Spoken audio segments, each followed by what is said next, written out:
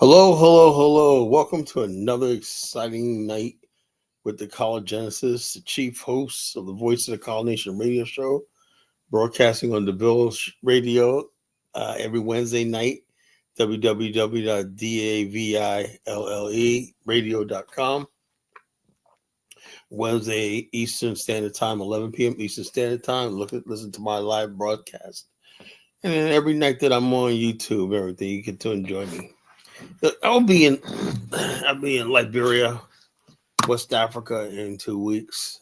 2 weeks from now to the day, I will be in Liberia, enjoying the fun and the promised land, as my Liberia is my second home, should be my first home, but it's actually my second home. I spend most of my time here in the United States. But I am dead serious about this movement to Liberia. I do think Liberia particularly have a lot to offer as a launching point to the continent. If we could basically help Liberia develop and everything like that, we would definitely solve a lot of problems in Black America as far as direction. And this is what goes on with the topic of tonight. Are you a walking contradiction? Being conflicted about your politics. I'm conflicted about a lot of stuff. I'll be honest with you. I'm a contradiction sometimes, bordering on hypocrisy. Look, we all do it. You cannot basically live in America, right, and not have some sort of hypocrisy. There's always some hypocrisy and some contradiction or conundrum. That's what balances everything out, because no one's ever respected, especially when you're not in a position of power. When you have power, and then sometimes even when you do have power, the contradiction is there. Things just don't make any sense. For example, let me say this, about myself, right? Although I talk about in Afghanistan, right? It's a very, very criticism to say, well, Kala has white business associates. He basically lives in a predominantly white community, whatever like that. And that's honest. Those are honest criticisms of me. I'll be the first to admit that, But here's the thing. It bothers me. The fact of the matter is that I can't live in a majority Black community, right? Because we did not build the Black America. The Black America I was supposed to inherit it died.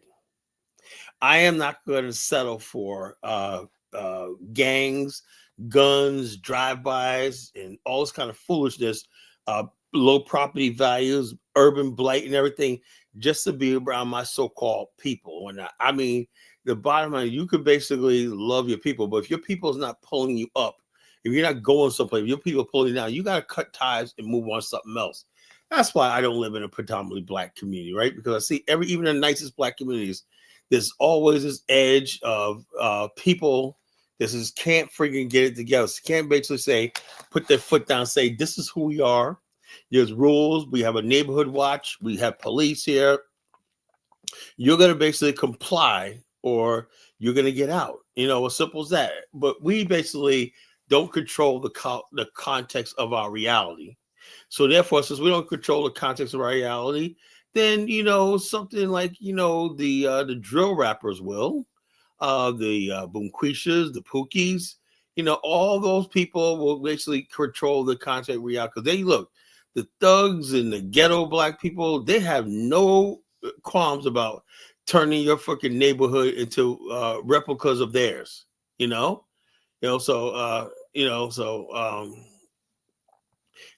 says, because of your rhetoric. Look, no. The bottom line is I'm for real. But the whole thing is, though, like I'm saying, is this.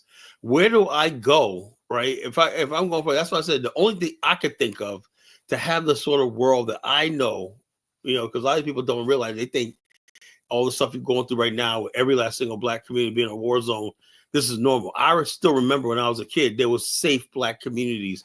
The safest place you could be is among your own people. And people that loved you and cared. The best times of my life was around Black people. I still remember that, as when I was a kid. But them days are long gone. Anytime, basically, I'm looking up, we can't even have an event. I seen a video. We're gonna play this one video thing, And what I'm saying is not, I'm for real. What I'm saying, whatever, I tolerate, keep thinking that. Anyway, I seen a video a couple years ago. The saddest thing I ever seen in my life, right? Joe Biden, Massa Biden, had just passed a Juneteenth holiday. So black people out there celebrating Juneteenth. And next thing these same disobedient, belligerent, older black people who basically, walk around, thinking they got something because they're Democrats and the Democrats are in power. They really thought they were getting something, right? Next thing you know, see what happens when your sin catches up to you, your lies and deceit catch up to you, because people know. Look, you cannot basically build a world based on lies. And you can see, this whole thing is a lie. Being a black American is a lie. It's a lie. So what you had was you had older black people out there in their canes running for their life. Why not? Shots were fired at a Juneteenth event. Now, if you don't believe me, I will play the video because I am going to play the video, right? This is the hypocrisy of being black in America. Everything about black America is a walking contradiction. We call ourselves Americans, foundational black America, but we do nothing to support this country. We don't believe in this country for the most part. We're always siding with America's enemies, whatever like that. And so I think the time has come where white people are saying, something, it probably cost effective if they got rid of black people. I know that's what's on the mind of a good number of white people. They say, what if we just get rid of these people, Because what do you add to the country? What do you add to the thing? You on one hand, you say you're American. You only say you're American because you have no place else to go. If you don't have no place else, so that's not how you become an American. You become American. The people who basically get respect in America, right? That's what these FBA people will never understand. Why is it that this system seems to respect black immigrants more than black Americans? Why? Because these people voluntarily came to this country. They made a conscious choice to become a U.S. citizen. Well, black people had no choice. That's why when black people now talk about the 14th Amendment, that's the most saddest thing in the world. So in other words, basically, you have no sense of statesmanship. I admire Cyril Ramaphosa standing up to Donald Trump. I admire that. He says, you are not going to be bullied. We're not going to tell us what to do. This is our land. We're going to tell you what to do. Go F you, Donald Trump. You could do that when you have your own nation state, when you have your own sovereignty. The black man in America who calls himself the most advanced black man don't have any power to do that. You have no power to do whatever other than just freaking beg for DEI, beg the same people that you claim. That's why I said we are a walking contradiction. Everything we do, and like I said, I'm I'm not immune to that kind of criticism either. That's just because being black in America, because we don't have control over our reality. If I had control over my reality or somewhat, I wouldn't be living in a white neighborhood.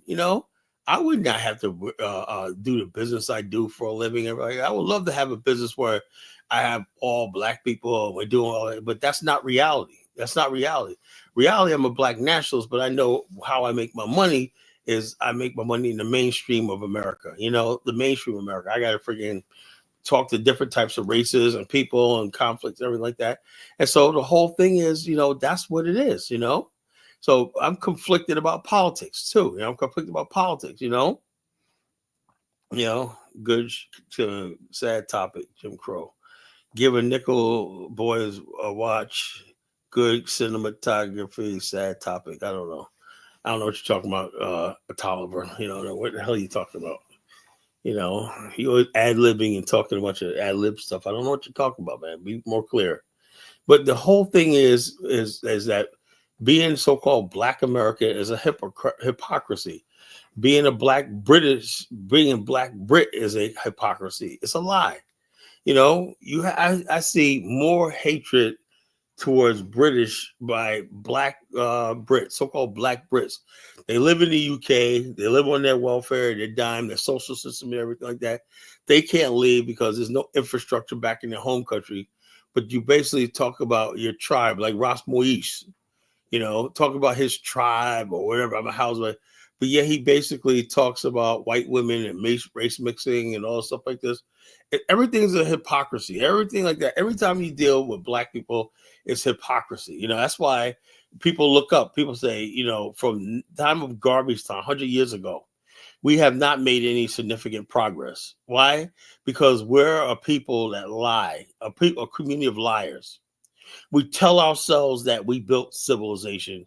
We tell ourselves that we were already here in America and that we built this. But the bottom line is this: there's no proof for that and everything. If you basically try to go against that, tell black people about their delusion. No, 100 years have passed, and we have not made any significant geopolitical progress. The Negro in America is still as powerless as he was in 1925. Think about it. 100 years has passed, and black people have never gained no power. Since that time period, we had like 60 new black countries, 100 other new countries that emerged in the world, throughout the world, 100 new republics, and everything like that. Everyone's moving into a different direction where they're securing their future and stuff like this. And now, but the black man in America is held down with this whole belief that he's something special because he has a title, Black American. This is what I mean by the hypocrisy, and the contradiction about our politics in America. There's nothing basically revolutionary about anything other than building a nation of our own and moving forward towards governance, independence, the future. See, other people talk about the future. The black people in America are just content with what they got in their thing. So you're never going to be a real man or real woman and whatnot until you basically start saying, what is our future? And if you don't love you, that's another thing about black people, we don't love ourselves enough to think about the future, and I don't know. Look, I can't shame you into loving yourself, I wish all black people saw what they saw in themselves that I see in myself and my people. I just did. I just do. I see this beauty, and I love my people and everything like that, but I know my people are the best. And I love that. But, can I live that reality? No, I don't know. It's just really tough. Atala says, Kala, I don't think about this black stuff until I hear other black people. Yeah, of course not, because you live in a brainwashed world. Most black people don't think about this black stuff until a police officer pulls you over and busts you upside the head with a nightstick and say, nigga, where you going? Or not. Next thing you know, Carla, you know what happened to me the other day? The cop pulled me over and whatnot, said my license plate was crooked, pulled me out of the car. That was racially profiled. But yeah, I admit he found a bag of weed and whatnot, and they cavity searched me and whatnot, but I felt so humiliated. I said, so what? They always cavity search. But in the middle of the highway, with a school bus going by, and had my pants down. Until you get to that point, Tolliver, it ain't gonna happen. Or if somebody gets shot by the police, then you're out there protesting and acting a fool and everything like that. So, like I said, all this stuff like this is people like the reason why we're going through this is because of young men like you. Really, I don't talk about this black stuff. I think about this black stuff ever since I was like 9 years old. When I realized that I was a black man in a white world. That's what it is. It doesn't matter. I don't have to be around them, but just the fact that I know who's in power and everything like that. I know that don't look like me and everything like that, so the bottom line is this. So it ain't about police brutality. If you're not conscious of who you are, the white person you deal with is conscious of, or you are he don't say, I don't think about this white stuff. They constantly thinking about, it is a white world, Principe. Because know why? Because your black world, right? This is a contradiction. These people always say there's not a white world, but they cannot live in their so-called black world. Principe will never go to Haiti, because it's hell on earth. There's nothing there. There's nothing there at all. He can't build nothing, nothing will be built in Haiti. That's the truth. He can only live in a white world. Same thing with Chukwu, Chukwu says, what are you going to do to store the trust in black male leadership, Collar? These the deep mistrust of black people have. Look, there is no such thing as no goddamn black leadership. That's the first thing. They never have. They never will. Right? The only leadership is someone saying, I believe we have the capability. You have to have somebody with a vision, like me. I'm somebody with a vision, and say, I believe, I know in my heart and soul, we can build a nation of our own and everything like that. And then out of that will become a new set of leadership will form around that. And you'll have real leadership. Why? Because they're going to take the ultimate responsibility for your life. You cannot have black leaders in a white power structure. You know who's your leader right now in America? Donald Trump, Elon Musk. Because they're the people that have the power of your employee. Like only Donald Trump cutting the federal government and putting all the black people out of work. That's your leader. The people who signed your check and pay and butters your bread. That's your leader. Ain't no black leader buttering your bread in America. Not Farrakhan, not Sharpton, none of these clowns, We don't have leaders. We have spokesmouths. That's what principally don't understand. This is a white system, This is a white world. It's a white system in America. From coast to coast, sea to shining sea, everywhere in this hemisphere is a white man's hegemony. That's it. There's nothing else to talk about. So sitting here becoming a so-called Black America and people coming here trying to say, oh, I'm a Nigerian American. No, shut up, nigga. You a nigga in a white man's world, just like everybody else. You're just along for the ride and living off the crumbs of a system, of a white man's system. He throws some crumbs off the table. We're out there crumb snatching and getting what we can. Some of us got a little bit more than the other guy, but the bottom line is this: we're all living off the white man's good graces. That's all it is, So call yourself FBA, call yourself what you want. It doesn't mean a damn thing. Some of these black systems and movements need to coordinate. There is no black systems, Principe. What part of that do you understand? Coordinate. Yeah, man. I'm gonna get with National Action Network, Al Sharpton, and we're gonna coordinate something. We're gonna do another buy-in one night. He gave everybody $25 to do a buy-in at Costco's. Yeah, we're gonna coordinate one night. Principle. When you get to the point where you make Haiti a functioning, civilized republic, then we can talk. When Black America makes that move to build a state on the African continent, then we can talk because we have power. We have stateship. And again, shout out to Cyril Ramaphosa, President Cyril Ramaphosa, a real black man who stood up like a man and looked Trump eye to eye and said, motherfucker, go to fucking hell. You don't know what the hell's going on in this country. Get the hell out of our business. And that's the first time I ever seen Donald Trump back down of anybody. He realized, damn, I fucked up. Trump realized, damn, I fucked up. Yeah, it's a whole different ball game when you deal with Africa and black people than you deal with these stupid Arabs and Asians and everything like that. Africans, man, black people, we don't fucking put up with this shit. You don't know what the hell you're talking about. And the bottom line is this, and I'm getting sick and tired of, I'm getting sick and tired of not only I'm sick and tired of white people in Africa, I'm sick and tired of the black people who cape for the white people in Africa. They do not belong on the African continent. If they are going to be there, they need to shut the hell up, stay in their place, and say very little. That's the way I see it. I'm going to make that point when I go to Liberia in a couple of weeks. I mean, like, look, I'm sick and tired of hearing about what you guys have to say. If I ever get into a conversation with in Liberia, they don't really talk that stuff because they know they have no history there. They have no history there. I'm just really bothered when I see a white person in Liberia. I know I can see them in Kenya and other countries like that. And I can see them in Ghana and Nigeria. But when I see a white person in Liberia, first thing I'm saying is, well, what the hell are you doing here? What are you doing here? What are you doing here? We don't have no colonial past here. Liberia is not part of America or France or anything like that. Liberia is an extension of Black America. My job is to rebuild those ties to Liberia through Black American institutions.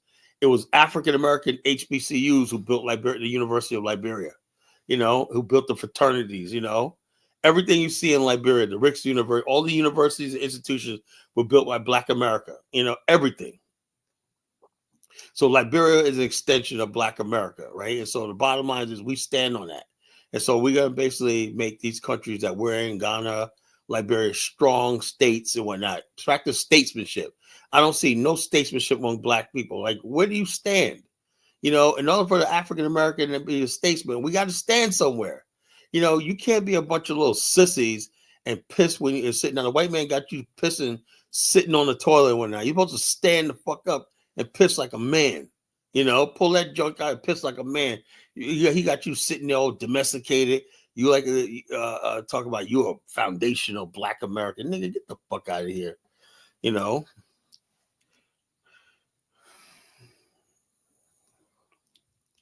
Look, bottom line is this. Everyone's given land in Ghana, but until basically it gets to the point, like I was talking about Bomani all night tonight. I said, Bomani, we got land in Ghana, the Black Star Pan-African community.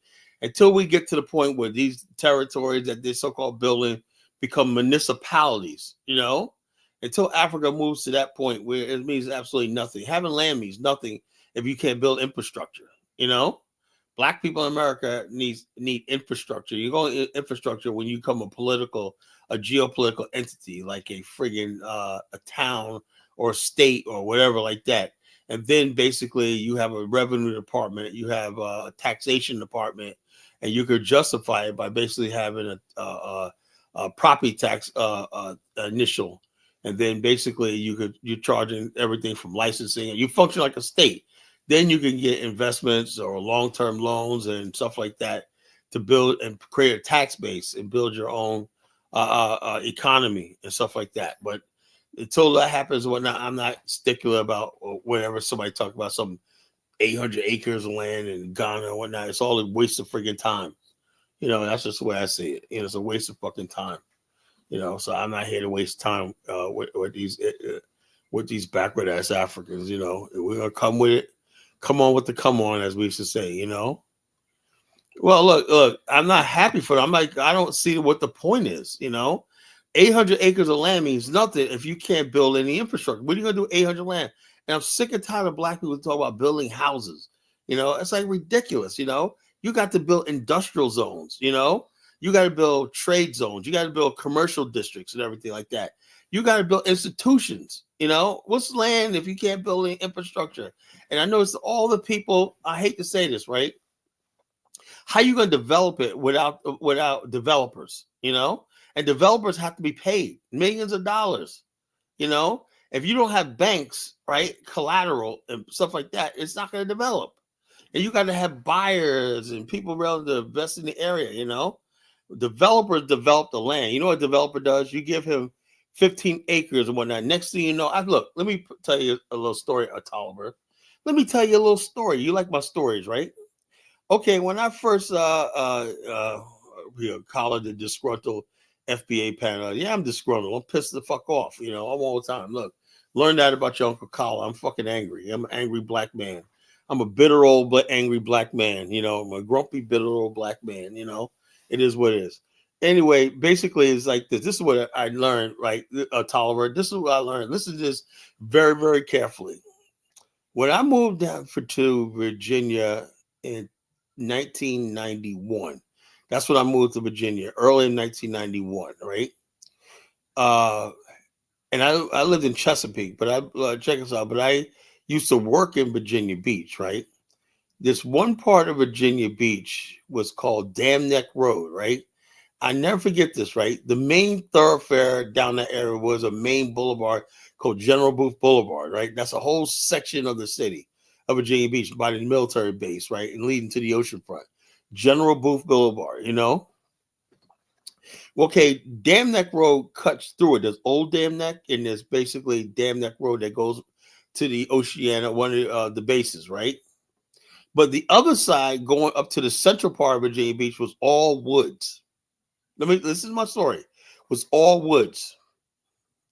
And basically, I never forget this. They said, we're going to build a road connecting this Dam Neck all the way to the side through Holland Road to Fairport. I said, how are they going to build that? There's woods right there. There's rocks. There's lakes. There's everything like that. How are you going to build a road through that area right there? Guess what? 1992, the bulldozers came in, right? And next thing you know, that whole patch of forest that was like 10 miles long was cleared. So you look down there, all you saw was a clear, it's like somebody just how I describe it? It was completely a big hole was right there in the middle of I'm like, and next thing you know, a little while later, I saw them put down sewer lines. Yes, I saw it was all dirt, and then you saw the sewer caps, right? I was like, holy friggin' shit. And then part of the area up there, right? They took some of the retention water, right? And made man-made lakes, right? And then they built the whole condominium community right there. And they built the office park right there, They built an office park and condominium, and then a shopping center right there. A strip mall, a couple strip malls and everything like that, which was all once woods, right? And now all of a sudden I saw things like Kinko's Copies, FedEx, and Subway and McDonald's. All that was in that place was once woods, right? And then again, when they paved the road, man, it looked so friggin' brand new. I was like, and then right along that way, you got industrial zones up there. They've had like 2 or 3 industrial parks. You know, I was like, this was once fucking wood. That's when I became a born again nationalist, right? I said, if you could take land that was once woods, right, and develop it, build civilization, we could do this in our own. I said to myself, why can't we build this on our own nation in Africa? That's what it dawned on me. Because remember, so I'm from New York, right? I never seen development like that before. Everything in New York, by the time I was born, everything's already developed. So aside from I seen an apartment complex I used to work at that was being built, that was about it. But I've never seen someone take whole woods, streams, lakes, everything, clear it out, divert the water, do all that stuff like that. And next thing you know, they got sewer systems, water systems, a water tower, all the stuff like that, drainage, water pump, water, like the every area got a water station, a water pump. You're looking at stuff, I know all the stuff. Because I said, oh yeah, that's the water. Each area, each pocket of region in the Virginia Beach, everything have a water pump. What do they call it? Water pump, you know, where the water says waterworks, whatever like that. That pumps the water to the different houses, whatever like that. You know, that takes water from the tower and regulates it to the local areas. The whole distribution. You see a substation. They built a substation, a power substation for the region. So the power substation and a line to connect, and it's not only a mile from the sewage treatment plant. So they run the sewer line all the way to the treatment plant up under the road through Dam Neck Road, right? Was once woods. Now got a sewer line. Now with a sewer line, you could build houses, industrial zones right there and everything. And also you got the electrical line and everything. So I said, yeah, I worked in construction before. I did construction. But I'm saying is this. That was the first time I've ever seen. I was back in, I was 91, 92, 93. I seen the thing was completely woods, right? And I said to myself, that's when I started studying infrastructure and development. You know, that's when that's really when I found the Black African Infrastructure Organization. Somehow, some way, we could be free if we learn how to build infrastructure, however it costs, whatever it costs, and everything like that. We will have to build infrastructure. We have to master the science of building infrastructure. And the only way we could do that is if we have our own nation, our own government, our own laws, our own financial system, and everything like that to pay for it. You know, so if it means people have to pay city taxes, state taxes, whatever. So what? You got a modern infrastructure, you know. And man, I'm just like, wow, this was all fucking woods, right? All woods. Then I look at the naval base, same thing. That was all woods. Now you got a freaking naval base. Back on the naval base, it's like its own little city. They have hotels. They got everything, bowling alleys, everything like that on a base. You know, I'm like, wow, man. So the bottom line is this. You know, and the thing is, the white man, he is so freaking far ahead of the black race. It's unreal, man. It's just sad, man, how we wasted freaking 100 years ago. Garvey said all this. We need to master the sciences and all stuff like this. 100 years later, we have not made any damn progress, man. It's just sad, you know. You know, so progress, you know. So basically, I'm saying to myself, it's just a sad situation. Even in the areas that we control, like the areas I have, we don't have no real development. You know, we have no freaking really development. You know, or developers, and we do have developers, but developers take a lot. You know, what I learned is the people. When they built those, they cleared that road, right? They already had like 20 or 30 companies said if an office building they were going to build on that. The spaces were already rented out long before the things were even put down. You know, so in other words, basically, before you get into real estate, you're it's already booked. All the properties already sold and booked. So it's just a matter of time for you to just put it up. You know, they have a clinic back there, hospital, Centera Hospital clinic back there. There's one building that's what's that? Geico. There's a Geico building back there. It's really nice. You have several streets and whatnot, you know, with several different office buildings, nice office buildings. I worked in one of them. I forget what job I did. I think it was insurance, but when I first started insurance back 18 years ago, I think I worked back there for a little bit. But I said to myself, this was all, every time I go back there, I'm saying, I remember when I first moved here, this was all woods and swamp. Now I'm seeing a whole, and the same thing's happening in Chesapeake right now, right where I live at, right? There's a whole city. My sister told me there's a whole city, like a downtown they just created off Mobile Parkway where I live at, right? I said, I didn't even know. I saw new buildings go up. She said, oh, yeah, you go in there. I said, man, again, that was all friggin' woods. Nothing. And I said, my God, man. So when people talk about building and stuff like that, this is what I'm talking about. So when people ask me about 800 acres of land and whatnot, don't tell me about no 800 acre land until you got a plan to build a build a infrastructure. That's what I'm impressed by. I don't want to hear about land anymore. I only want to hear about infrastructure. So in Taliban, you tell me about 800 acres of land, I don't want to hear it. I mean, I appreciate what they're doing, blah, blah, I guess, but I only want to hear about infrastructure. How do you build infrastructure? How do you do what I saw in Virginia Beach when I first moved here? With everything you see, or somebody, when am I going to see black people do that? Bring in developers and know how to build a tax base, whatever like that, attract major investors. Then when you do that, you got to go pick the right country. You can't do that in a poor country, because all those businesses that I saw was basically new that like there was a UPS station there. They know they got that area is a growing area, right? So and also there was a federal building rented off the space, and there was a damn post what's it called, UPS post station there. I see somebody had a FedEx station there and everything. I'm like, damn, businesses like that. There was a yoga studio that was there. There was a gymnastics, kids gymnastics state. I was like, a whole way of life popped up. A gym, like a Planet Fitness back there. And I was like, holy! They said that was all rented out before. Like when people do these developers, right? They already got the customers already already in line in the pipeline. It's called pipelining. They got the customers, everything who's going to rent these places out in the pipeline. That's why they can move. Banks are like, okay. You already got a memorandum of understanding from all these companies who have come there, like a mall.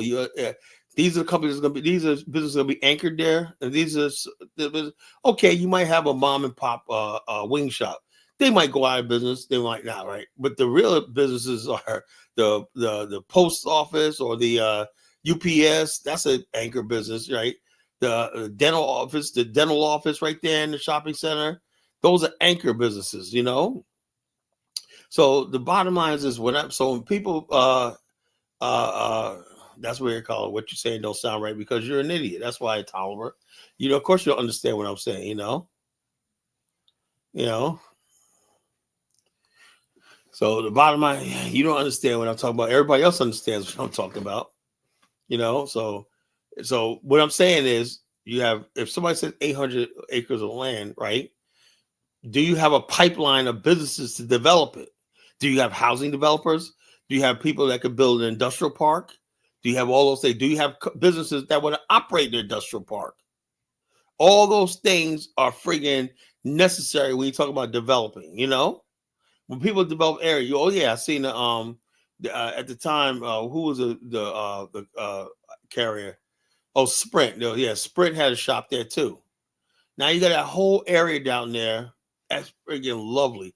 And then eventually, guess what? Walmart came. And Walmart got a shopping center over there, So all that once was woods. Now got shopping centers galore, industrial parks galore, and everything. The whole way up. Condominiums, row housing, everything like that in the area, What do developers? Yeah, that's what a developer does, So when you talk about somebody get 800 acres of land, if they don't have a development plan, what the black people from America going to Ghana need to do, this is my approval too. If you can go over there and get American businesses to invest and open up branches, but is Africa a good investment? People do their homework before they talk about coming to a country and investing. Are the people educated? Are the people got skills?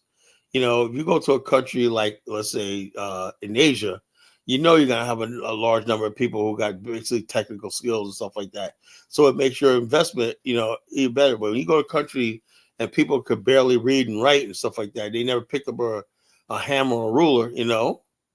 They're not going to be, no, I don't think this is a good event. That's what the host countries like Ghana got to work on. They got to work on building their workforce, the skilled labor force, and everything. When you have abundance of skilled labor, it makes it easy for a thing, you know. So it's just, it is what it is. But tonight's topic: are you a walking contradiction, being conflicted about politics? I'm conflicted all the time too. Black America, like I said, I got a text from Bomani. Somebody sent out a group text from Bomani, and it's basically follow Al Sharpton is using standing on this fucking goddamn DEI shit, which means absolutely nothing else. But let me tell you what it's all about, Yeah, I'm dropping a link in a minute. Give me a minute, Damn, I'm looking at my eyes. I'm 36 minutes in. I thought that says 16. I need glasses. I swear to God. I'll drop it in 2 minutes. So basically, Al Sharpton, it's all about the friggin' ego. I always said this, and this message confirms what the hell I was talking about all these years. It's all about the DEI boycott plan. All this stuff is just showboating. Al Sharpton basically wants to showboat and this is all his ego. Like I said, I wouldn't even go back as far as even Martin Luther King. The only one I think that had a really ego was Malcolm X. I don't really think so. I think most of these so-called black leaders is out for attention. They're out for fame, the leaders and whatnot. And they use also, that's why they tend to exaggerate the problems in Black America. Because if they don't have problems, then it's like this. They create a problem and they're the solution to the problem. They exaggerate a problem and everything like that, or they instigate conflicts with white people, Jews, everybody else, just so they can rally black people, so they can feel like they're important. But that ends with me, So I don't know what you mean. New York City guys have huge egos. I don't know. No, it's just all black men in America got huge egos. That's what the whole thing is. That's why black men in America can't get nowhere. That's why you got friggin' leader bashing. There's no damn leader, Principe. We don't have any goddamn leaders. That's what I'm saying. I don't respect none of these people that call themselves leaders.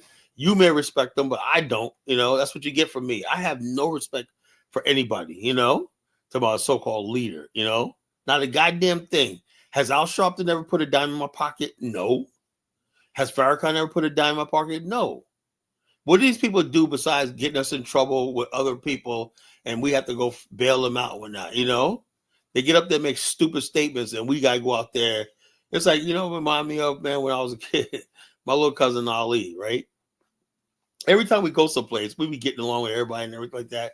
My cousin Ali always did this. Next thing you know, we have a whole bunch of kids coming out there want to swing on us and fight us, Yes, I like Bill Cosby. He's just an entertainer to me, The next thing I said, well, why are these motherfuckers? Because your cousin said this, and we forced to back him up because he's our little cousin, Next thing you know, I'm getting a hit upside my head, blip, blip. We're coming back all bruised up one night. I was saying, where the hell's Ali? He back in the house, freaking eating ice cream, whatnot. We're out there freaking tussling with everybody, getting beat up and everything like that, swinging and whatnot, So I'm like, that's what everybody, my cousin Ali was growing. I love my cousin. He's my late cousin Ali. He's dead now, but it was murdered. Anyway, I'm saying to myself, that's what bothers me, these so-called black leaders. They're always got the instigating shit. Next thing you know, we're out there swinging, getting our head beat up and whatnot and everything like that. Like, man, if you don't get the fuck out of here with that shit, Barack Hussein Obama. All these goofballs.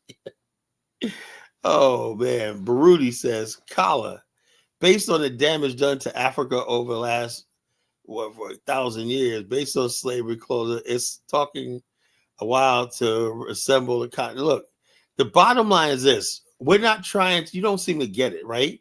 Ramani, you talk about tonight, we don't really give a fuck about the whole entire continent.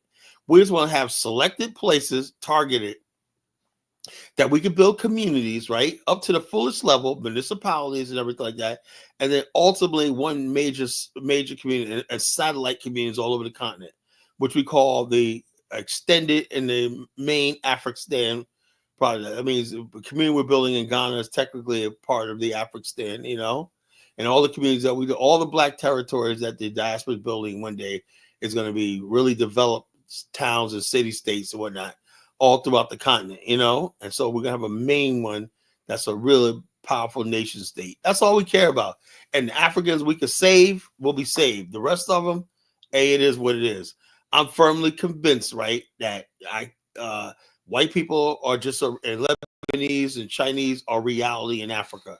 Africans invited these people in. Africans never friggin' made a serious attempt to bring its children home, us and everything like that. But yet they got millions of other people. So it doesn't. So Baruti, excuse me, which I think you need to do is you need to take your so-called Hakuna Matata message to these Africans on the continent. That's what you need to do. Because me personally, I'm done hearing about what I need to do about Africans, and they need to solve their own problem with colonial. Same thing, we've solved our problems with slavery, and we basically fought to become Americans and whatnot, which was a remarkable feat, whatnot. And we got our feet, and we're still, despite everything, we're still the most advanced black people on the planet.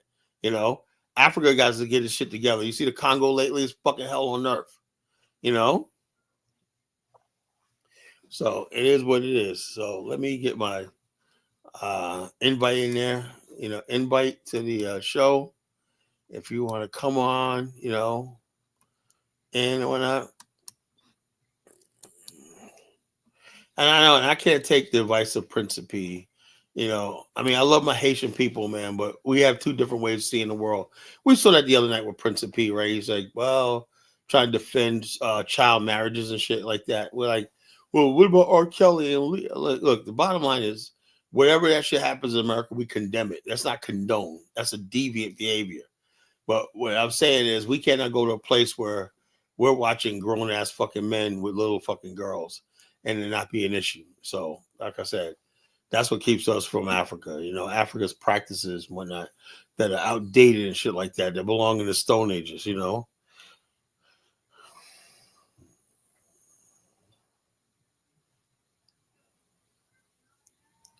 Who are you talking about, Atala, just to make money off dumb people that don't know anybody? I'm not making any money off dumb people. If you talk about me, I'm not making no money off dumb people, So anybody tell me I'm about to go to Liberia in 2 weeks. Anybody paying for it? You ever see me ask for any money here?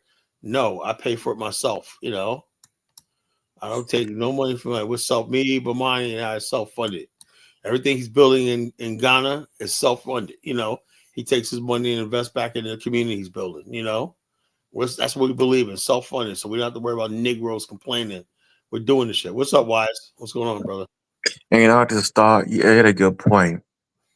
I read that book, Marcus Garvey, Life and Lessons, years ago. I still have it in my library. And you said, this is like around 100 years ago.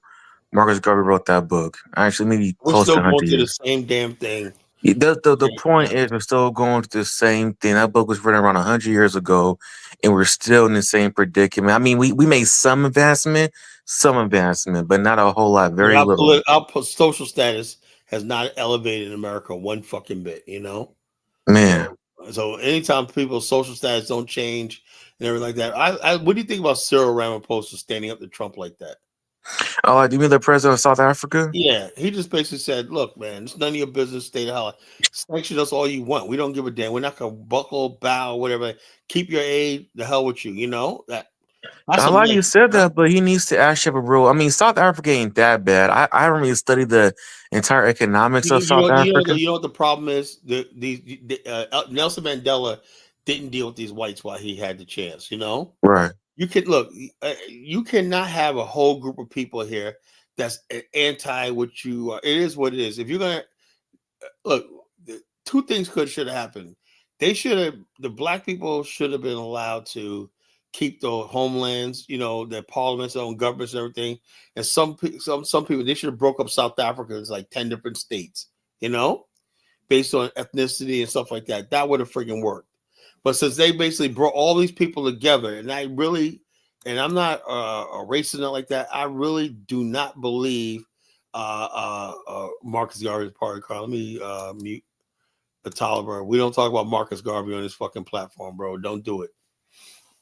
Yeah, look, I really don't believe two races of people, like black and white people, could ever build anything in the same country and they don't say in space. There needs to be a line of demarcation and a buffer zone between the black and white. That means we need to have statesmanship between our people.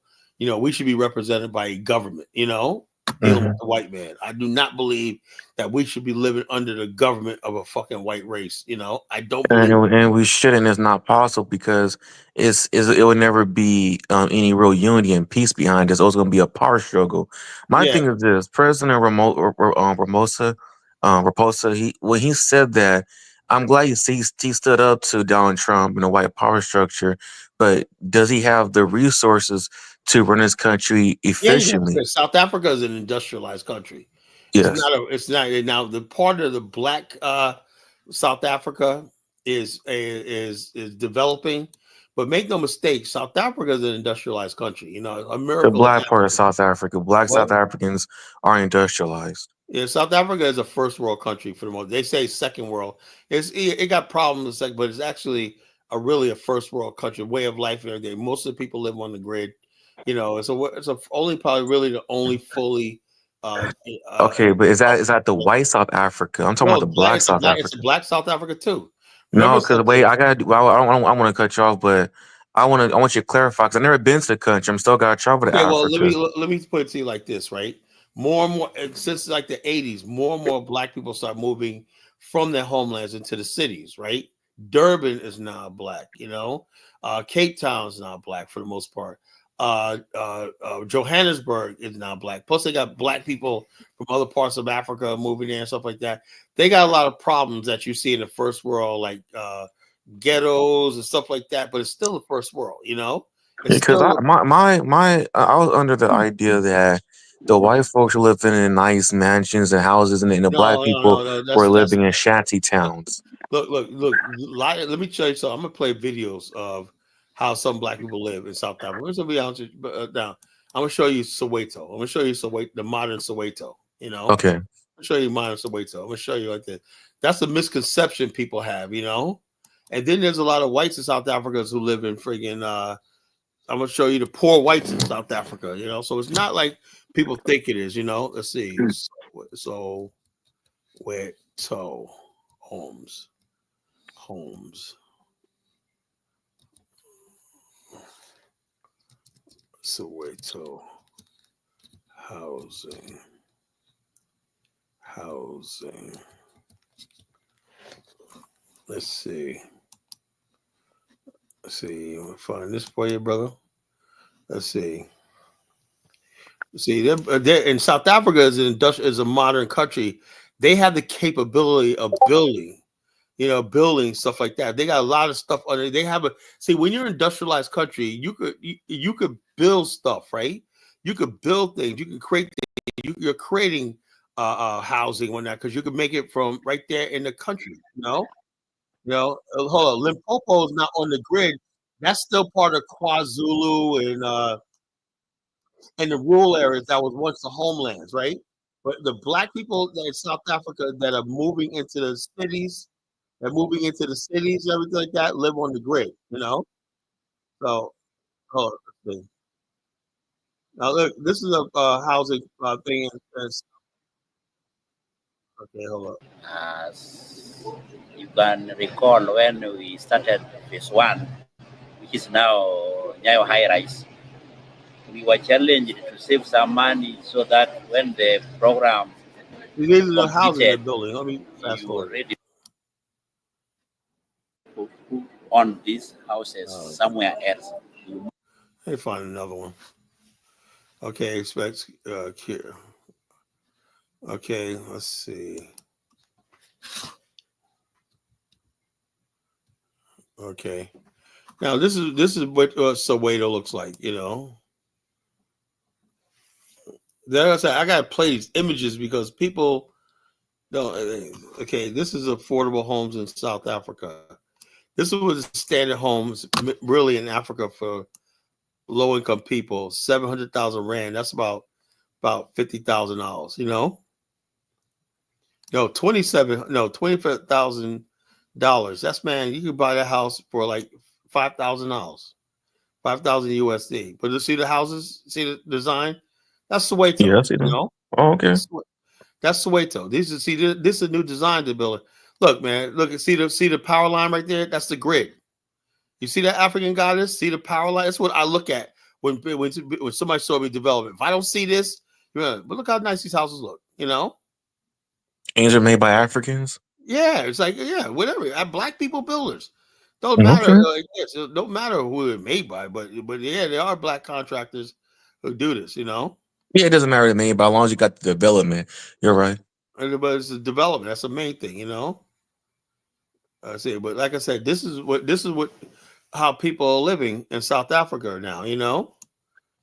Everyone's basically got this is the modern way of life for like millions of black Africans, like in South Africa. You know, people want to think they live in shanty towns, but this is reality for Africans now. You know, so in the future, man, people are gonna be like, "Damn, what's there to be living in America for?" You know, when I could live in a black country, majority country, and I got this. You know. We need to get to our point, brother, because we got this full on office. This country's changing again.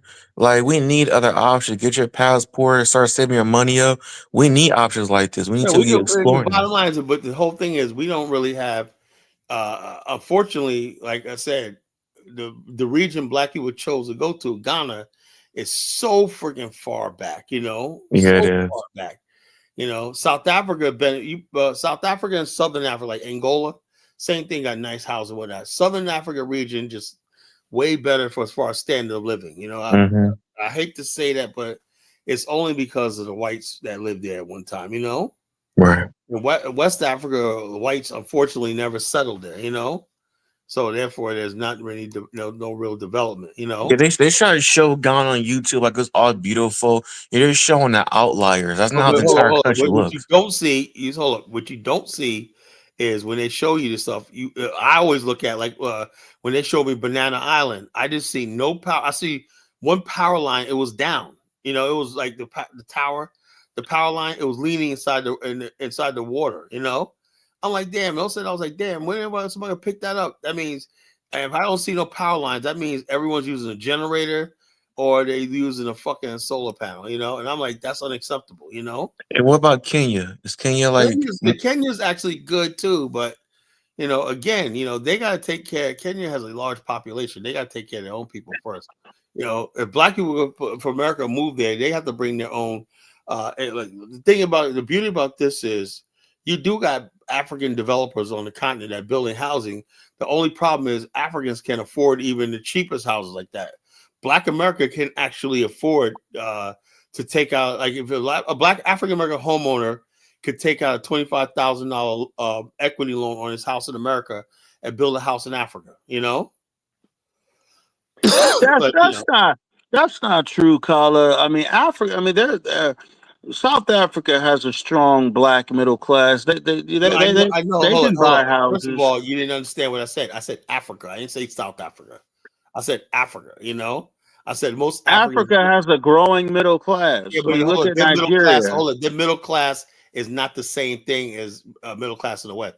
Middle class in Africa, you know what the middle class in Africa is? The income for the criteria for middle class, it's like something like $12,000 a year. Not less than that. 9,000, 12,000. That's relative to their economy. Yeah, no, that's not relative to nothing. It's relative to Only their own hold economy. on, It's just not. hold on. Look, the world is based on wealth. It's like most of the concentration of wealth and money. You can talk all you want, right? But less than 5% of the global population makes over 30,000 USD a year. You know how you try to spend it? 5% of the world's population makes more than It's $30,000. relative to those countries' economies, Carla. You don't want to hear that shit. And let me get Honey Flower on. Honey Flower, do you want to hear that shit? Do you want to hold up? Do you want to go back to Africa and make like $4,000 a year and have him tell you it's relative to your kind of, or do you want to make the big money? No. Um, I don't want to return back to Africa because I've been in the United States since I was 5 years old. And So I your bottom don't line, you're know. terrified of returning there, right? So tell Adama Yeah. that, right? He thinks you guys are gonna go over there and someone's gonna pay you $6,000 for a whole year, and you're gonna be out there struggling. You don't want no part of that, do you? No. Why would I want to live like that? Why would I want Exactly. to reduce my standard of living? Exactly. So tell me about this. Let's build Africa for real. And then people like her, Honey Flower, that beautiful Honey Flower, might want to return to her country, But don't sit there and throw them out there to these idiots that's running the continent and whatnot. Shit, get the hell out of here. Mdamo, whatever your name is, get the hell out of here.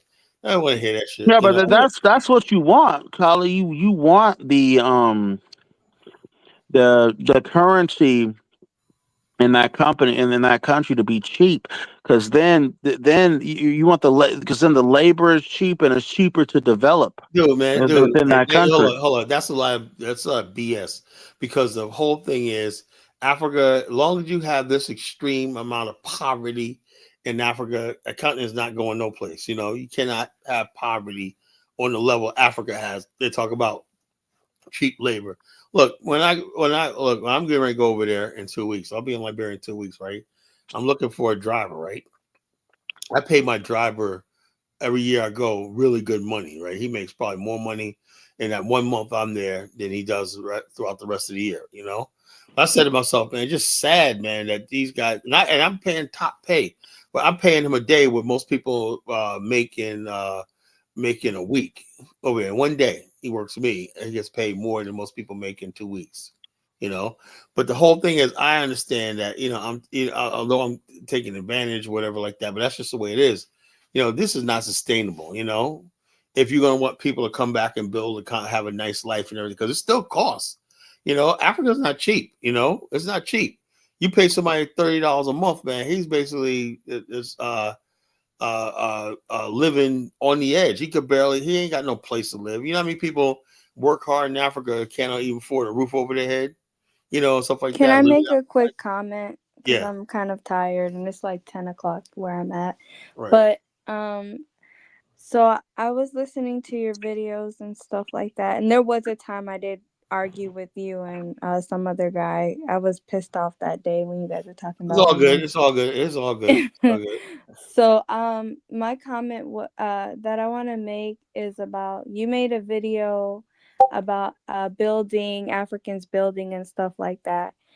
And I just was thinking about, like, because you were saying like they Africans come here and you said something about they become like Negropians and stuff. Like they assimilate to America. They don't want to build their country. And it's just like, when I think about it, sometimes you make comments about like like maybe they're not intelligent enough, but I don't think it's only that.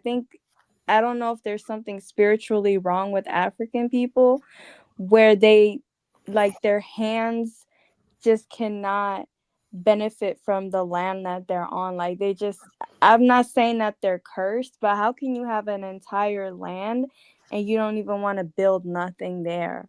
Like it's got to be something spiritual, because I think the problem is that I think Black America has a lot to do with it. Like, let me be honest, so because like I said, this Black America is really no, it has nothing to do with Black America. I'm talking about African people, like that, yeah, like but for example, those floating poverty, that one place in Nigeria. Like, how can they just walk past that and Makoto. not feel shame or Makoto. disgust? That's Like disgusting. Yeah. what is that? What is it about African people? Is it low intelligence? Is it lack of pride? They Is it lazy. self-hate? Is something spiritually wrong with Africans? And I'm African myself, so I would say you the know. only thing I could say is, and Africa basically wasn't always like that. You know that, right? Prior to the transatlantic slave trade, people have no idea how vicious the transatlantic slave was. You had literally people hunting other people like animals, like you have lions hunting gazelles. You had people, African became predators of each other. People at Yes, but they Makoto, didn't have to do that. They chose to do they that. chose to do that. That's what that. Hold on. The only thing I can say is this: in history, right? When the Greeks were confronted with the Persian threat, they saw the Persians. They stopped fighting with each other and said, "Look, that Persian threat is we need to because we're similar together, right?" The Han tribes came together to fight against the Mongols, right? Anytime the Gauls united, this guy I forgot his name, he united the Gaul tribes who were always fighting with each other against the Romans, you know.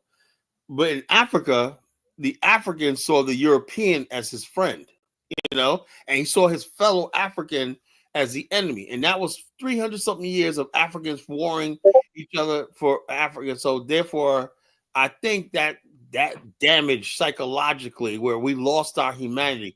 When people have lost their humanity, it's hard to get that back. The whole reason why it's hard to get that back is people won't even admit that that's why I said we're a walking contradiction.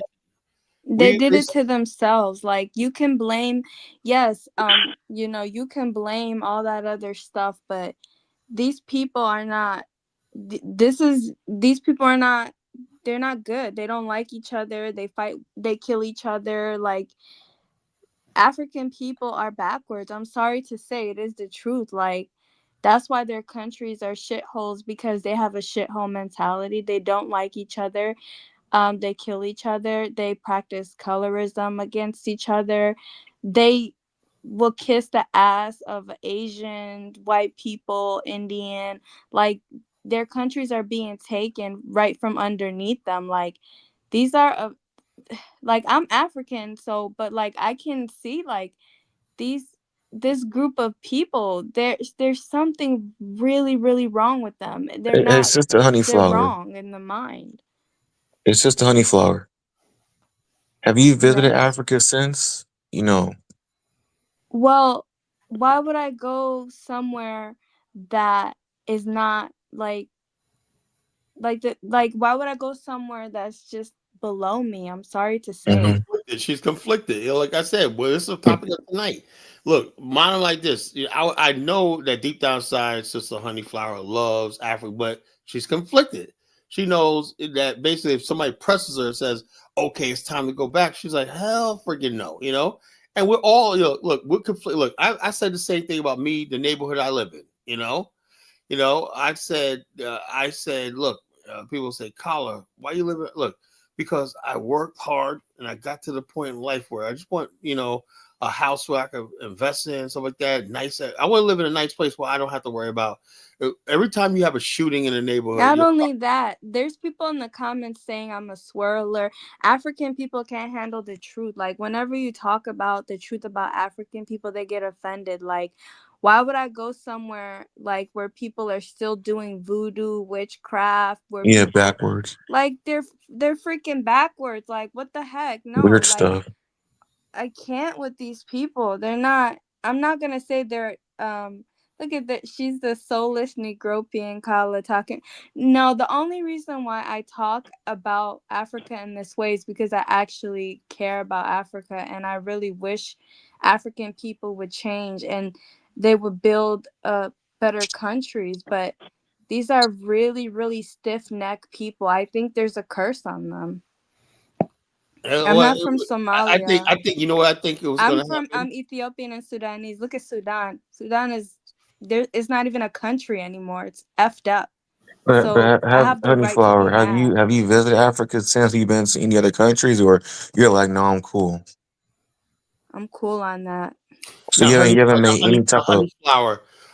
If let's say we did build this Afghanistan, we pull it off, we build this Afghanistan, and we have, like I said, did you listen to the show the other night when I said our values and everything like that? You know, I said, look, we don't do child marriage. You know, so we're not Yeah, like, Africans are disgusting. They chop clits off and everything. Like, ugh. they're sick.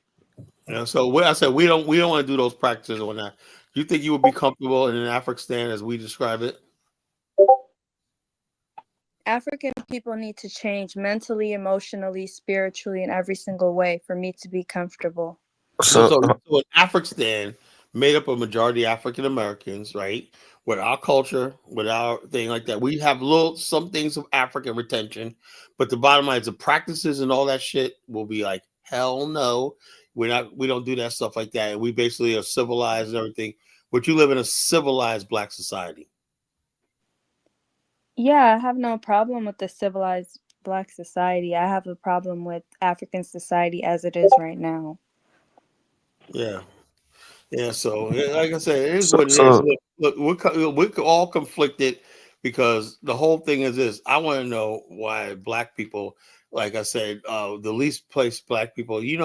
People have this idea that African Americans are going to Africa to travel. Do you know Africa doesn't even make the top 10 list of places African Americans travel to? I was shocked when I heard that African Americans spend like almost $100 billion a year on travel. You know, yet Africa basically makes up a small percentage of it, and that's also called ancestral homeland. because it's not attractive Yeah, but it's attractive to me. God damn, I to see. to you. To me, it is. I But the talked to whole, other black people about Africa. Same thing, man. I wanted malaria.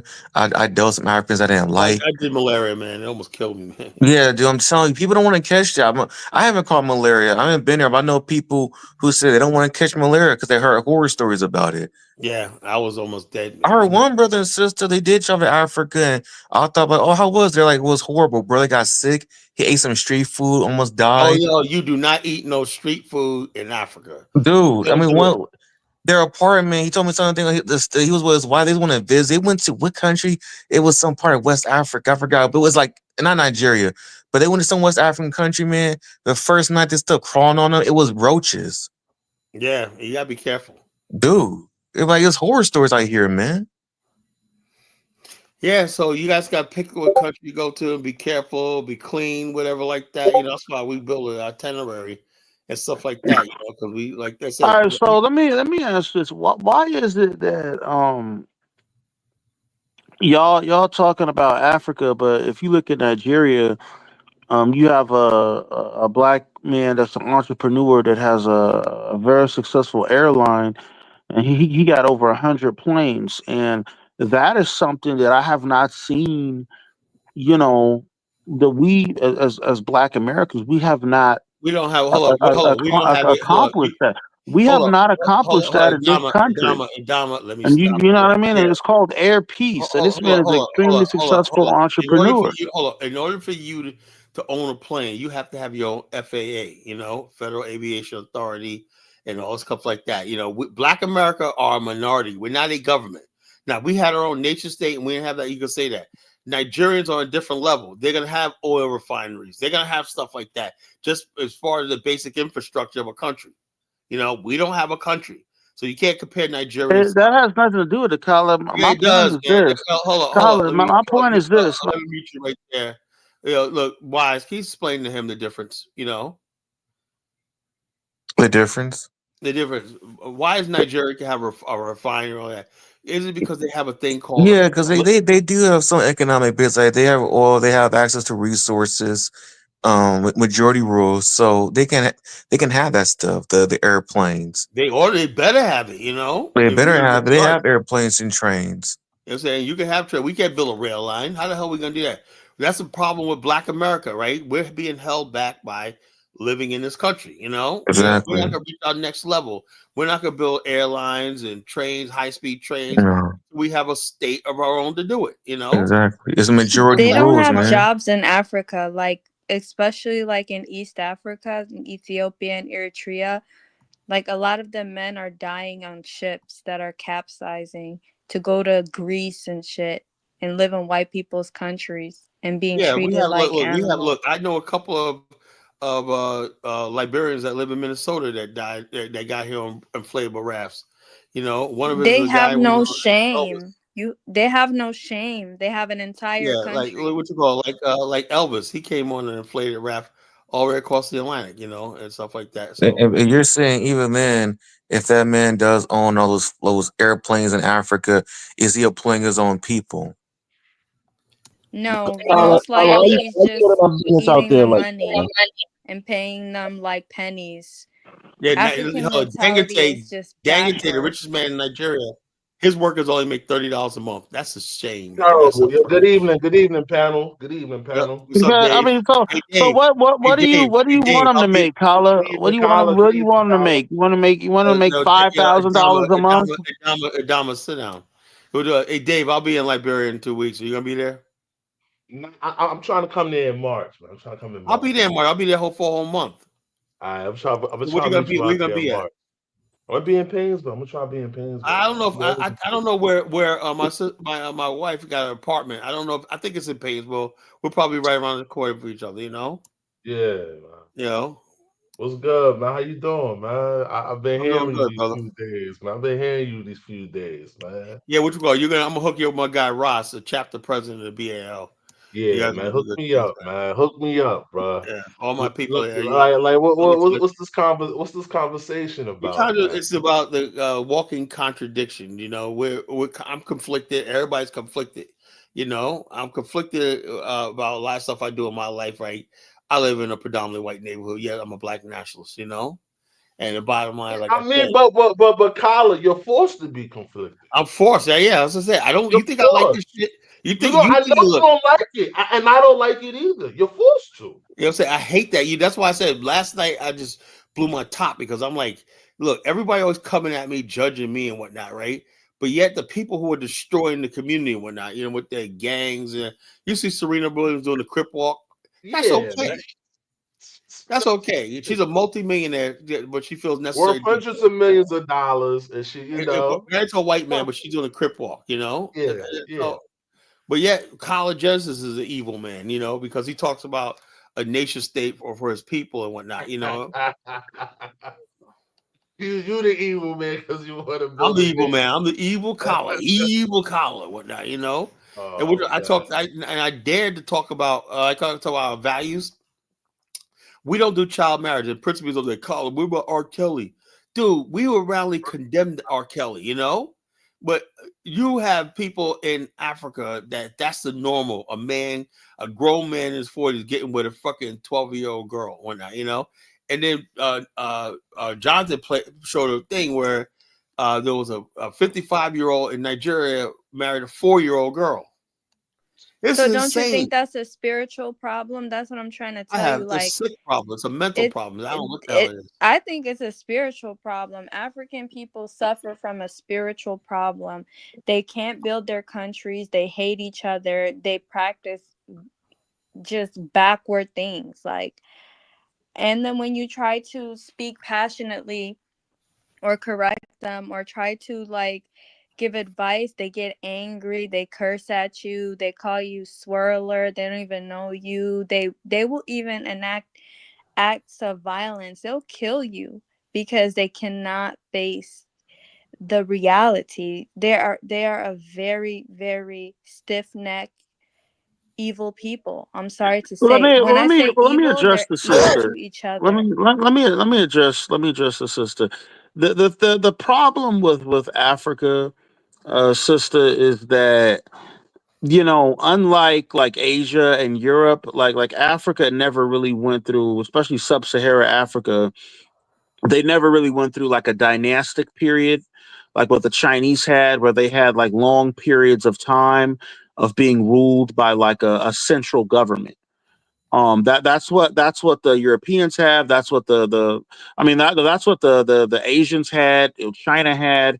With the Chinese dynasties, that's what the Europeans had with like the Roman Empire for so long. Like the reason like Europe is as advanced it is today is because the Roman Empire. It was Basically the Habsburg. Roman Empire It was But the actually the they Roman function Empire as a conquered them people. and enslaved them for a long time, It was and actually the that's Habsburgs. It was the that's what Habsburgs. that's what that's what stopped them from being tribal. Is that it's just like what Kyle was saying. Oh, you got the Gauls and all these Germanic tribes and stuff, and the Romans That's not conquered what all. stopped them. But What stopped hold on, them is they sweetheart, chose not to hold on, be sweetheart. tribalistic. Just let me finish, baby, and then you can then you can refute it. But it's like what happened is the Romans conquered all those tribes and enslaved them for like a very long time, and like whooped their ass for like 400 years.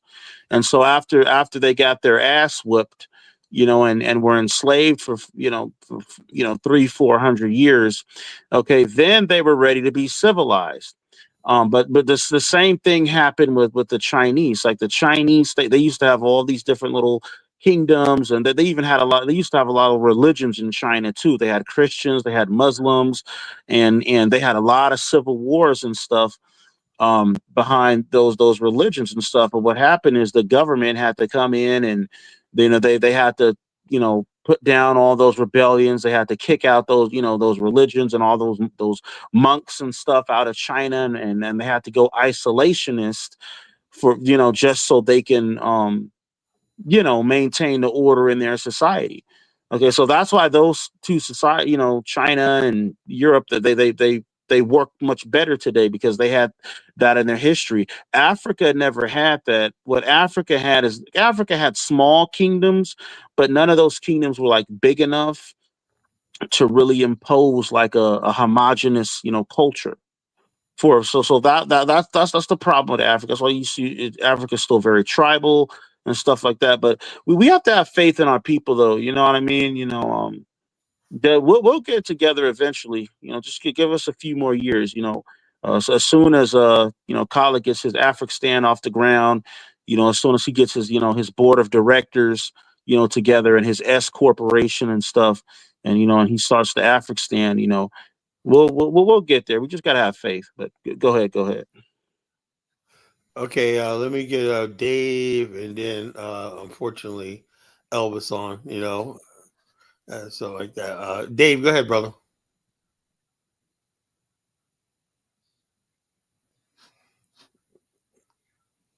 All right. Dave's not ready. He walked away, so I'm probably taking a piss. Go ahead, Elvis.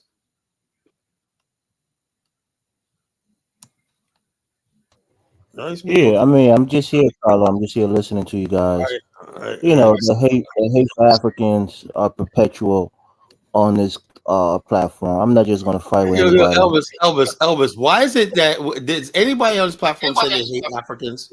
Why you always got to be Yeah, so? the sister there talking a bunch of They BS. can't handle the You truth. know, They being will not being change. being Oh, African. somebody got an echo in the background. Hold up.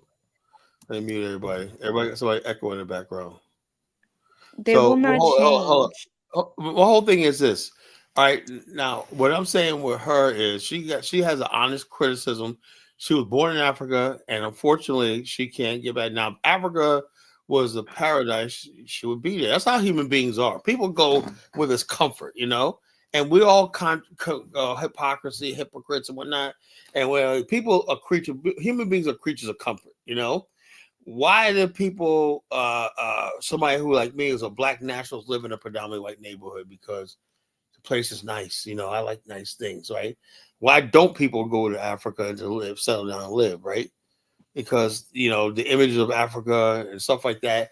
It's not even the image of Africa. It's what people hear of Africans on social media. People are like, damn, if these people had power, imagine what they would do to me if I disagree with them. They're ready to freaking kill me, like Elvis. Hey, Elvis, you sound like you're ready to kill somebody, man. She just basically gave an honest assessment. Carlo, that is not true. I would never hurt her to fly. I'm just saying.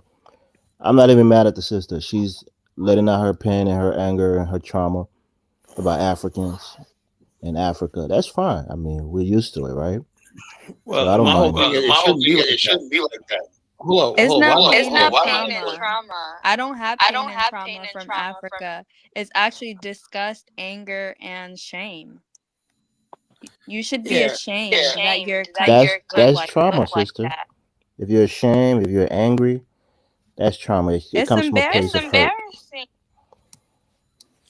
We're in 2025 and there's still slums and all that stuff in Africa. And meanwhile, other nations, they're like building AI technology. They're fusing AI with every and you know what, like I personally think it's over for Africa in terms of like it being controlled. I can already see all the different races, white people, Indians, and Chinese going into Africa, and they're going to build on top of those slums that Africans refuse to build. And you're going to see your lands taken from you, and they're going to recolonize. And then don't sit up here and say, oh, we didn't see this coming. Like, don't be a victim. Actually, take action and fix your countries. That's all I'm saying. Are your people a victim, or Somalis and Sudanese? I'm not Are they Somali. victims? Ethiopians and Sudanese, are they victims? In some instances, yes, but they are also guilty because they kill each other based upon tribes. In Yeah, I mean, 2020, what are they doing about it? What are they doing about it? what are they doing about what? The fact that they're killing each other over tribal differences? I mean, that plus what you said earlier about the Chinese coming in and colonizing them, taking their resources and They're dominating them. allowing What are they it. doing They're to fight just that? by bending over. That's what Africans do. They bend over. Oh, somebody got the player open. You know? Somebody please mute your player because it got playback in an echo. It sounds terrible. If you got the if you called in from YouTube, I think that was good. I think I should be good now. I'm good, right? But at least I'm honest. No, it still got I'm, echo. you know. And it's probably not mine.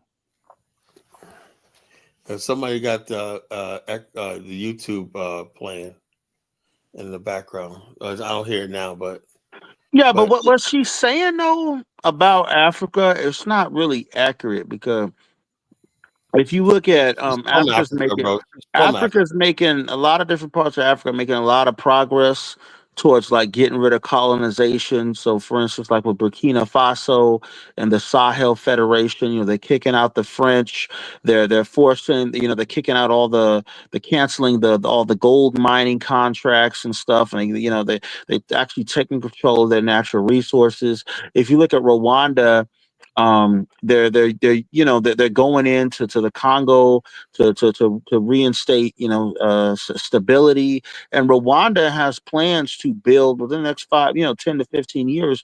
Rwanda is actually going to build with the help of the Russians. They're going to build a nuclear power plant. And they're not just going to power Rwanda, but they're going to power all the neighboring countries as well. And that's going to bring a lot of stability. That's going to stabilize the electricity. It'll stabilize the economies in those countries. It'll stabilize the infrastructure.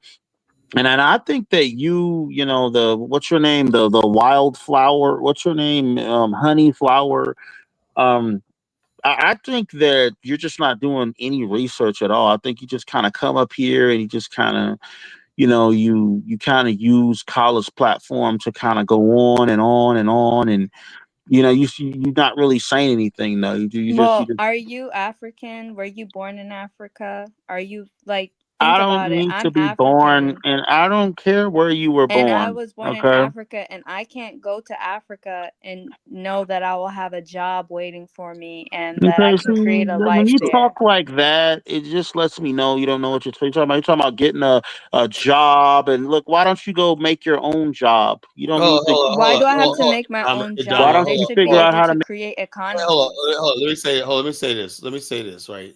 Now that's a freaking argument that I have with people, right? As people, let me hold a down for a second. I want to interrupt you when I'm saying this, right? There's a lot of people who basically they want to live in Africa, right? African Americans and everything like that. But I say to the fact of the matter is why look, when I look at Asia right now, the average Asian young kid graduating from college, he can go to Singapore, Thailand, South Korea, and whatnot, and you got Japan. They got firms looking for these Asian talent and whatnot, paying people high jobs and everything. He don't have to go to Asia to create a job. There's already an economy built there for him. And she sounds like a young woman, right? That's and Adama, you sound like you're probably my age, right? You can't be telling a young woman go back and look. I think the average African should have an economy they can go back to where they can live a middle class life, have a decent job and everything, a stable community and everything like that. That should be a birthright, you know. So, but we basically imagine if you know if all the Asians in Chinatown, if somebody says go back to Asia, but when you go back to Asia, you got to start a business or start something or whatever like that. No, most people who go back to Asia, right? They know like the Chinese government the Chinese government recruited tens of thousands of Chinese Americans to come there and help manage and build. Right, what China is what it is right now because they were able to bring Chinese Americans, the Chinese diasporas all over the world that lived generations outside of China, right, back to China to help build this economic miracle. That's the truth.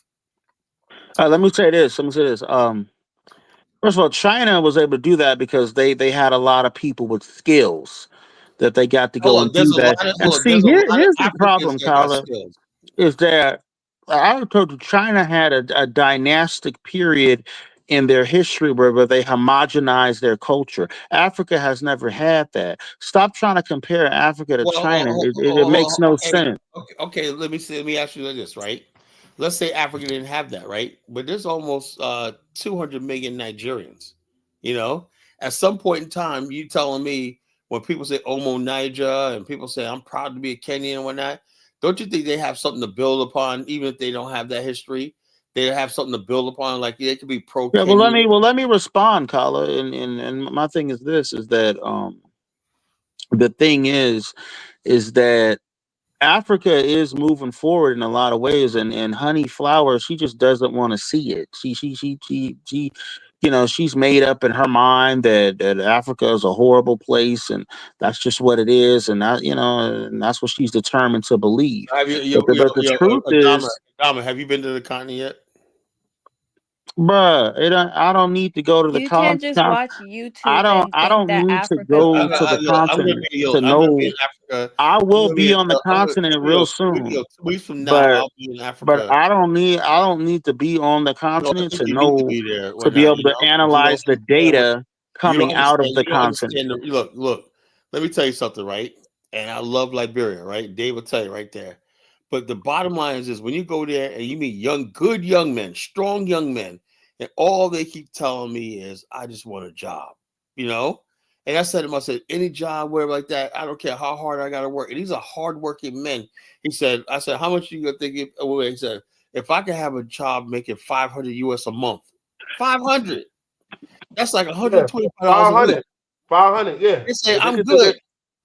And the if they bottom could line, just get 500, they good, yo. If they could just get 500, they because good. of the economy, the way global trends go, because no one had foresight. Liberia one time had the best university, one of the best universities in the world. The coup and everything destroyed that country, right? And so therefore, you got young people there that don't have any hope. You know, $500 a month is nothing, right? It's You mean to nothing, tell me yo. the government can't, the business people in Liberia can't bring the sort of investment there where they can give people the basics? You know, this is what you're talking about when you say go back to Africa and do this stuff like this. This is not reality, bro. I want it to be reality, but that's not reality. I thought it was like that, like you, but till I went there and I hear them talk one night, they're like, man, you know what the average Liberian tell me? I just want to go one place, the United States. That's all they talk about, is they want to get to the United States at all costs. That's the Carla, I dream of want to most say Africans. something real quick before I forget it. Somebody in the comments says Kala wants Africa without the Africans. And you know what? That's actually that's not actually a bad idea. If only all the Africans just, I'm not saying that That's I want Ahmed. them That's to go Ahmed. extinct or Ahmed. something, but like if they just vanished and then like people with common sense took over, Africa would be like a utopia. Like it would, I like all the things that you can do, all the resources, all the different like ecosystems, like the possibilities would be endless if these ignorant Africans would just go away. What When you skills? think about What Elvis, skills do you have to build in Africa, sister? Okay, so you want me, a woman, to go and build Yeah, a country? I'm just asking a good question. If you have no job, skills, Elvis.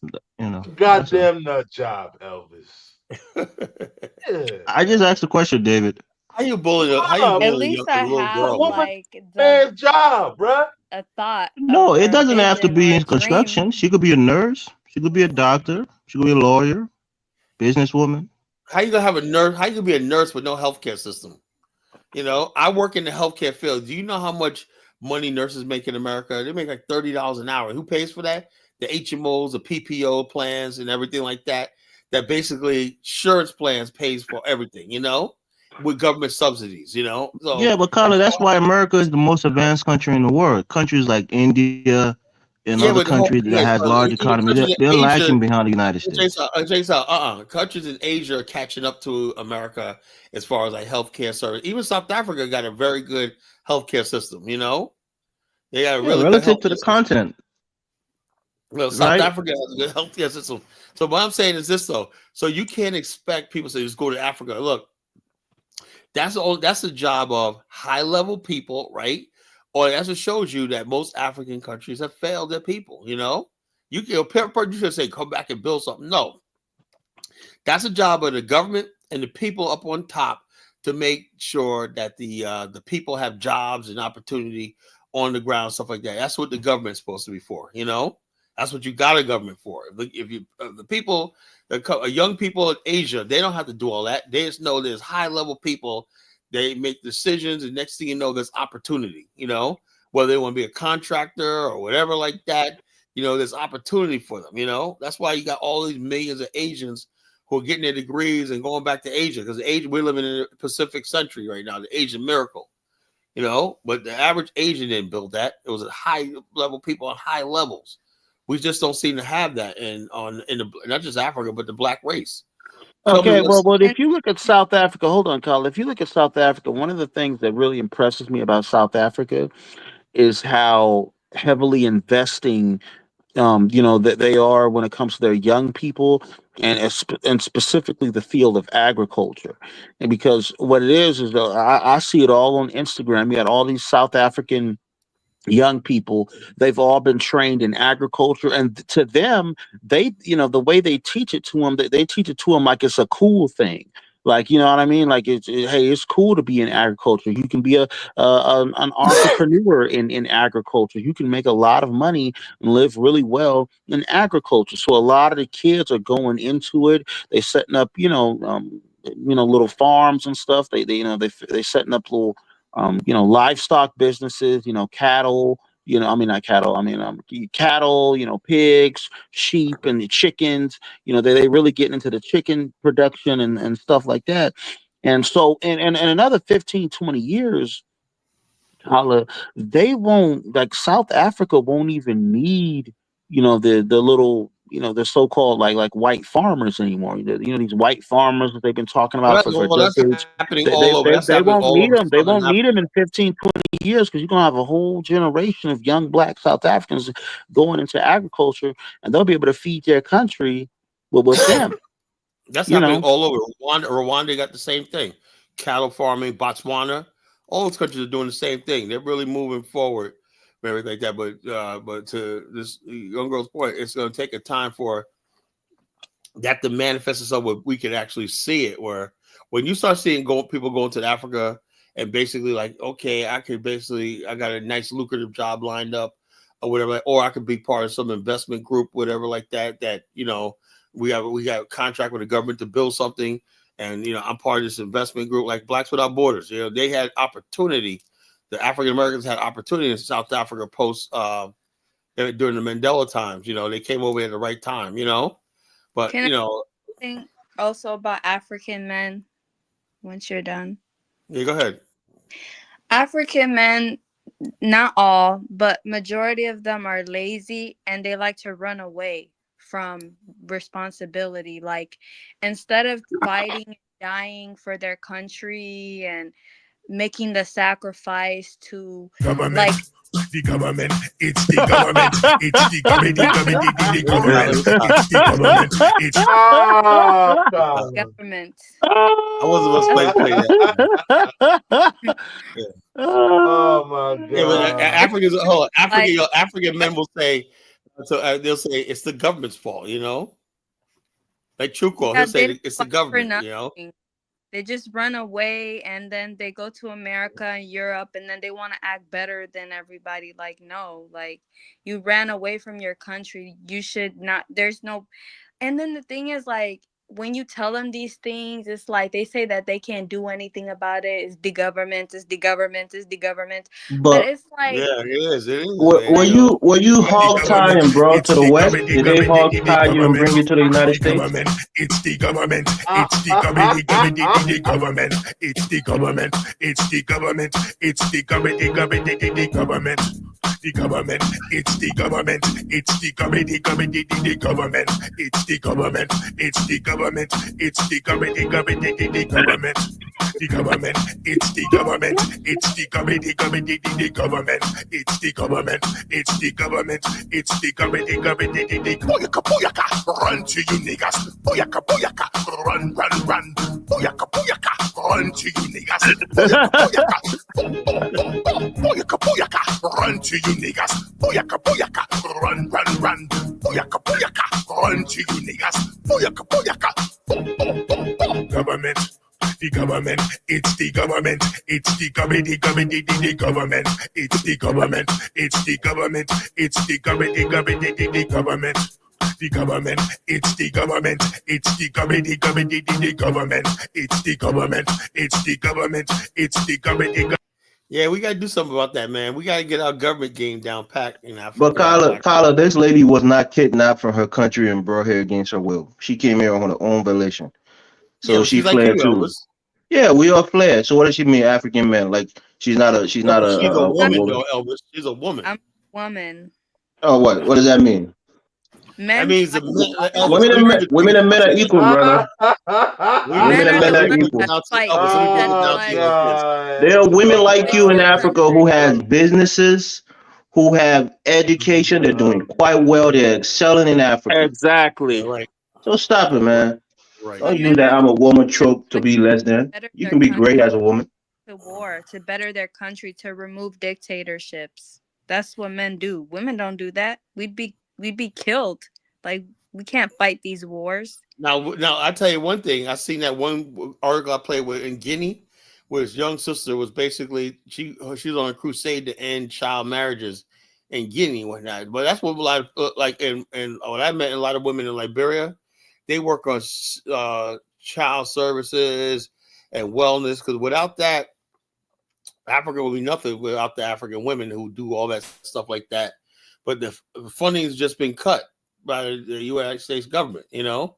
So we've never rebuilt it. Imagine that she if Honeyflower say, you know something, I'm going to be an advocate for young girls in Ethiopia and whatnot. And she went over there. She took the time, like, and next thing you know, it gets cut. Now she's stuck.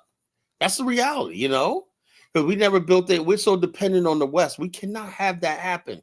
We're so dependent on the white man and stuff like that, you know. So, oh yeah, well, you got people crying, Nigerians crying now because one program, you know, helping fighting HIV/AIDS was cut. And it's like, what are we gonna do? People are gonna die and whatnot. Dude, didn't you got all that oil money, billions of dollars? You got the so-called the richest black man in the world. And you still worried about a couple of $1 million from the United States? They're Come on. weak and helpless. That Dama, that's what she's talking about. When she hears stuff like that, she look. I'm sure as an African woman, right? She probably kills her. That like when we African Americans say this about Africans, because a lot of African women love their African men and they don't want them to be Tyler, you punk. gotta ask her if she love African men. If she dates African men, if she married I'm to sure one. she Yeah, does. I am with the African man actually, and Do you he's do you tell him every morning you wake up next to him that not he's weak delusional. and pathetic? Do you tell him that? He's not delusional. He knows everything. How weak Africans are. How African men are not fighting. He talks about the tribalism. Like he has consciousness. He's aware. Like he's not. I'm glad you remind him every morning that you're a weak beta male dominated by white men. Just lay in that bed and The go truth make me It some has hurts, breakfast. with the Elvis, white the man. truth hurts, It man. has You not. know. Hold on. This has nothing to do with the white man. This is the African man, and his own his own traits and his own characteristics and his own laziness. Don't bring the white man into this. You can't blame white men for everything. They're not gods. Like You're not Thanos. You're I not don't Thanos. understand why you put the white man on this. When you say your men are weak and the other people are coming to take their land and are going to get colonized, yeah, because of themselves. They did that to themselves. I'm not saying it's the white man. Oh, the white man is so powerful. He does everything. No, you're saying that. I never said anything no, about that's what you're implying, my sister. That's what you're implying. No, that's what And you're with one of those weak African men. What did that say about you? You knew their flaws and you went back to them. She said all you guys are weak. Basically. Hey, that's what I'm saying. But she's with one of them. So that's what I always say when women I'm not even going to generalize. When a woman is hypocritical, I call her out on the BS. You're with a weak man. Why do You're with a man who flared. You're with a man who can't stand up and build his own country. What does that say about you? What does a white man have to do with the fact that you forget the white man? I'm talking about your decision to be with a man who you think is weak, pathetic. She's with an African man. Can't take action. She's with an African man. So what? That's what I'm saying. She's criticizing African men as a group. But she's with one.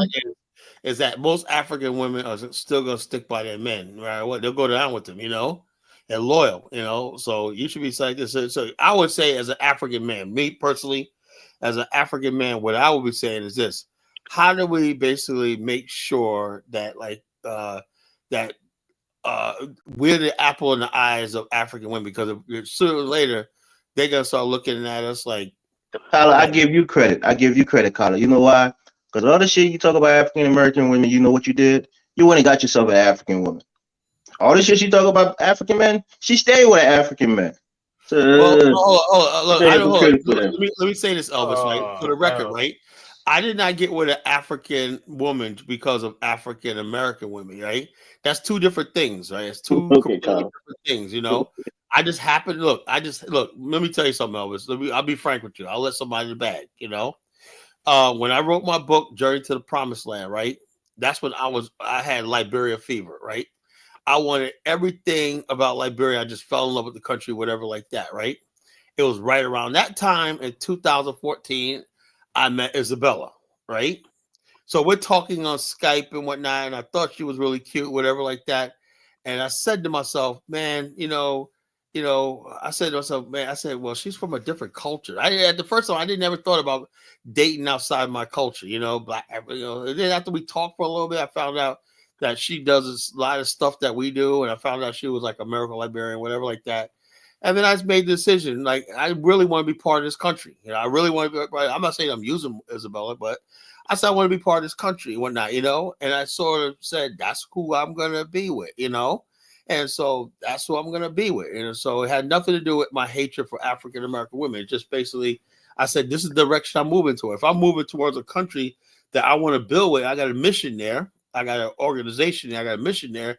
And I got work there. Why not the woman I chose? Is that the ultimate commitment? But Carla, think about this, right? Would you be with a woman who tells you that you're weak, you're pathetic, can't do anything? Yeah. I was with one for years. Is that what Isabella tells you? Is that what she tells you every time you guys get on the phone? No, not this one. I'm just saying. Okay. I've been with women like that before.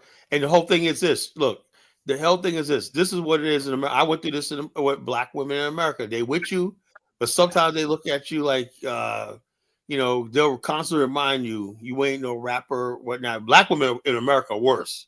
My wife don't do that. You could be doing all the things that you're supposed to be doing, but the fact that you ain't got a record deal or NBA contract, they're gonna hold it against you.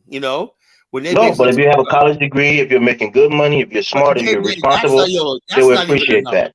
That's not even enough, man. What? You're lame. I see you. That's what. Hey, Dave, did you see a video where the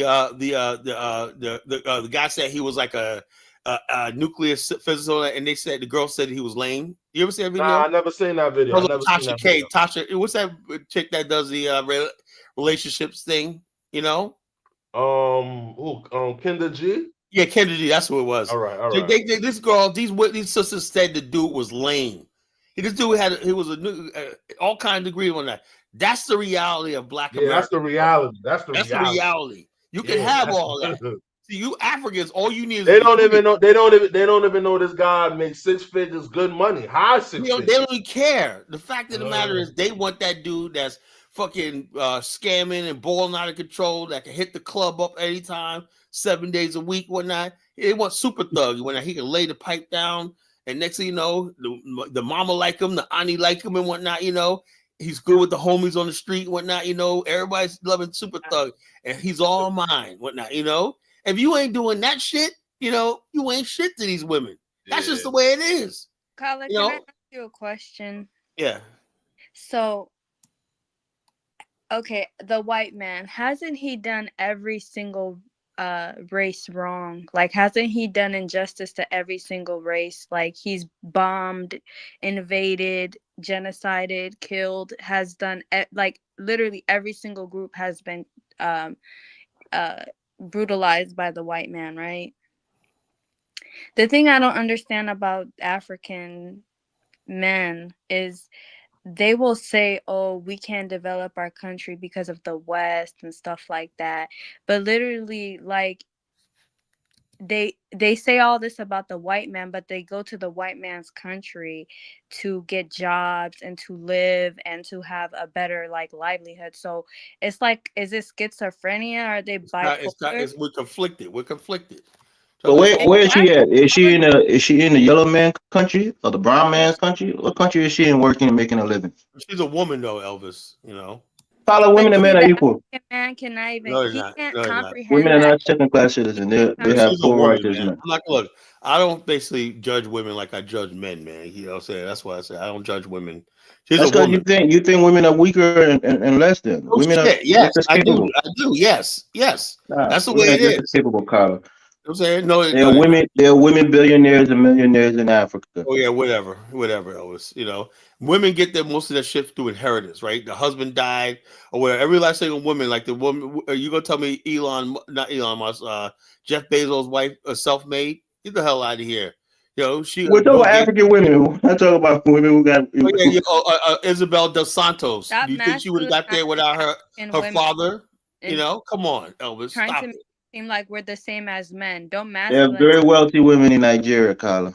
Yeah, they Women got who there made because of money men, from because of doing men, business. because of men. That's why. Women who are entrepreneurs.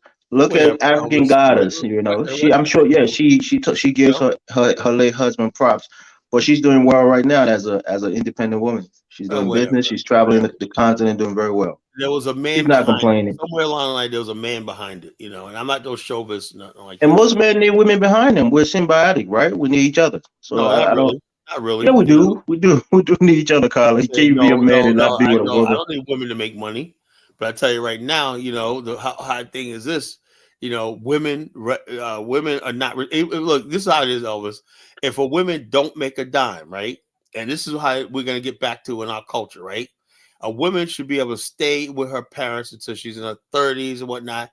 But some man that's worthy marries her, gives the parents a dowry, whatever like that, or just make a product. Like Dollar Bill was saying about the ring, whatever like that the other night, which was brilliant. Now we got to get back to that point, you know, that the women are something to be cherished, you know.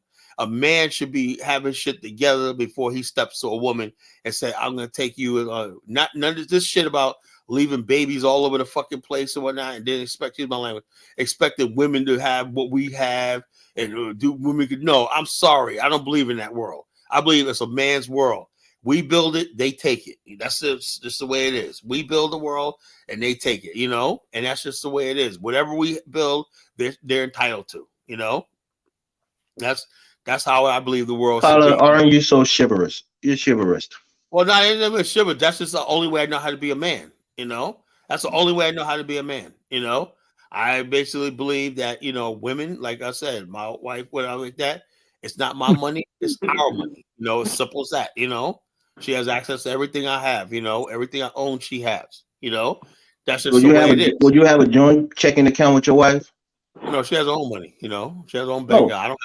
I don't have access If to she's her here money. with you, I have if she's here with mine. you, you guys have a joint checking So, account, right? well, I don't know. We probably will, you know. Okay then. He's changing the So topic, please. He's she's changing bringing the added topic. value to the relationship No, in terms if of I'm the one income. making the money, so what? I'm the one making money. The What money. do you mean? She's going to be making money too. She's going to be a housewife. She's not going to Okay, work. no, whatever. Elvis, let's not talk about my personal life. Oh, okay, You okay. made your point, but the whole thing is, I'm just saying. My point I'm trying to make is that It's up to men to be the man, the breadwinner, the provider. That goes for families, and that goes for communities, and that goes for nations, right? Men have to build, right? You have to think long and hard when you build a nation or make a decision, right? You make a decision, it's going to have lasting consequences. That's why I'm angry. You think you're mad because of the coup, because you feel that my ancestors lost. I'm looking at what happened to Liberian women for generations, And bottom line is, I'm saying to myself, these little girls in Liberia and these kids out there. When I first image of Liberia, when little kids 8 and 9 years old, 12 o'clock at night, in bed getting up for school, a friggin' They mind shovel. is saying. They mind is saying. They mind is saying. So that's the fault of the men, the Liberian men. I hold them responsible for that. Men have no shame. They have no You should shame. be ashamed of that. Seeing little girls selling on fried plantains on the side of the road. I feel so bad. I buy it. I don't even drink the stuff. So here, let me buy it. Here, little girl. I always constantly try. And my wife always tell me stop doing that because they know I'm a foreigner, right? And they get but I'm I cannot. Look, every time I go to Liberia, I wish I didn't see that scene of kids that should be in school. Dave. I got a 1 little o'clock in the afternoon. They should be in school. I remember one time, last time I was there, these little girls ran back at me in the supermarket, check out a line. And the Lebanese, I looked at this Lebanese like, you disrespect these little children, I'll smack you right in the head. They were in back of me in school uniform and everything like that. And they was like trying to put their little money together. They have enough. I said, how much change do I got? $6. I said, give it to them, pay for this. So get what your little girl, get what you want. The older one, like a teenager, look at me. Who's a strange man? I said, y'all have a nice day. They was like, thank you, sir, or not, But basically, that's what I'm saying. I'm saying to myself, as a man, that's what my responsibility is. Those little kids didn't have enough money to pay for the candy, so I paid for it. That's what a man does. And we start acting like that in this world, the black race will get somewhere. It's our responsibility to provide. That's why we do the business conferences, right? Because we want to see Liberia strong one day, right? Where everyone can have an economy and everything. That's why I fight for Liberia so hard. I want to see major investments in the country. I want to see education. I want to see peace in the country. And then because that's why I said I'm going to put my foot down on these tribalists and these stupid people and not because you're destroying the culture. Listen to this lady, honey. That's how a lot of African women feel. And sooner or later they're going to turn on you. So the bottom line is this: you Africans better stop your tribalism and your stupid nonsense. Get to the work and start building your continent. But you ain't gonna have a future because there's no future long term in a white man's country in America. Period. Exactly. And this guy Black First, that's really what's his name? Lil Jon. He basically said fight for America trade. It's called traitor, not trader, you moron. Like I said, man, these guys give me too much material, man, Dave. They give me too much material to work with, These guys are, Yo, Dave, man, are we gonna hit Calabash when we get there, man? Yeah, we'll hit Calabash, man. We'll hit the block. We're gonna hit Calabash. You and Ross. We'll probably take Isabella too. She goes with me every place. We're gonna hit Calabash, man. Have you been there since it remodeled? That place is nice, man. I've been there since it's been remodeled. Holy shit, that place is nice, man. We're gonna have a ball. I can't wait. Yeah. But that's what it is, man. It's not no bashing against African men. It's want African men to stand up like men. I like what Cyril Ramaphosa did. He told Donald Trump, go to fuck out. And I like Donald Trump, right? But the bottom line, I really felt he stepped out of line with the South Africa. He didn't know what the hell's going on in the continent, right? And then he looked stupid because these Afro-Forum, their bluff was called. Donald Trump said, okay, you come to America. No, Mr. Trump. We don't want to come to America. Then what are you complaining about? They got more privilege. White South Africa's got more wealth and privilege than you won't believe. They just want to get online complaining. They're still mad about the fact that they're being governed by black people. That's all it is, Yeah. That's the main thing. That's the main thing, main thing. All right, I'm gonna drop now. All right, honey. Honey Flower. Take care. Okay, she gotta go to the movies with her white boyfriend now. You know how easy it is to get a white man? You guys make it seem like man. Stop it, man. Stop it. Like if I wanted a white man, I can get like 5 of them easily. Like they're not hard to get. Tell us how you get 5 of them, sister. They How do you always get 5 of Because them? You she's post hot, man. yourself up She's and hot. advertise for them to white come to men you. always approach me. Yeah, she don't have your Elvis. Understand something, right? Women get approached every day. It's a matter. Women pick and choose, not you, God, man. I get approached too from time to time. No, you don't. No, you don't. Yeah, I No, do. no, you Yeah, I don't. do. Yeah, I do. Stop it. Yeah, I do. No, you only And thing you get approached by Bunquishas, like, man. Looking at you pay their storage bill. You know. and the thing is, God, though, that was your past life. Don't project that on my future. No, I I'm rebuke telling you, it. that's your current life, I and rebuke it. I that's won't be a. yo, that's your fate. That's your fate. I Live with it, rebuke man. it, God. That was you in your past life, No, not no, my that's future. really your fate when that. I Big think women and whatnot, and pork I chops. rebuke it, God. That was your past, brother. That's my Big mind. women and can I pork just chops. make That's my you. last statement? I Oh, want to. go ahead, honey flower. The only reason why, like a lot of the men in the comments are saying like I'm a swirler and stuff is because, like I said, the African man just cannot take accountability, and he just can't. It's like he cares about his ego more than he cares about the, So it's really sad, and I just hope that they change. But I mean, what I see going forward is Africa is going to be recolonized, and it's not going to be by the African man. And it's going to be so unfortunate when he loses all his power and all his so-called land that he refuses to There develop. you go. All right, wonderful rest of your. Yeah, Ah, Ahmed, she's talking about you, Ahmed. You know. man, Elvis, man, how you doing? But I'm please, good, brother. What's up? How you know? please, man, How are but you? please, Yo, man, you and Elvis, do Elvis are buddying not up now. say men. I mean, females and men are equal, man. Please don't say that, Elvis, man. Please don't say that. Oh, I'm glad you Yeah, realize that please don't women and say men that, are not man, equal. Elvis, man. Come on now, you should know better than that. We love Maybe not. females, Maybe not physically, but but we're equal. We have the No, I'm same. saying no. Men are supposed to build the world. The nah, whole thing is, Elvis, man, hold on. It was stop it. young. It was Liberian men, Native men who Everywhere plotted a you go coup, in this took over a nation, freaking you government that they go didn't know what down the hell they Europe, were doing or whatnot. It wasn't Like no I nigga China, back said, then. physically in other terms countries, of man. stamina and strength, we're not equal. Yeah, But but women men have build minds. nations, They're man. capable You of build building. nations They're with men, capable of and then supporting. females are the ones who Yeah, they're you know what I'm capable. trying to say. Yeah, don't say that, Elvis, man, please. But like everything else you was saying was a bunch of crap. Everything else after No, that, no. What I'm saying, it hold on. was a bunch of Let's crap. let's examine what you're saying. And this show's talking about, are you a walking contradiction, right? No, it's like I said. Look, I'm not immune to this, right? I'm not immune to this controversy thing. I'm a black nationalist, but I live in a predominantly white neighborhood. You know, that's a conflict. You know, it's a contradiction. You know, Carla, but Carla, man, let me ask you a question, right? right. So you sell insurance, like medical insurance to Well, I people, do. right? I'm just selling shit, dude. Look, this is what I do. I don't know what to be a salesman, bro. I'm a broker as upline. I'm a manager, right? And so I got agents under me, right?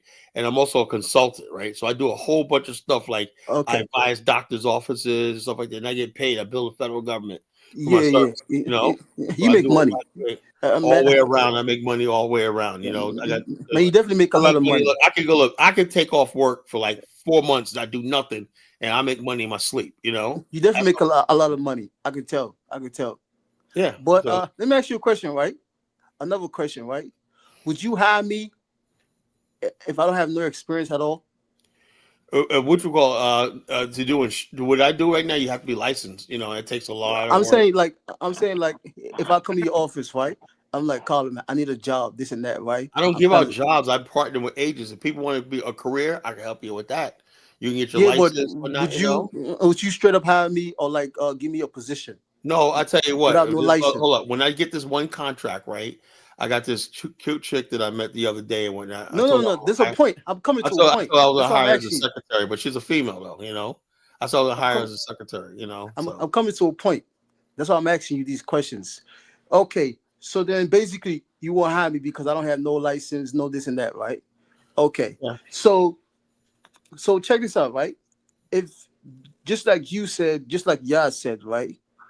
If you guys from what Yah be saying, and over and over, right?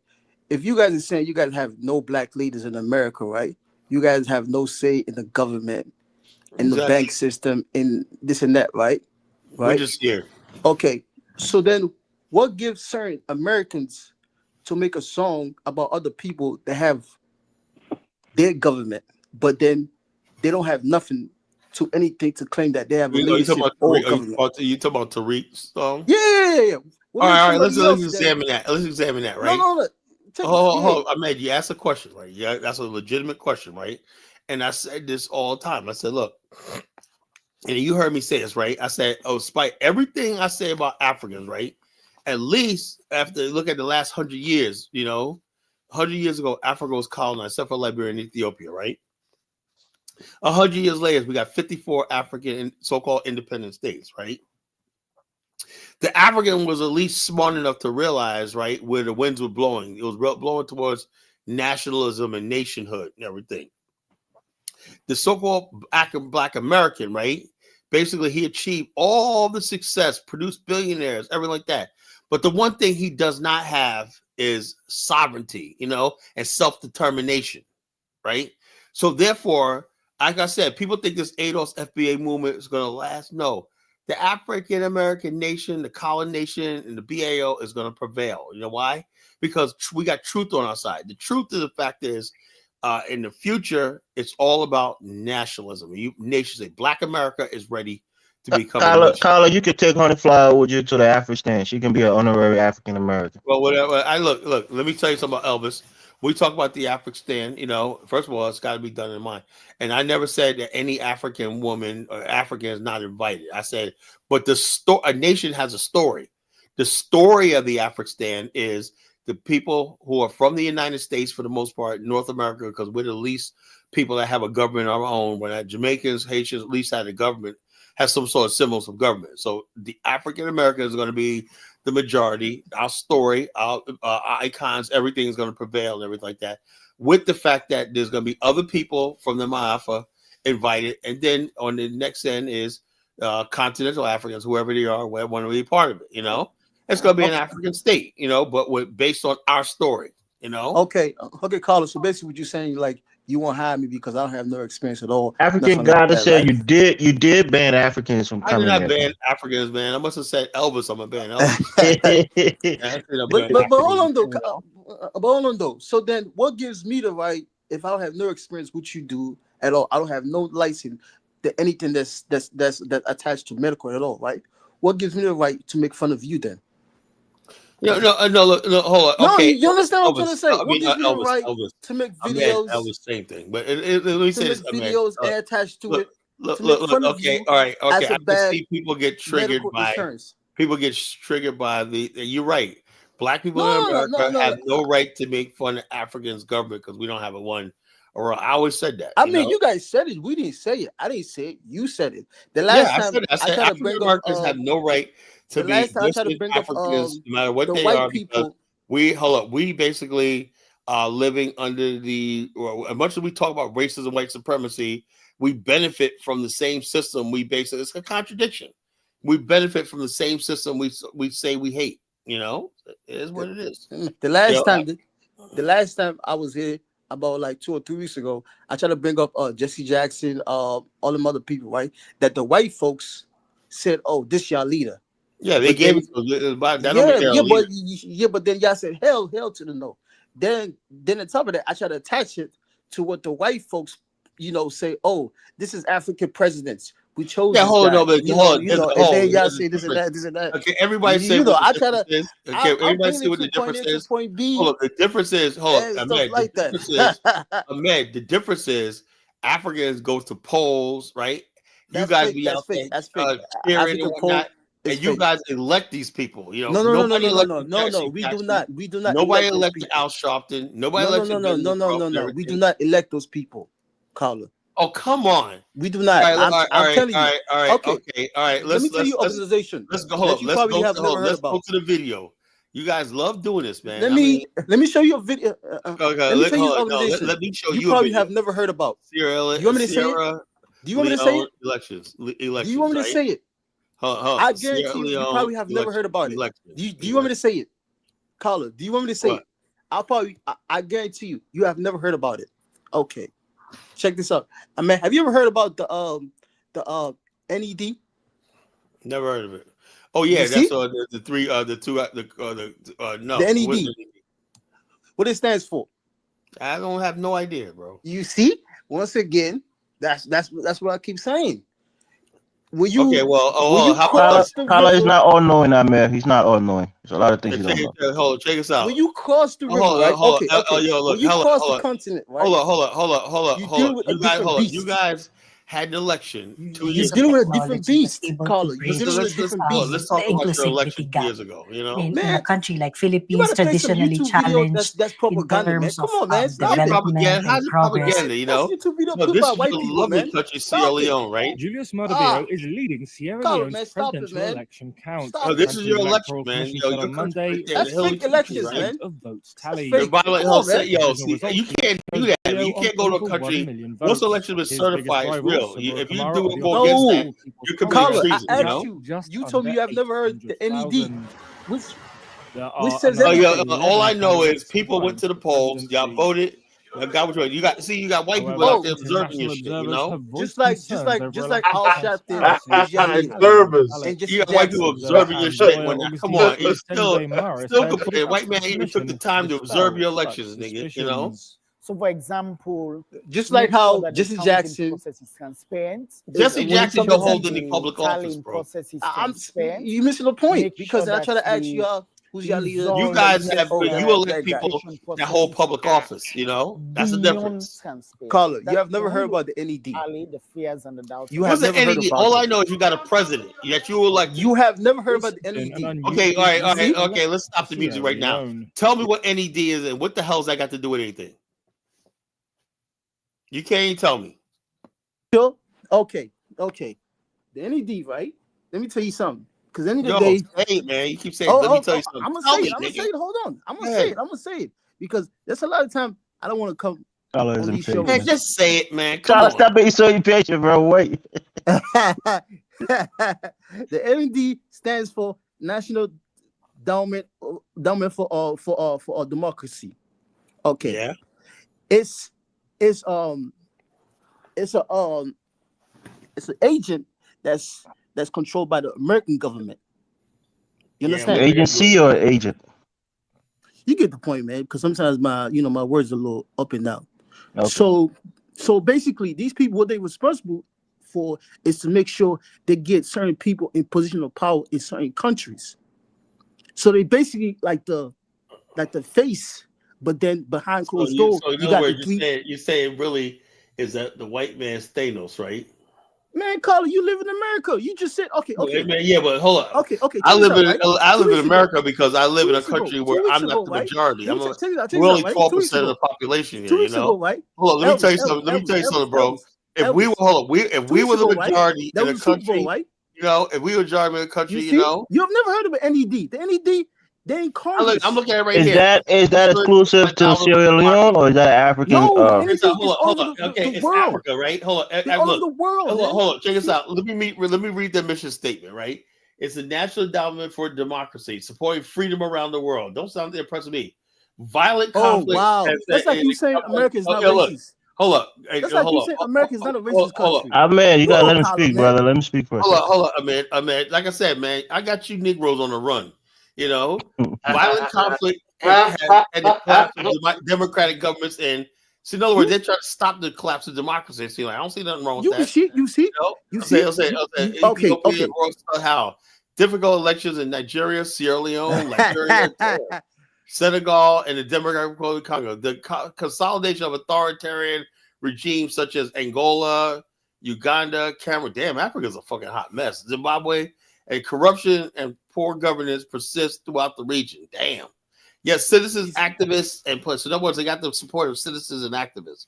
So you're losing the argument right there. You reading something. Labor leaders are fighting for democracy by documenting. Listen to this. By documenting human rights abuses and countering human rights authoritarian narrative. What else? So far, can you tell me what's wrong with this organization? Okay, basically, right?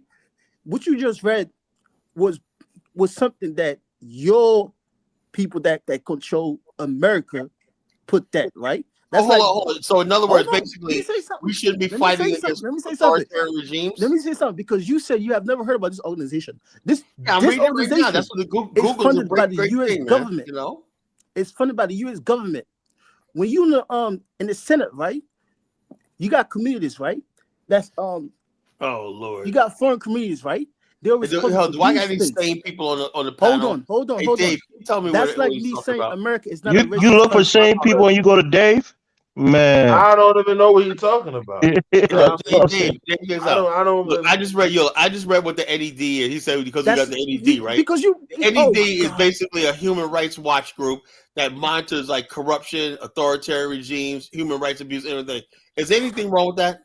Are you kidding me, Not at Carla? all. Are you Nothing's kidding wrong me, with that at Carla? all. You read Nothing's something wrong with that at that all. just typed on the computer. look, That's like me saying Where's America is not a the racist country. Ceremonian version of that? Come on, man. That's like me I think saying what America is Ahmed not is a saying racist is that country. it's an organization that the West used to influence elections in Africa. Thank That's you. what To it is. spy on the That's what I'm saying. election and think, to spy on. honestly, That's what I'm saying. I hate to say this, right? But I then can't the talk to then I'm sorry, the man. I can't Ceremonians talk to should them have an sometimes, man. organization just like I that to can't talk combat to it. them.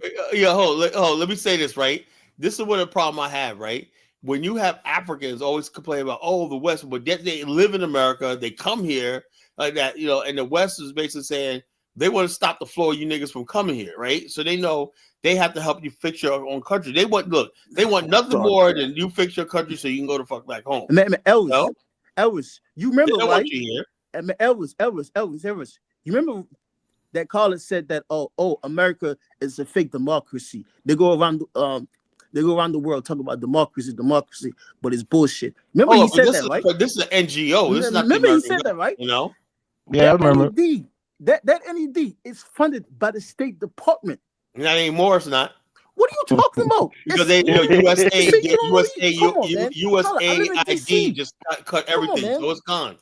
Carla, so the bottom line is this is one of the things that got defunded, bro. No, no. It never got defunded.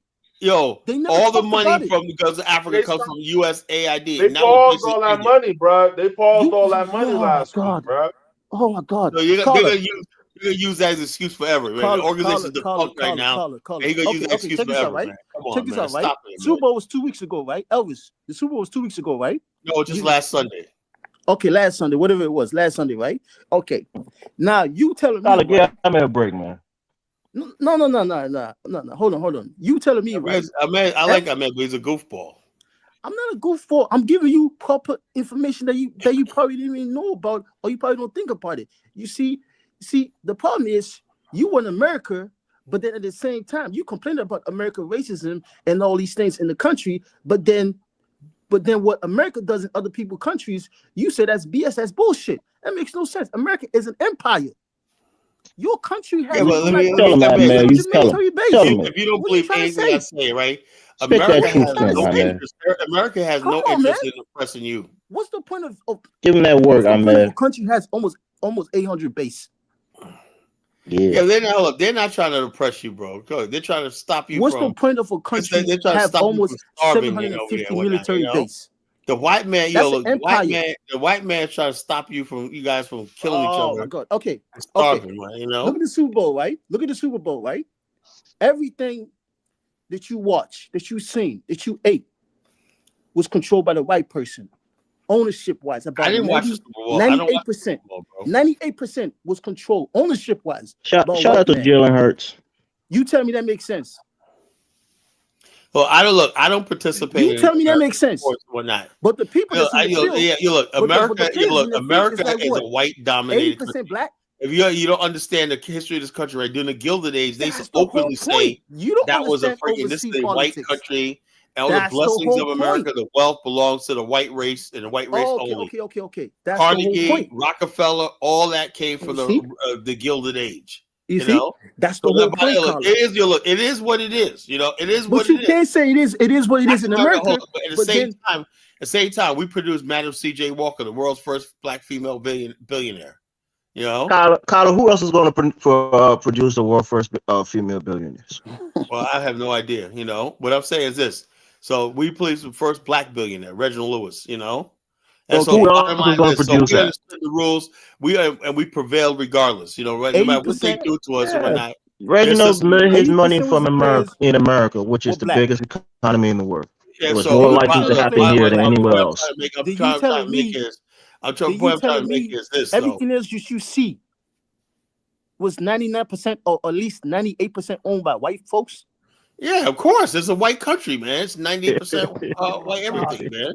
It's just I you accept that see, shit, you see how Yo, Elvis, yo, you look, see how you 90%, yo, look, he's look, turning around. 90% of all the nice neighborhoods where you don't have to worry about Couldn't bullets flying over your okay, head what are in you white can't areas, tell me right? that there's no Kyle, I way. got a White question for owned, Dave. man. What's up, White Dave? owned. White owned, bro. This is a Dave, white owned country. Yeah, what up? when the last time you ate for food, man? You keep asking me about fufu, my nigga. Tell me, I bro. don't eat. I don't. I Man, really I don't. don't eat that To nasty be, shit. let me tell you I something, hate that Elvis. shit. I don't eat fufu. I don't eat I fufu. hate Yeah, that you shit, man. fufu. Okay. I hate when people eat No, I'm awkward not a to me, fufu man. person, It's like you bro. feel Yeah, like you're obligated to Basa eat. The man. You know only, we did Doma when we go to Liberia, bro. What you talking about? the only time that I only like the pepper soup when I'm sick. Mm. That's it. Dave, But I you think don't. Dave think he's a quick man? You think he's a quick man? He's a real African man. You don't know. Yeah, but I don't. I don't eat fufu, bro. I You doubt it. see, You're Basa Dave, man. I'm sure your mom Nah, made Doma for you real before. talk, real talk. I'm not a fan of fufu. Nigeria You and Nigeria Ross, accent is coming you out. and Ross are gonna hit it off, Man, I man. hear that. Y'all just alike, man. Y'all about the same age. Y'all just alike. You and Ross. I hear that. I hear that, man. Liberia accent just came out. No, when I'm talking to my Liberian brother, I bring out an accent with Davey acting like he's some kind of black American man. Hey, Carla. Hey, Man, Carla. they American Liberians, man. They gotta put the American first, just to feel David's a special. Basa man. You Okay, lying to Just us. to feel special, there's man. no such people called They American Liberian Liberians. That's a Americans. myth. There's no such thing called. There's no such people called American Liberians. I studied the Just history. Elvis, forget the dough. He can't. Nah, He didn't if come. you He didn't come to America as a crown man. He came to America as a Liberian. So but anyway, you see, that's the whole point I keep trying to say. That's why sometimes I just stay away from a lot of topics, from a lot of things, because at the end of the day, you can't claim this and then this that. You know what I'm trying to, just like how I will never come to what you do because I have zero experience, I have zero license, and then sit in my house and make a video and make fun of you. It makes no freaking sense. Look, Elvis. Elvis. Hey, you know what I'm trying to say? What it Ahmed, says about me, I that didn't it make says that that video. it says that Ahmed, I it didn't make says that that video. it I says that didn't make I'm that slow. video. It says that I'm What kind of slow. what video you talking about, man? You know the video I'm talking about? The ones The they love to government play. video. I didn't Oh, the make that. government? Nah, that's Tariq. That's Tariq The video. ones Carla they love just to keep play playing. and get Carla, you themselves need to hype. go in the booth It's and a make your fake own hype. banger too, man. Stop playing Tariq's banger. Make your own music video. No. Elvis. I'm working I be coming from work hours. every day and whatnot, man. Our response is coming. That's what comes to Oh, me. your response, Scott. What is it? A diss It's track? coming. Trust me. Is It's coming. Kendrick Lamar versus Drake African version? No, it's coming. Trust me. I know these Come on, people, man. man. I Y'all don't listen need to to them a lot. respond to it. Let that shit be. It's No. funny. I know these people, man. I Sketchy mean, you that can be. make a response to the government video. That's gonna be Oh, funny. Go trust ahead, me. do it, man. Trust me. What is it going to be I'm gonna called? connect it to the What is your dollar. response going to be called? I'm gonna connect it to the dollar. I'm gonna connect it to the dollar because everything comes back to money.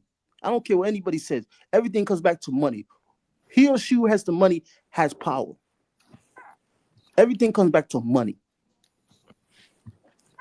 It is. I watched the Super Bowl. I got so fucking mad.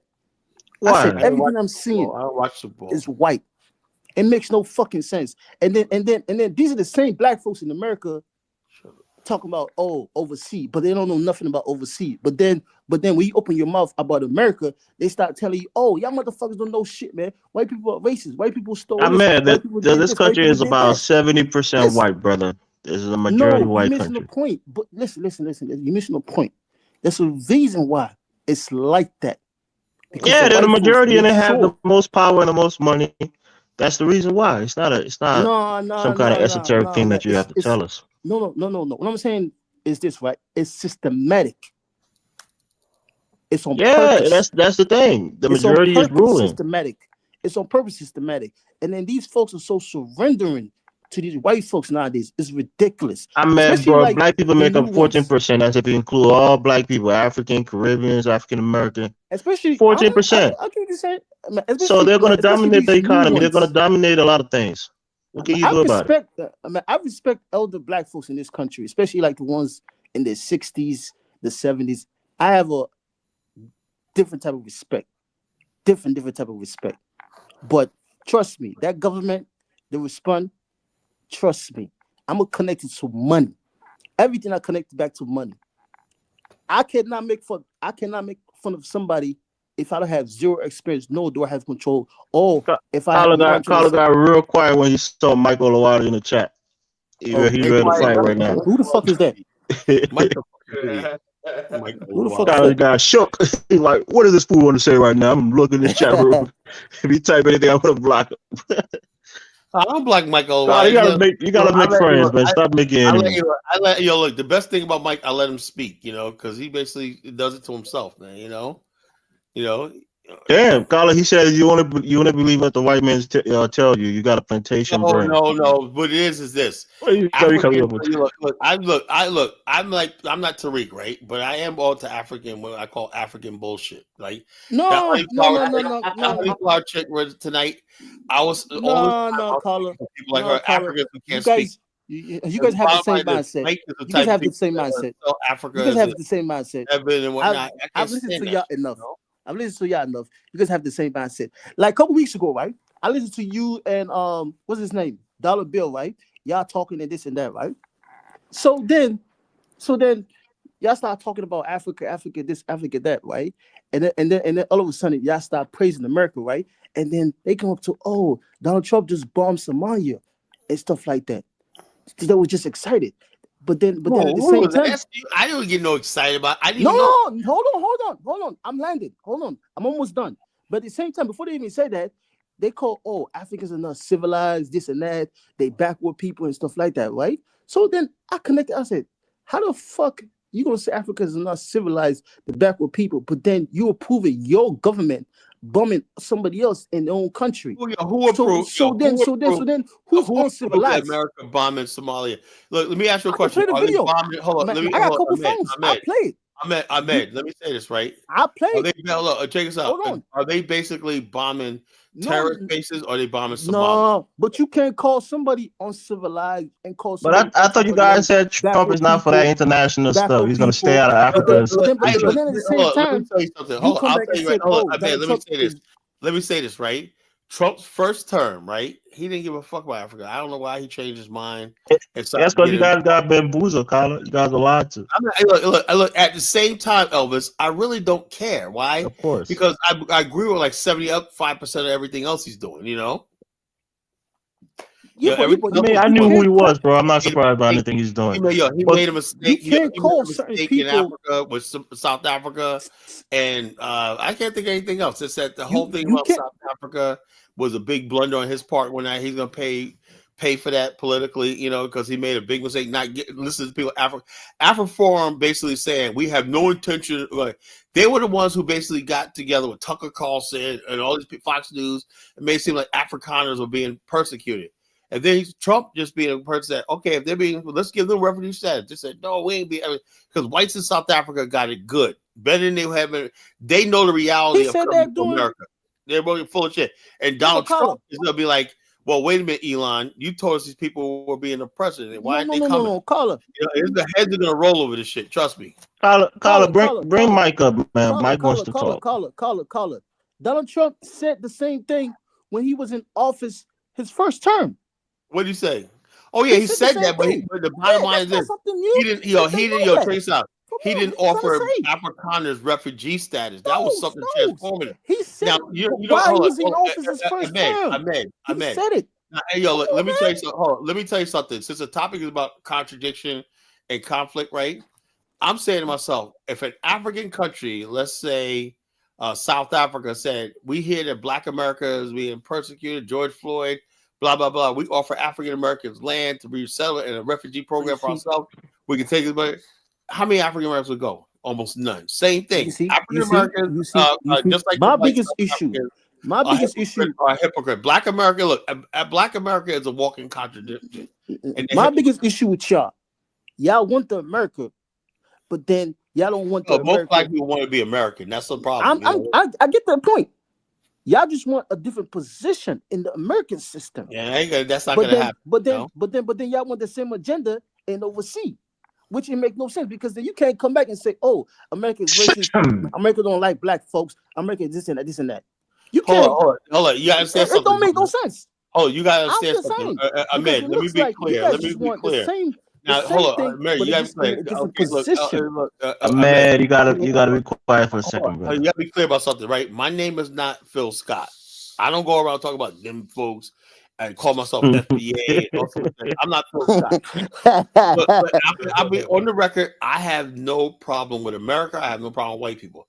I still say that it's time for black people to grow up and move out. Just like at a certain time, they say you live in your parents' house or whatnot. You're 23 years old. It's time to get out. You're like, okay, mom, dad. When I moved on my parents' house, right? I want my own place. Son, you got it good here. Whatnot. You pay us only $50 a week. Whatnot. But I just realized it was time for me to fly the nest. When is a black man gonna say, look, it's been nice, it's been 400 years, now it's time for us to go, but y'all got it so good in there, like Elvis said a week ago. You got it so good in America. We don't give a fuck how good we got in America. Thought we got It's it good in time America, Kidding me? bro. for our own. Come on, man. I don't give a damn. In other Seriously? words, Black basically, folks got it's it not so good about in white America? racism. Like, I want to Come be on, clear Elvis. about this.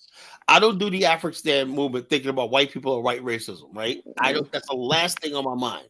I am not thinking about that. White people have no hand to play in this because this is what happened with the Black Nationals movement before Garvey time. But when black people got serious and organized like that, then white people start coming up with this kumbaya shit. They sent their kumbaya people around. There was a story. There was a What? story a couple weeks ago. I'm not sure when it happened. It pissed me the fuck off, man, Carla. This what happened, right? You probably seen it in the news or whatever. I forgot what city it took place. Probably somewhere in Detroit or somewhere. So this lady died in her car. I mean, this lady with her kids, right, passed away. 3 of her kids passed away. She she used to live in her van, right? She went down to the like the homeless shelter, I'll try to get a house or whatever it was.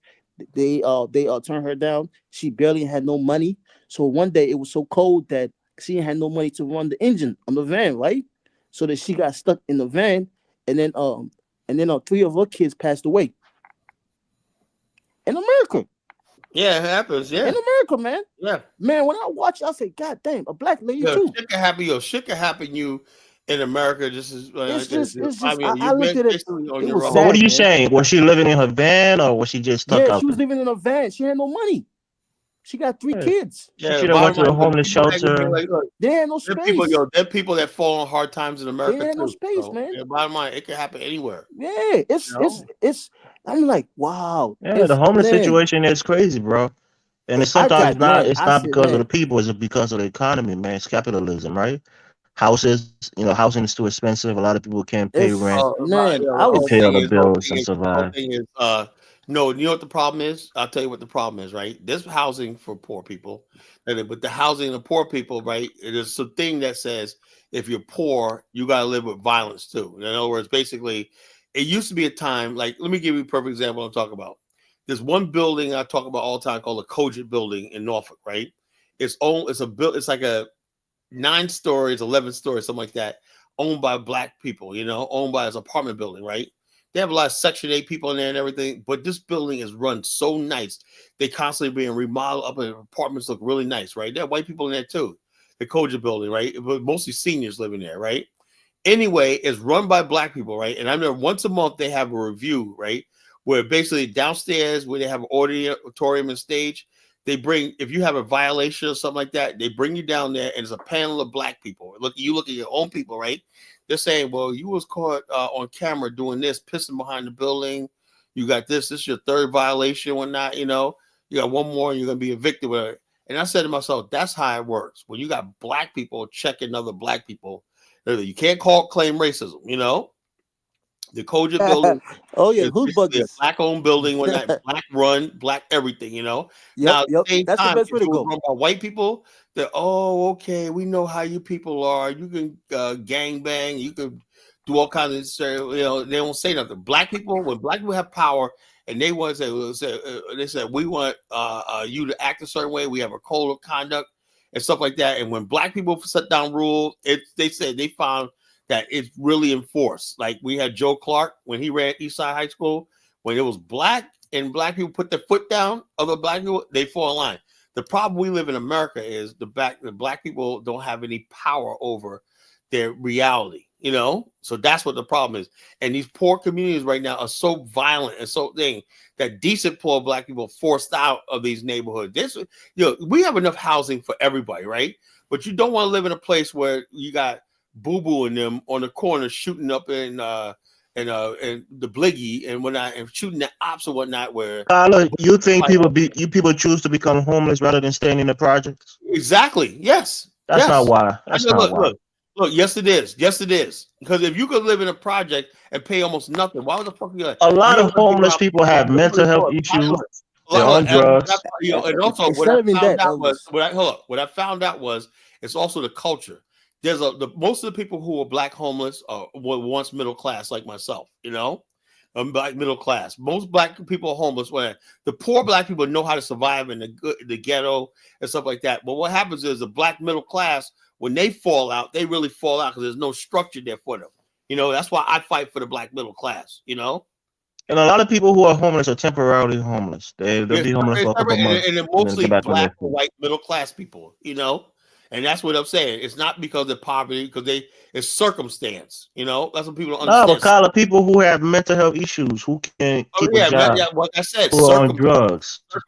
circumstances, you Yeah. know.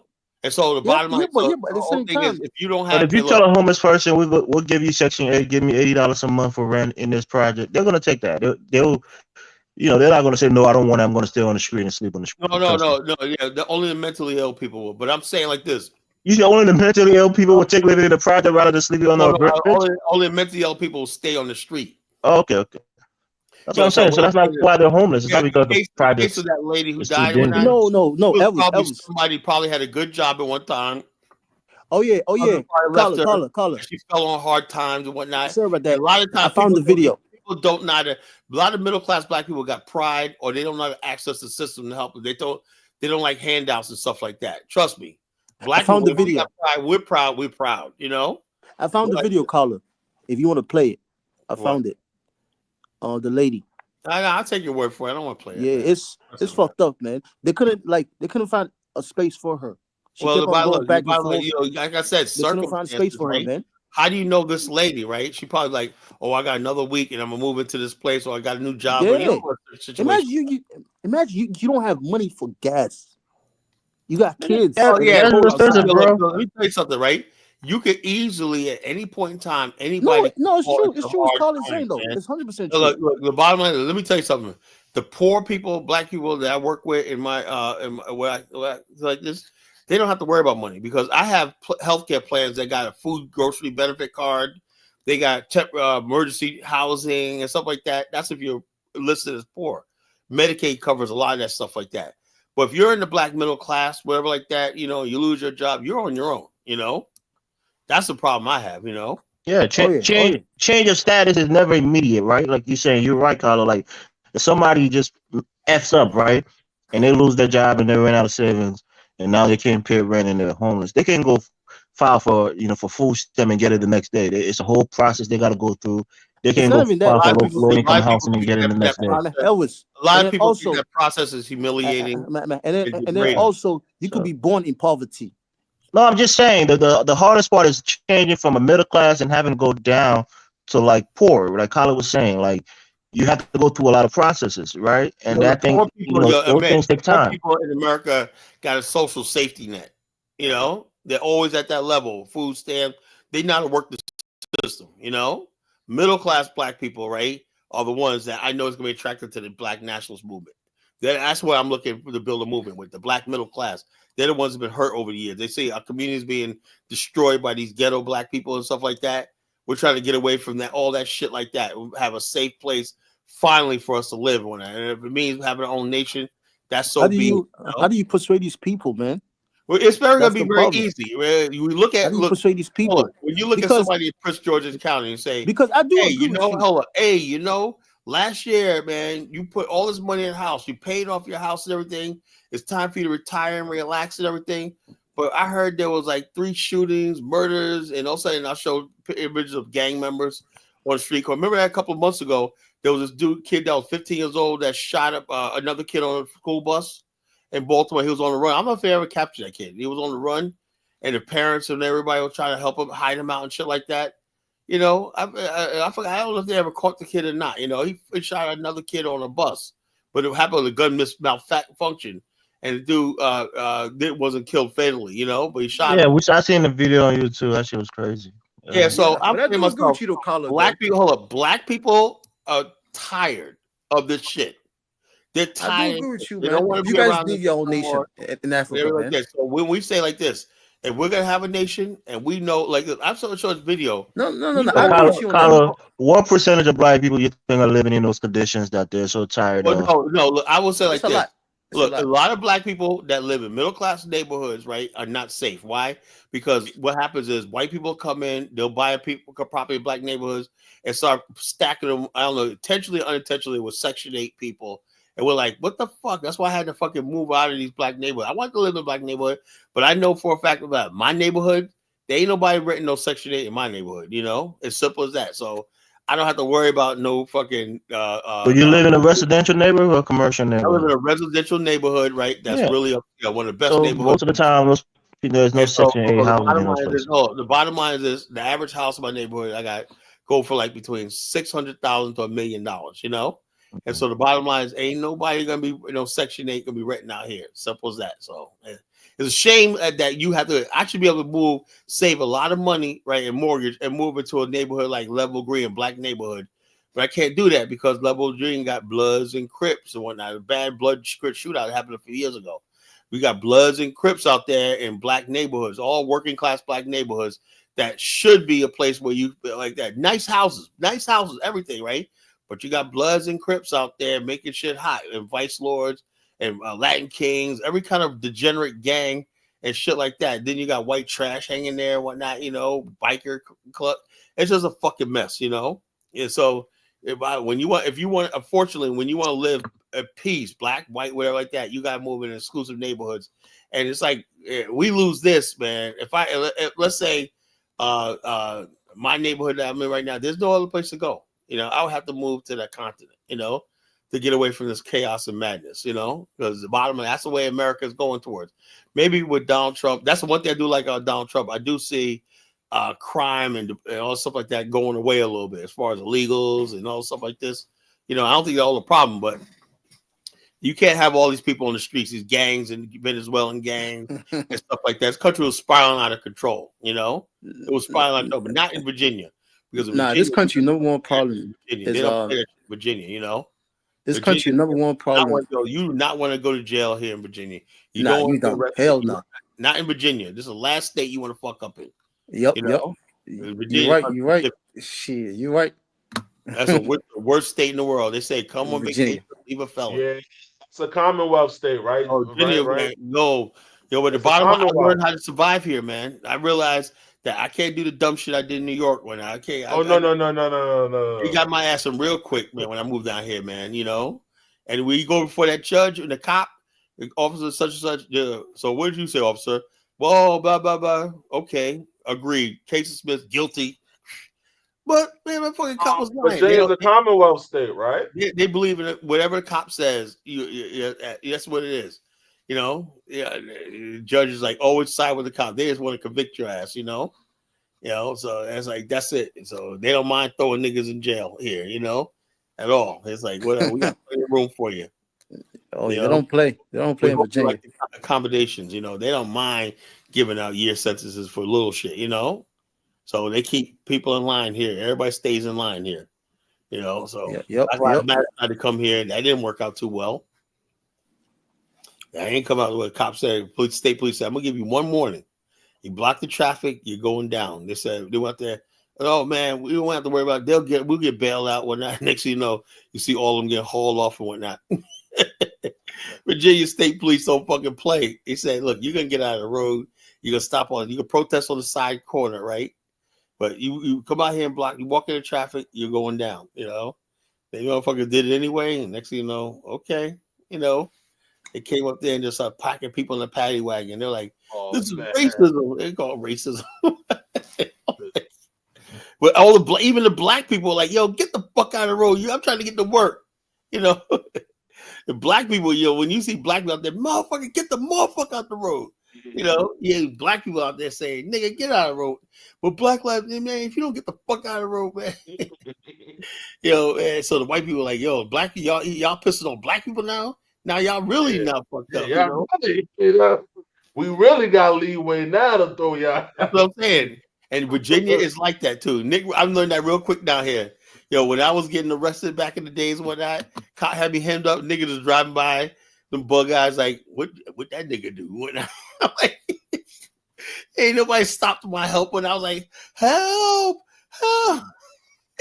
The cop didn't drive by when I'm in the hood. I said, yeah, people gonna come to my defense. My people gonna back me up. And they had me spread over the police car, whatnot, handcuffed.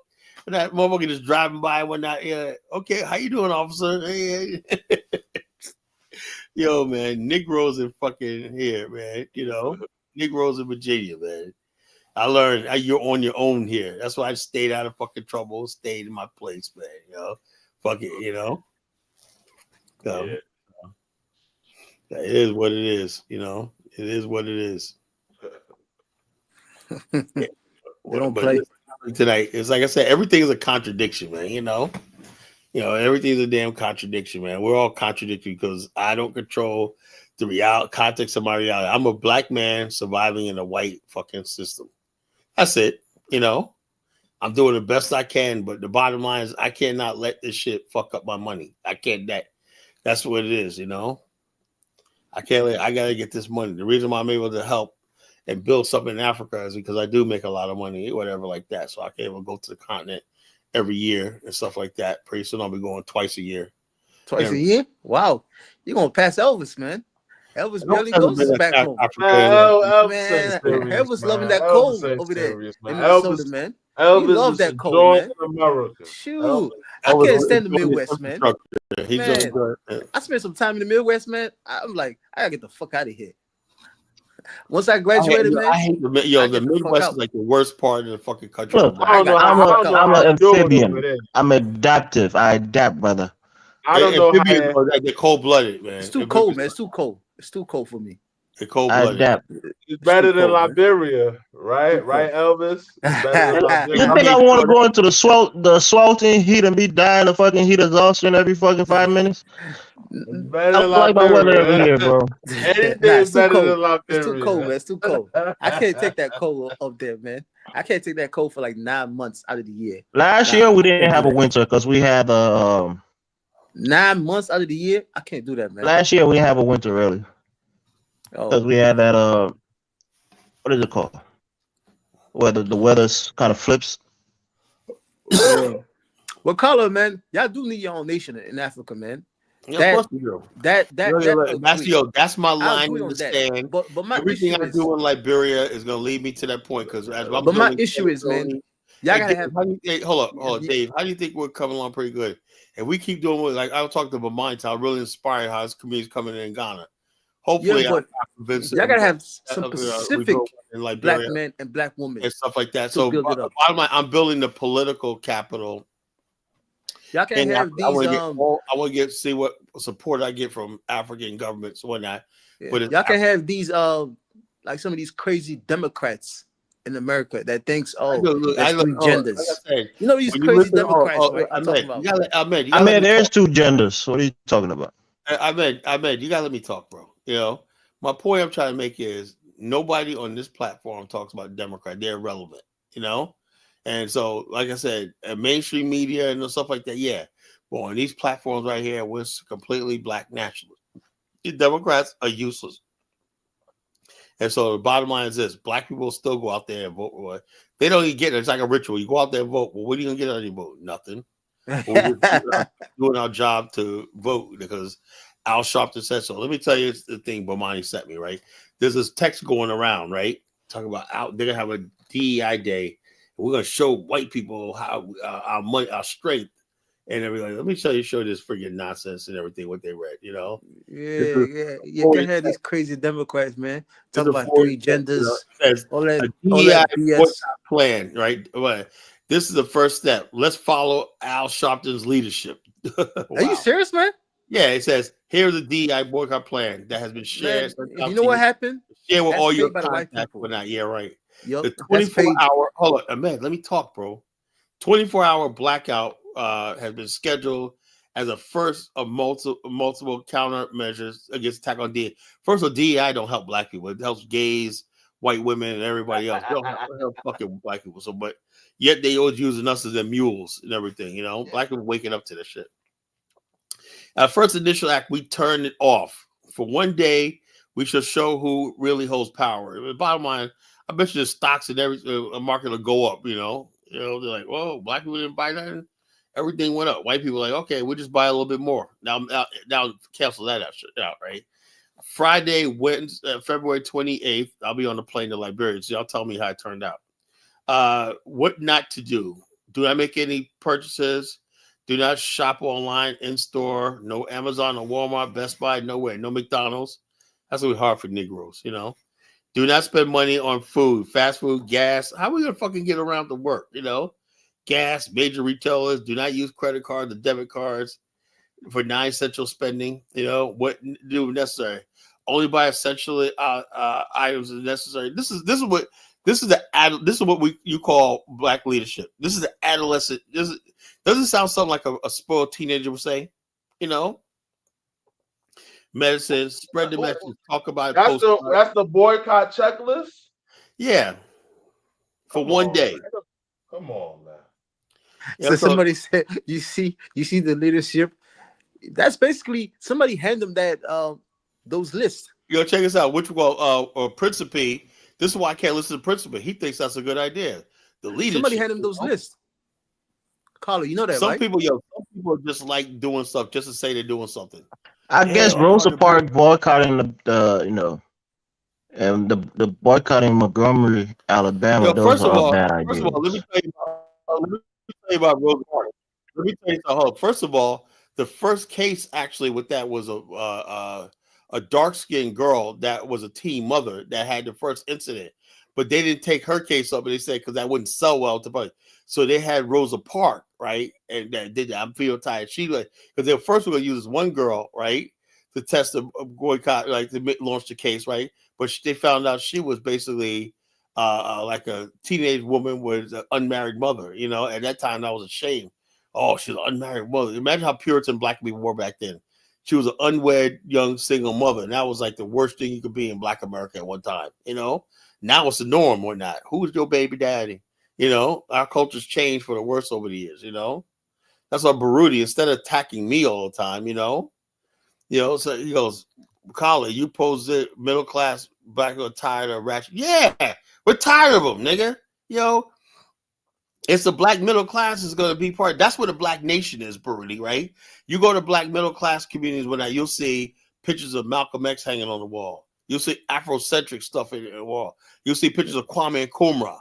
You'll see African base and stuff like that. In the black middle class. But you go to the ratchet ghetto culture, you don't see nothing. You'll see a picture of Biggie Smalls on the wall.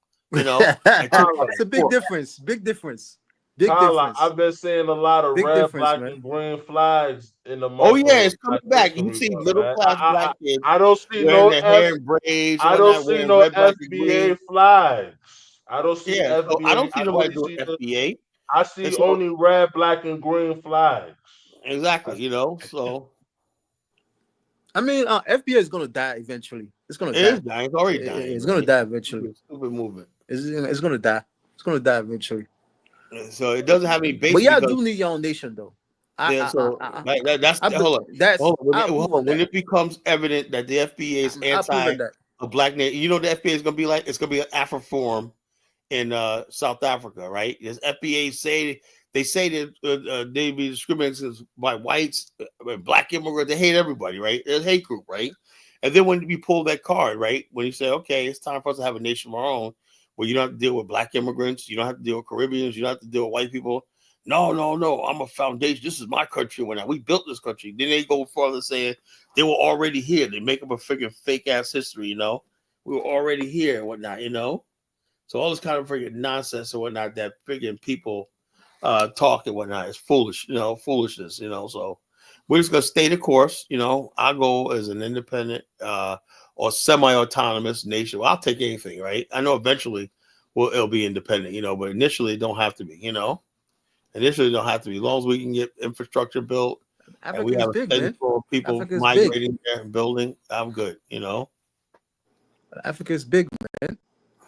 Yeah, so It's one massive, man. state, one state, Africa is not going to lose anything. We have that one state, and then we have a government that represents us to governments around the world. Black America has no political representation to the UN. We have no presidents of world bodies of government, world NGOs.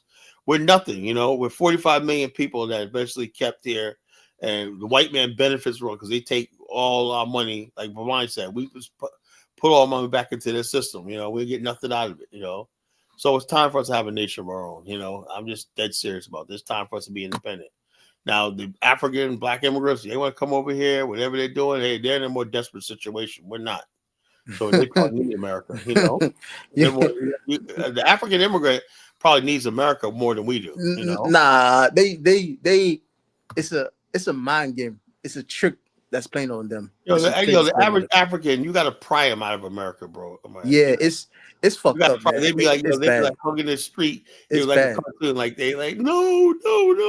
It's bad. They grabbing Nigerians up. I ain't going nowhere and whatnot. I see this one case, I know some brothers in Africa. They told me they rather be in jail in America than free in Africa. That's sad.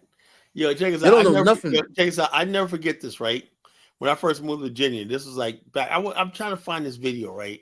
I don't think it's funny anyway, it was down in Key Largo, right? The Florida Keys, right? And this the Immigration and Custom Authority, right? It was this big fat redneck woman, right? She was like 400 pounds, right? All of a sudden, this Haitian guy had a suit and tie on and a briefcase. He was on his way to work. And next thing you know, they call up and say, "You're here illegally." Said she grabbed him, right? He was like, "No!" And he was skinny, right? And she had his legs, and she was pulling. He was holding onto his door, so.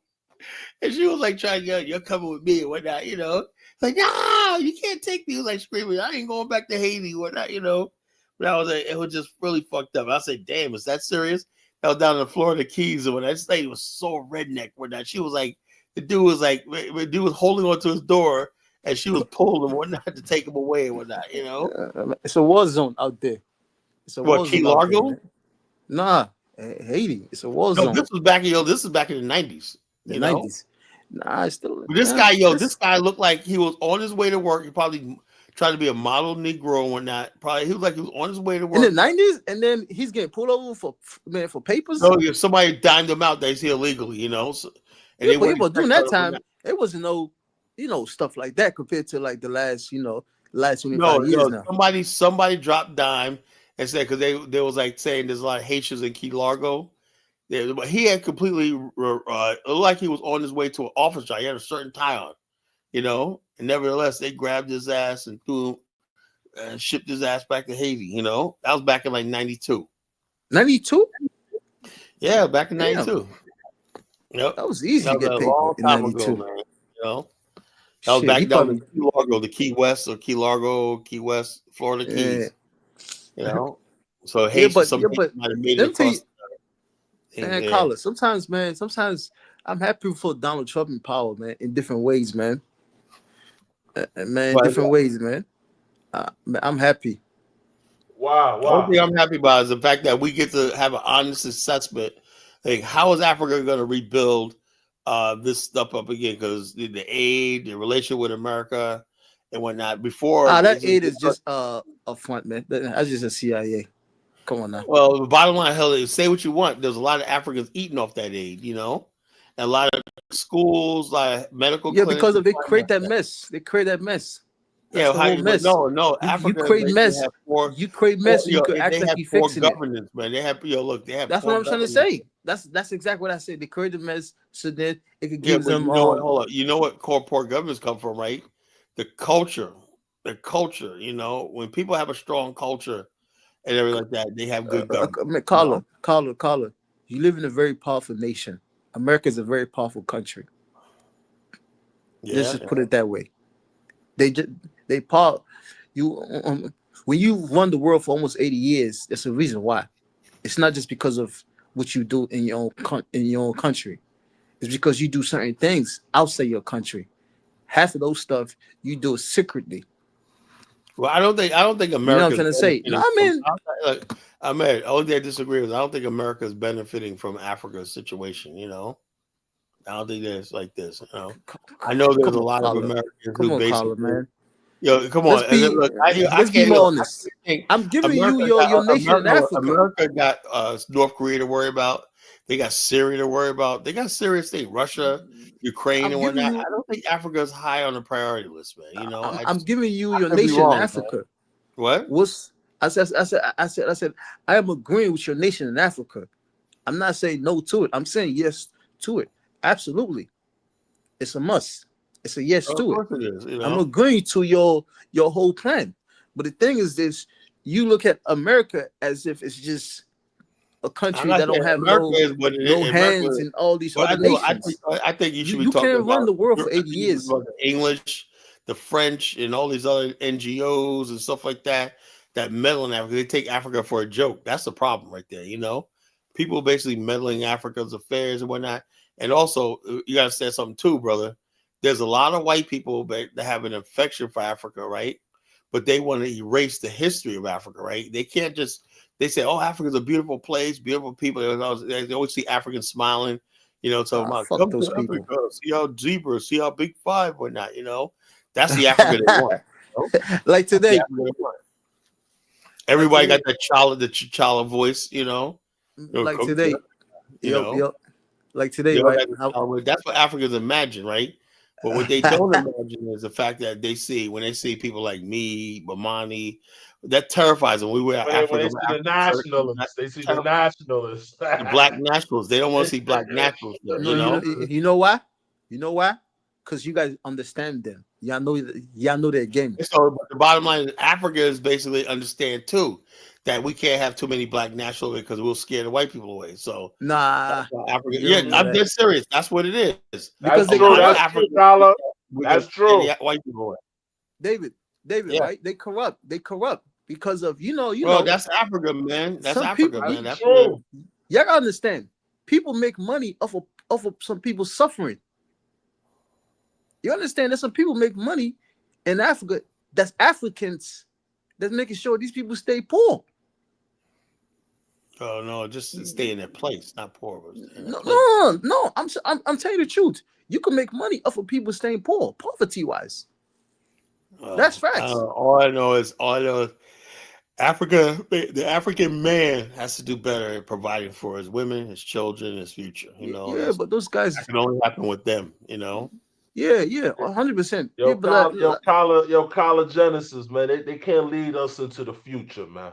They can't lead me. I hope we're on the same page with that. That's why when people They talk about can't come lead to us Ghana, into the Tyler, be a 21st Ghanaian. century. Nah. You sure, David, man? You sure? No, man. David, you sure? Yeah, no, Africans can't lead us, man. No, Ahmed. Are No, you that's sure, not man? Nah, yeah. Africa, Ahmed, let's be serious, right? Africans cannot lead African America. 21st, yo, we in the 21st century. You know? Nah, Yeah, sure. nah. David. Okay. I have no faith, brother. Nah, I mean, the people that's in power are bullshitters. That's for sure. Yeah, no matter who you put in power, man. Our cultures, customs, right now, Africa, they need like a Mao Zedong type leader with a Marcus Garvey mindset. Yes, exactly what they need. They're gonna take them out. Right now, that's understand. what you gonna talk like Marcus Garvey in certain I'm African saying, countries. but he got to use Mao Zedong tactics. They will take you out, man. Yo, Mao Zedong said he saw these people on heroin, right? He said, we're gonna leave, we're gonna come back in a month. If you guys haven't got rid of heroin, whatever like that, you got 1 month to clean yourself up. We come back, if you haven't got all that shit, we're gonna shoot you. When they came back there was nobody on heroin. They wasn't selling it, they weren't doing all that. That's a drastic measure. Why do you think China and Asia have death penalty for heroin use, right? Why? Because they know what it did to their people, you know? That's why the most serious thing you can do is be trafficking in narcotics in Asia. That's a death penalty, you know, because of the history, opium wars, all stuff like that. Millions of people were taken out because of heroin addiction and stuff like that, by greedy people. and traders, Chinese, Asian traders who sold dope to their own people, you know? So they have laws in there that's unforgiving, man. You get caught, you know, you get caught in Asia with fucking heroin when it's a mandatory death penalty in most countries, you know, because of history. Africa, when you look at the laws, nothing reflects the fact that they went through transatlantic slave trade, colonialism, and all stuff like this, right, and wars and everything. Because the same factors that led to all the stuff like that, there's nothing checking them, you know. Why are people still allowed to be tribal in this day and time, you know? You know, in countries like, I used to stuck on these African China, tribes, man. What's up, you know, in man? countries What's like up with y'all with China, these African tribes, man? practicing separatism and stuff like that can get you the death penalty. You know, What's up with man? What's up with y'all with these African tribes, man? What's up? What's the? No, I'm saying African What's tribes, the right? big beef with it? No, the African tribes prevent you becoming a nation. You know, that's why if you got all these people in Sierra Leone and they're only about their own tribe, the nation doesn't benefit. So you don't go further to the next level. But Kala, it don't make sense, right? Think about it. If you in a tribe in an African country, you're not leaving the African country with a tribal passport. You're leaving with the national passport. Okay. So why you can't just throw the tribe in like Dollar said in the museum? No, listen. Okay. Let me say something. There's certain things that a certain topic, right? You guys gotta listen to us better before We'll you listen to you, but this is why. But y'all don't listen the way African y'all Americans should. will never come to your country and lay large just like numbers. just like how like when it comes to American history with the systemic and everything, financially, socially. No, I gotta shut up completely. Bruh, You know what I I'm trying to not say? I spent gotta shut up time with some and listen to y'all tribes in heavily. Liberia, bruh, and in other No, African countries. I get what you're saying. I mean, this To me, they don't really answer a lot of my questions. okay. They don't answer a lot of my So questions David, okay, so David, like, what's your question? I answered honestly. Like, okay. I answered Like honestly. one of my I guarantee. questions I asked. Anything. I could. Okay. Let me give you a question. Okay. One of the questions I asked. Okay. I know. Okay, like different tribal kingdoms, they were selling slaves and blah blah blah blah blah blah. But I always ask myself, Dad, why they didn't keep some of the slaves and build their kingdom like the white man, or build some manufacturing or something? If you just hunted, you just sold all the slaves. You should have kept some for yourself. Well, these are Africa basically didn't. If they you had understand what I'm saying? 250 years of losing manpower, you know. Yeah, at least build your army up. They ain't got no answers for me. You know, okay, no you want me to say something? Or I'll ask. Okay, let's say, all right. Let's say I want to learn how to speak an African language, right? Let's say I want to learn how to speak Bassa. There's no school.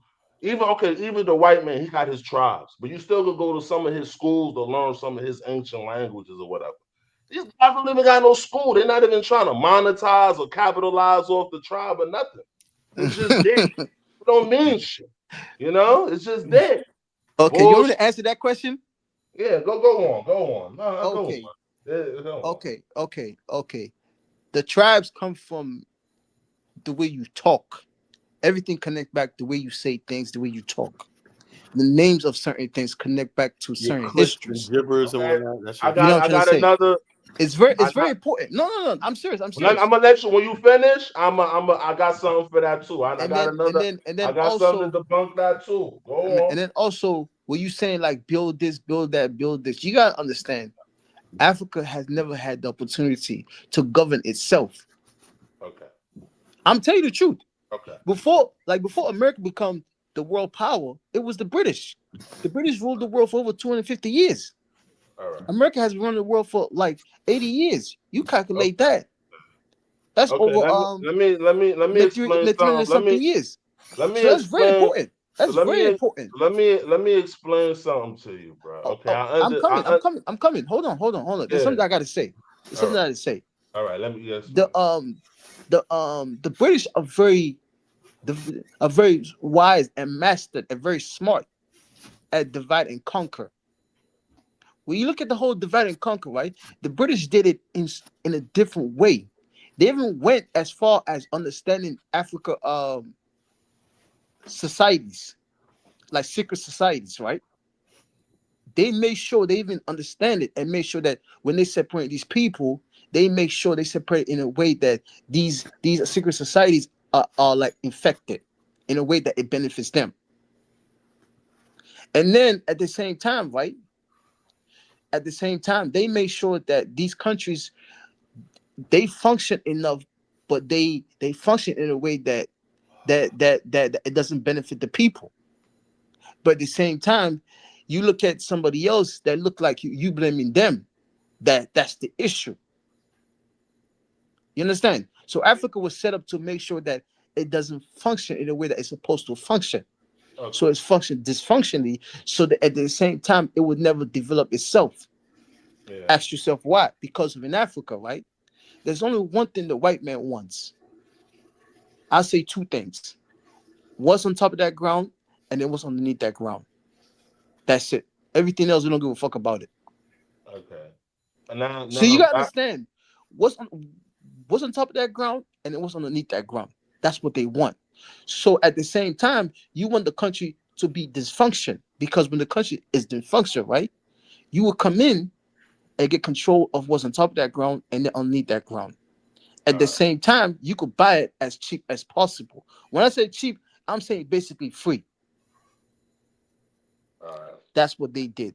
They even went as far, even these secret societies, they made sure. There was a video, right? I saw.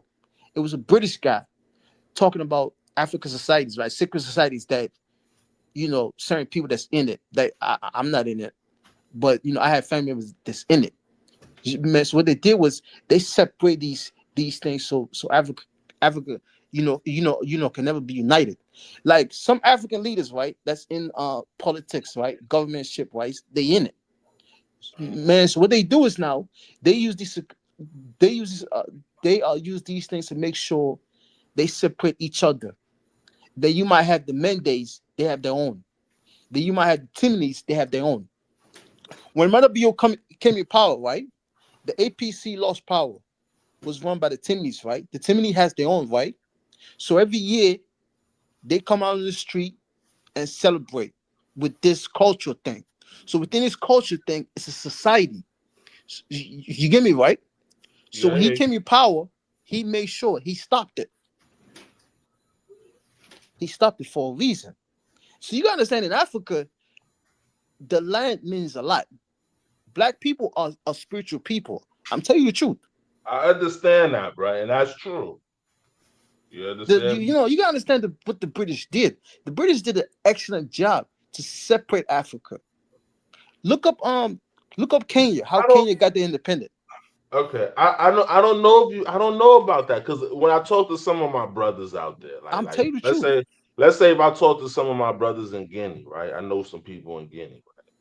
They speak French. Some of them not happy that colonization happened because they figure that okay, we different tribes and we speak different languages.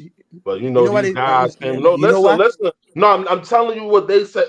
They told I've me. heard that too. You know what I I've mean? heard that too before. Yeah, like I've heard some of they my family feel members like the say that language brought them we were together better. or whatever. You understand me? And then now, what you talk about language right now is three major languages in the world.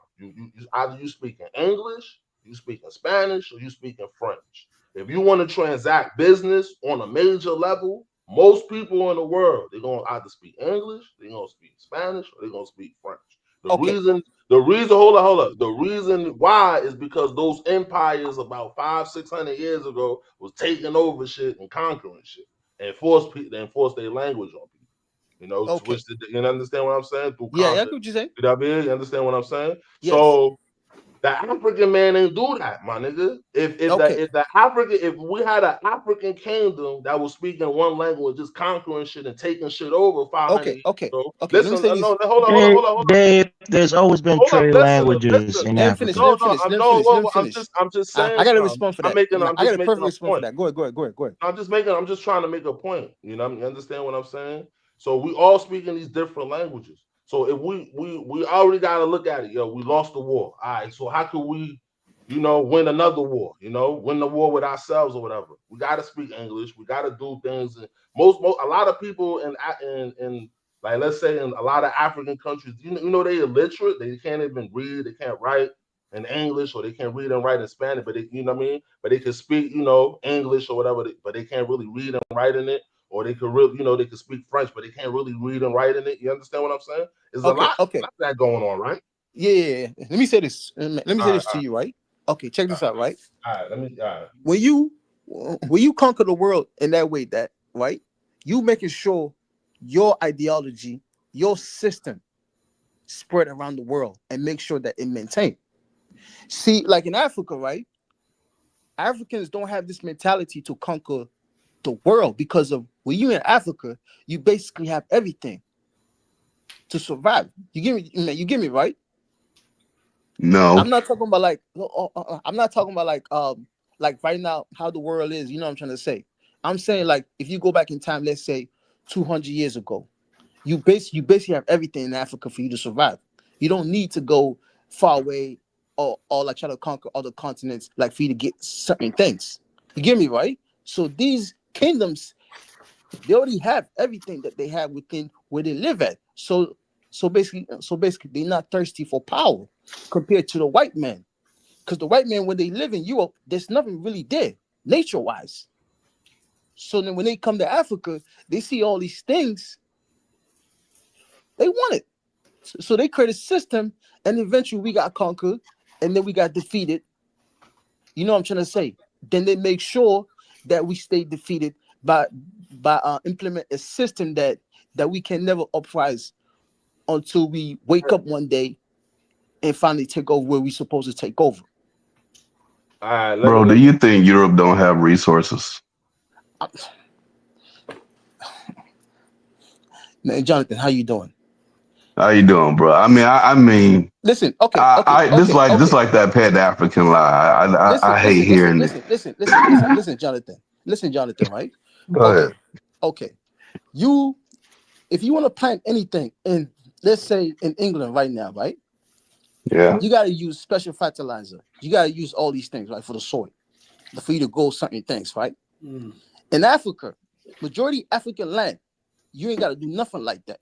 You just need water, and the stuff grows. You understand? I'm not talking about like right now or the past 100 years. I'm talking about if you go back, let's say 200 years or 300 years ago. You get me, right? Did the land change the last 200 years? If you want to grow anything in England, you can't just put the seed and then the seed grows. Who told you that? You got to use chemical fertilizer, for these things to grow. Because they use less chemicals in the UK and in Europe than they do in the United States of America. You know that, right? No. They use chemicals. Trust me. Yeah, they use chemicals in Africa too. You know that, right? Jonathan is right. Listen. It's because of the European government forced. Yeah, they regulate the food, the kind of things that's put in food. It's much more regulated in Europe than it is in the United States. Meant to use our European seeds in Kenya. You know what they did in Kenya? They wouldn't even let me take beef jerky into the UK.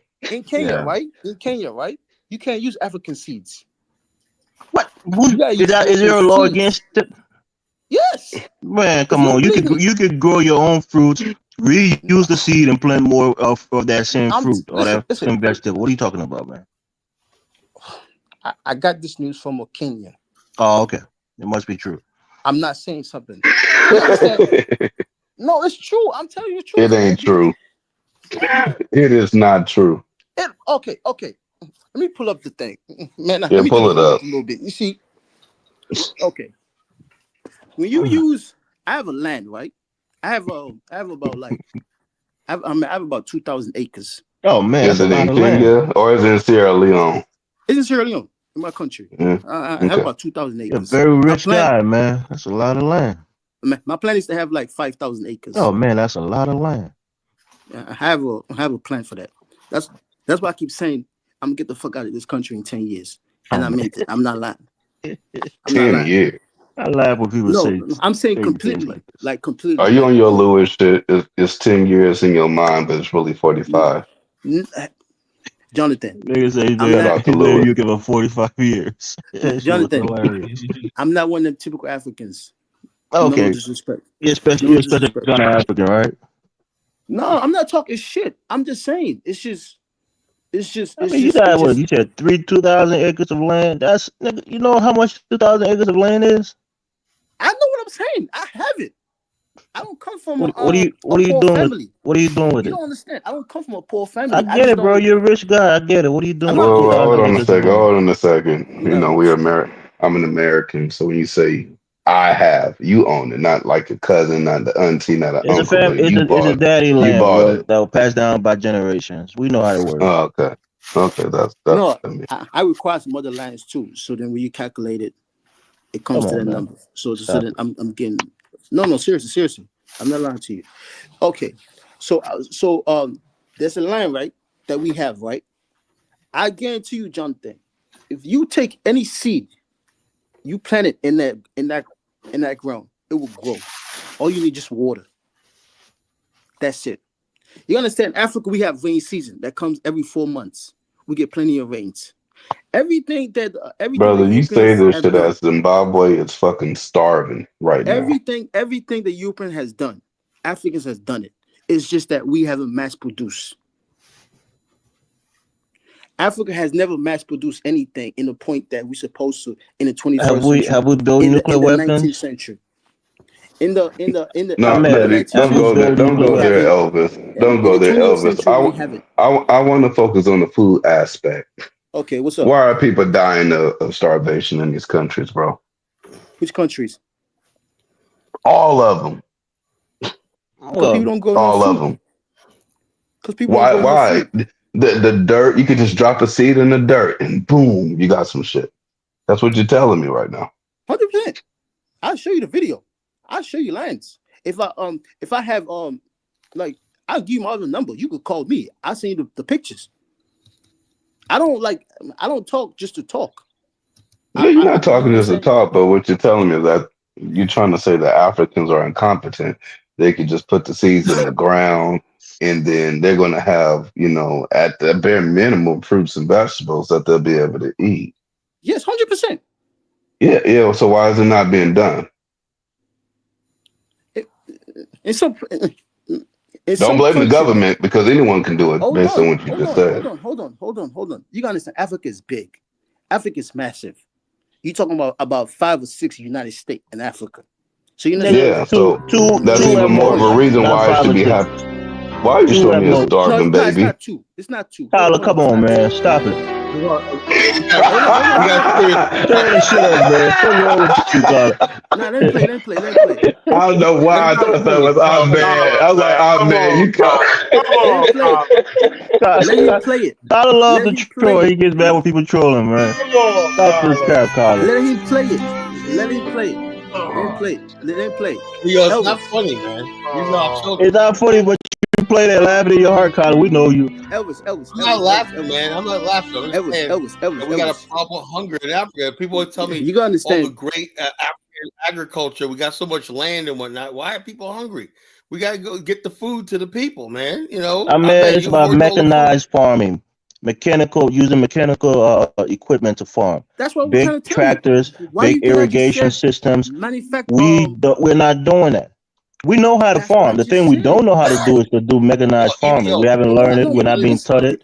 Check this out. Okay, that's the problem. Africa, okay. Look, let me finish. This is let me Southern finish. Africa. I thought hunger was just let a me West finish. African thing. Okay, you from Liberia, right, Elvis? Right? You from Liberia. In Africa, in Sierra Leone, right? You got the Mende people. The Mende people are notorious, are specialized in agriculture. We have Mende people in Liberia. Yes, in agriculture. So within their own land, it's a generation thing. It's passed on. Farming, you got to understand, Ahmed, there's levels to farming. Subsistence farming is to sustain yourself and your family. Mechanized farming is on a whole nother scale. It's on a larger scale that can feed nations and counties and so forth. We can we could do such Africa has never got its opportunity to mass produce. That's why I said mass produce. No, it's not an opportunity. What do you mean the opportunity? Nigga, you go out there and you learn the skills and you learn how to do it. It's not given to you. You got to go out there and learn it. How you think the Europeans got it? No, never mind that, Elvis. What do you mean you ain't ever had the opportunity? You've been free for 60 years, man. Come on. How long does it take for you to learn it? Come on, we can do such stop. Man, stop with these. Stop making these Africans free for excuses. 60 years, man. We Come could on, do Jonathan. You've been basic free for farming to 60 sustain years, bro. ourselves. Let's be We mature. can't do Let's be mechanized mature. farming on a large scale. Okay, David. Let's get back to your thing because you know Jonathan came in and tried to mess up everything.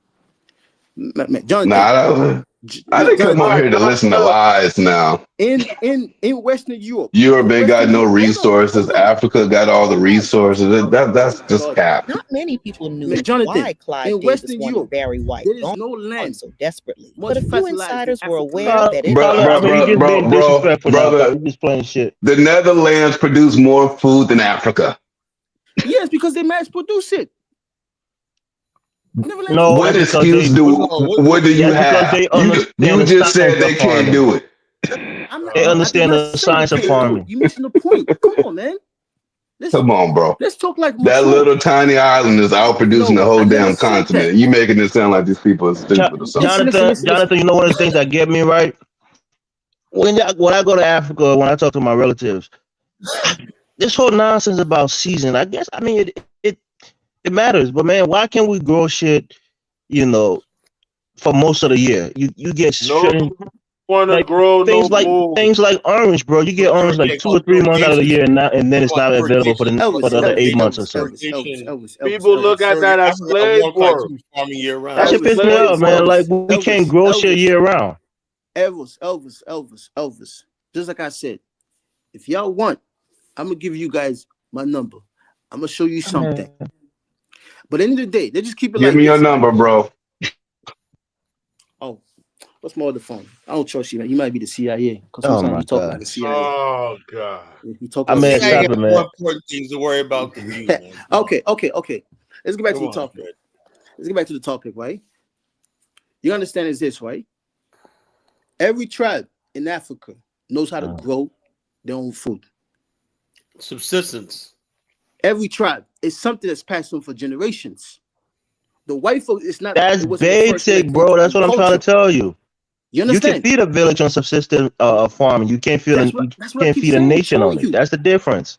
In Africa, you have your own small village where you grow your own food. It's a separation. Everything is separate. You have your small thing. That's not going to cut it. This person just grow that. Even in the villages, you got to wait 3 months, 6 months before you can grow certain crops. It's a big difference when you try to do. You need to mass produce year round. Game. That's what I'm saying. It's a big difference. The thing here is we can learn it. It's just our government, and then we'll go with the government again. But the government don't invest in the equipment to help these farmers, to train them how to do, mechanized farming. I'm saying. You repeat the same thing that I started saying. But I'm saying, who's stopping us from doing it then? Who's stopping us from doing it on a large scale? Okay. When they came, right? When the European came, right? Oh man, leave the European out of it. I'm talking about us, Africans. What's stopping us right now? Let me talk, right? The typical Africans, right? Especially like nowadays or the past 20 or 30 or 40 years, right? Or 50 years, right? They look at somebody that did agriculture as filthy, as poor. What? I'm serious. These Europeans, right? They made sure. In Africa, we know people who have large farms are some of the wealthiest people. In my country, people who have large farms. When people even get status and they get money, the first thing they want to buy is a large piece of farmland and start growing cocoa, start growing palm oil, whatever it is. Elvis, so farming is not looked at as being for the poor. Elvis, the mindset, the average person, when they go to school, right? They're not studying how to be agriculture or this and that, right? They studying to work in an office, to look like they have money, to have an office job. They're not going to school to study agriculture. Yeah, that's a stigma that y'all have on agriculture. That's what I keep saying. That same stigma. Down at that. That's slave work. Stigma was passed on to Africans. Man, people look down on that, but I see a whole lot of people farming, bro. That's what I'm saying. These guys don't know what they're talking about, bro. What the hell is y'all talking about? When people get rich, they go and buy farmland. It's not, nobody look down on it.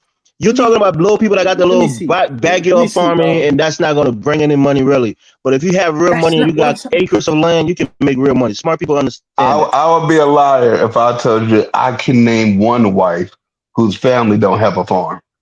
Someone's growing cassava, someone's growing some other shit, someone's growing some other shit. Right. Everyone's growing some shit, bro. So don't say they look down on it. Come on, bro. That's just cap. That's not cap. Come on, Man. It is cap. It's cap. not cap. In Liberia, in my country, and I'm sure it is in your country, if a president doesn't have a Elvis, farmland, he's looked at to be crazy. Every president, one of the first things they get when they become president, they get a land, given to them for farm. You go to YouTube, right? It's a traditional thing. Right? Hold on, Elvis. I mean, you can't run the right? conversation, brother. Let other people speak too, man. You go to YouTube, right? You look at all these young African people, right? That's doing farming nowadays, right? It's all over YouTube now, right? When they start talking, right? How they start doing these agriculture thing, right? They start mentioning, before I didn't look at it as what I look at it as dirty job, something like that. I wanted to work in an office. Okay, let me tell you a secret, right? Let me tell you a secret. They said it out their own mouth. It's not even a secret, but let me give you a solution, right? The biggest difference between Africa and America when it comes to mechanized farming is the fact that most of these farmers, they have the credit to go to a bank and borrow $600,000 for a big tractor for irrigation system and pay that money back over time, over 10, 20, 30 years. In Africa, even if you're lucky enough to have 80 grand to buy a big tractor, you probably have to pay another 20 grand to clear from the free port. So it's about the availability of those things, right? Like you can't just go to a store in Liberia and buy a tractor and transport it to the hinterlands on your farm. You basically have to buy it from China or the US or wherever, and then transport it to your country and then free it from the free port, which is going to be a lot of money. So the cost of getting machinery in the country is astronomical. That's one of the biggest hindrances. And that's why government has to get involved, because we don't produce things in our country, thereby things that we should, would be buying. It would be way more expensive to import it into our country, especially big machinery. So that's the biggest thing.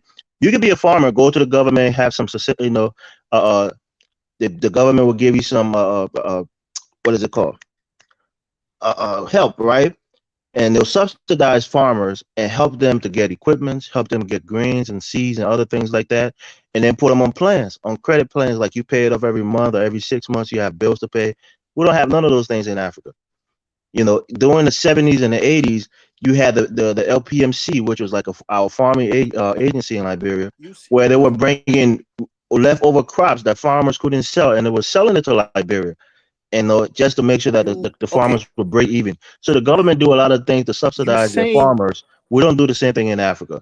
The next thing is we don't have the machinery readily available to buy to use on our farms. So that's the biggest thing. Elvis, you saying the same thing how I started. Everything I say is the same thing you're saying. I get it. As a return, right? Where we get our own food from Europe or Asia, right? Why you think European did that? To make sure they give us our leftover. I mean, they're leftover. You know why? Because Europe have factories that can build tractors, that have the machinery to mechanize their farming system. We don't. We can't build a car. We can't even build a good. Listen, we don't control our politicians. No, listen to what I'm saying. Forget the politician. Get down to the issue, right? You don't have the factories for these equipments in your country. You just said about everything on the government. You just said about the whole lending money.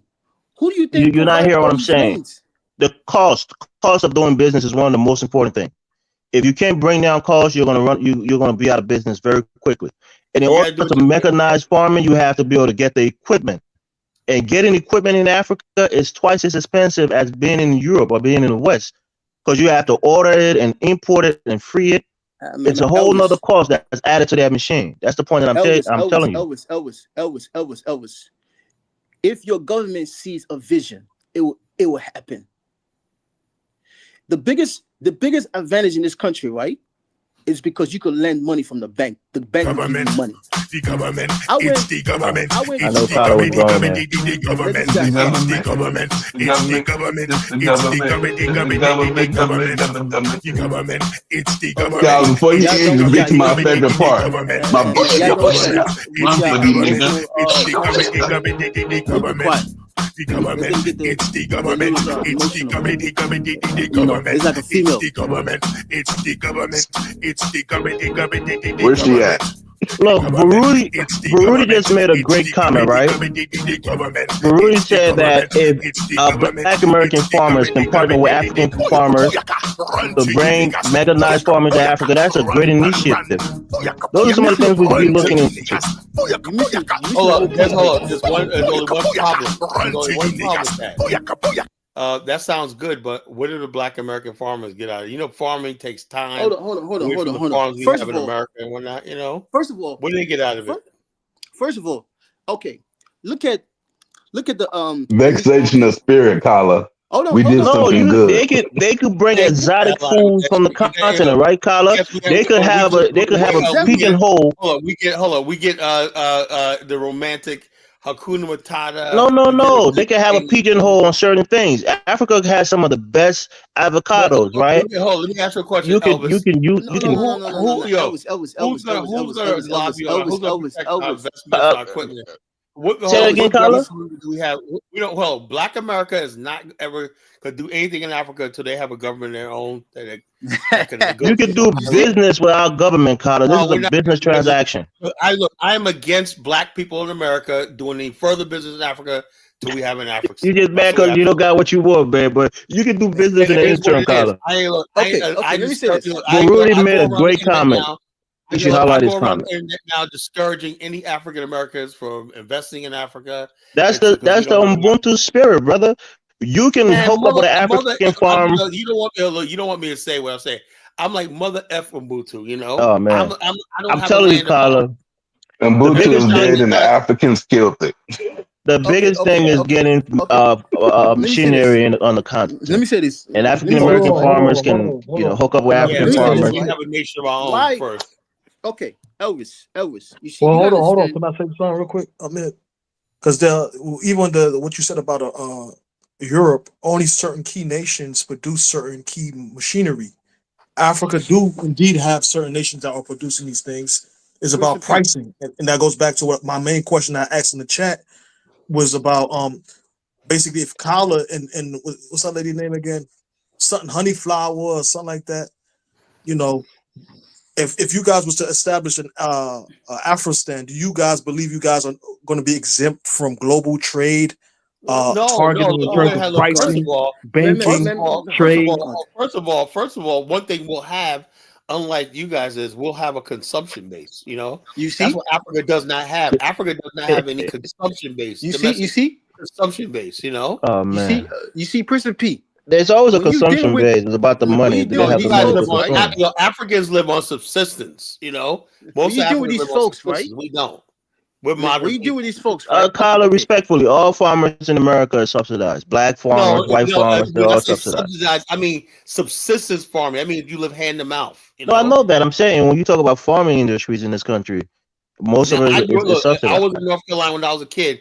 My granddaddy, all the Black men in North Carolina, part of North Carolina, had huge farms. Huge farms. Yeah, and I guarantee you, one of the big things. We had tractors, everything. They're looking for applications to get some of that subsidized, help from the government. Yeah, so that's what the government does. The government subsidizes and whatnot. And the bottom they turn your leftover corn into animal feed and so on to help you. So we sold corn to the feed mills. We had the grain elevator. We had all this stuff like that. Hold on, Kala. That's what does. We have what? You said that's what does. I said the government. See, the government what it does is this. The who? Oh, Ahmed, relax, brother. You're too active tonight. The government. The government. That's all. Look. Bottom line is our government in America. I say all its problems, right? Like in Fayetteville, North Carolina, the Black people stood their ground there, whatnot, and the federal government came in. We had Black lawyers from the NAACP and all that, got us loans and stuff like that in places like Fayetteville, North Carolina, and the Black farmers for generations throughout the South thrived. That's the truth, Okay. So we were locked out. Then we started getting loans for tractors and stuff like that. Okay. We get loans for seeds and stuff like that, everything like that. That's what a government does, right? And the problem in Africa is, right, your government don't do something, you guys get around complaining about the government 24 hours a day, you know? Exactly. And Carla, to go further than that, we produce so well in this country, and then in Europe, they produce so well. The government's actually incentivized them to not produce more. That's what I'm saying. They tell you not to grow. We get paid not to grow something because it was the pricing. You see. That's not a lie. You can live that up, bro. You see, It's called set aside. Jonathan. You see, Jonathan. This is your problem. Y'all take America. No, we eating. We ain't got no problem. We good. Hold on. My family eating. From Yeah, the but west hold to on. the south. Why don't you share some of the food? Hold on. Why don't you share some of the food of Nigeria? They're starving over there right now. My family eating. You got to share the food. Yeah, because your family stole the money from the country when they were in political power. What are you talking about? A family stole political power. You said that. You said your family was in politics and they fled and came to the United States. What are you talking about, man? You act like another one. Man. Come on, man, Elvis, man. You act like you know. That's what you told. That's what you told us, brother. Is that a lie? Of course. Okay, then. So what are you saying? Nah, what I'm trying to say is. So your family stole and then ran to him. Oh man. Man, Zongo was on the platform today. We know how it works, man. You ain't gonna say that your family was the only honest politicians in the country. Don't do that. I mean, that's why NED is after you, bro. They're after you, bro. They're after your ass. Man. You ain't going back. You ain't going back to Sierra Leone. You ain't going back. No. You see, them acres about to sit there, just wasted away. You ain't going back. You ain't about to risk your life. Just stay in New York, bro. Nah, hell DC. no. No, DC. Oh yeah, DC. Stay in DC. Yeah, don't risk your life trying to. But about what Honeyflower was saying, man, you know. Look, for y'all African stop. You just want to be on the same side with that exotic looking African. No, it ain't had nothing to do with that, man. She was singing music to my ears, man. No. She's a beautiful African sister. Hold on, but she's a Negropean, right? If it was me who was saying the same shit as she was saying, she would be considered a Negropean. We'll bring up mud cookies every time we get a chance to. Exactly, that's my point. What she was basically saying was that African men got to start putting their brains together, stop being tribal, and build something up for the continent. Man, she's dumb. For women. Y'all get mad with her. But they're already doing that. No, oh, okay. Prison P, man, don't mind that lady, man. She's crazy. She like I said, you guys are in denial. You guys are such denial. And one of the regions she's from, which is Ethiopia, their GDP has risen by 4%. They have built a dam with their own money from Ethiopia is doing well, brother. Relative to Africa, they're doing quite well. Ask how much Ethiopia make a year. You know, it was like 5,000. But why you America is the biggest economy. A lot of countries can't compete with America. And she's saying she ain't trying to leave, man. Y'all gotta see what y'all gonna do to attract those women back to the. Carla, you think we're trying to attract those women, Carla?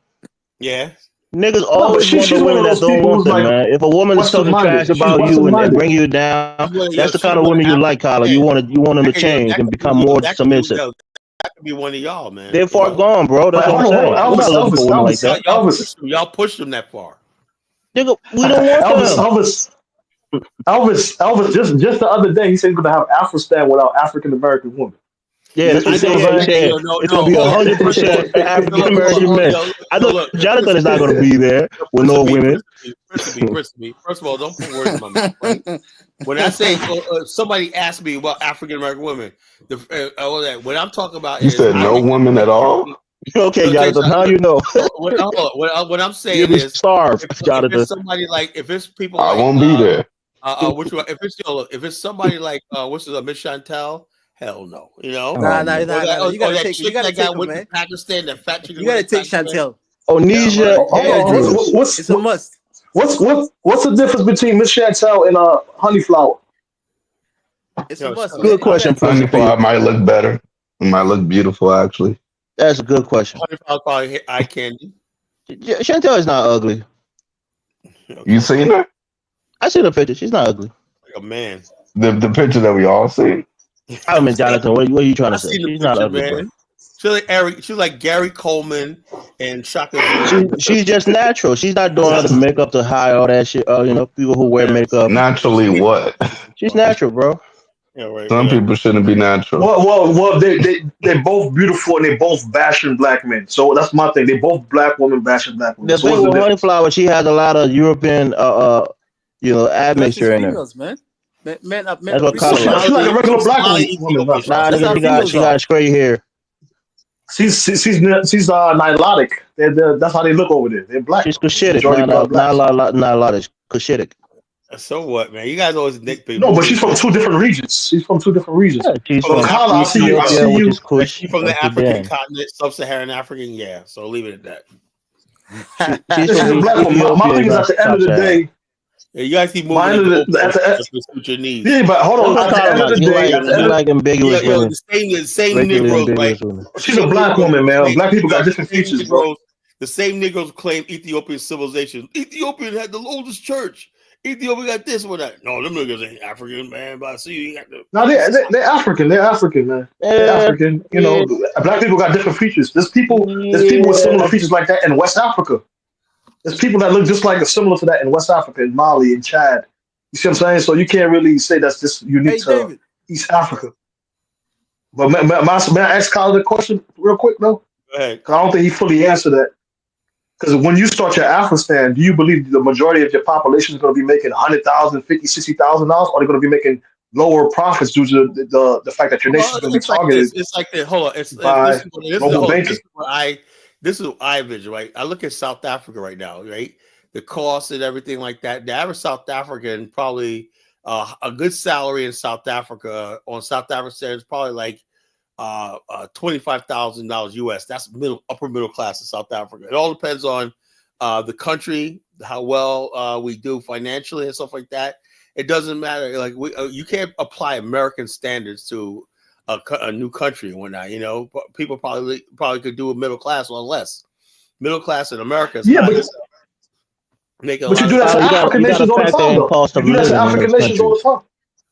What you say? So that 25,000 goes a long way than it will in the United States. Cost of living is a big issue. So what I'm trying to say is, I don't know. All I know is this is what my value system are, right? Like I said, so I'm the principal architect of this, right?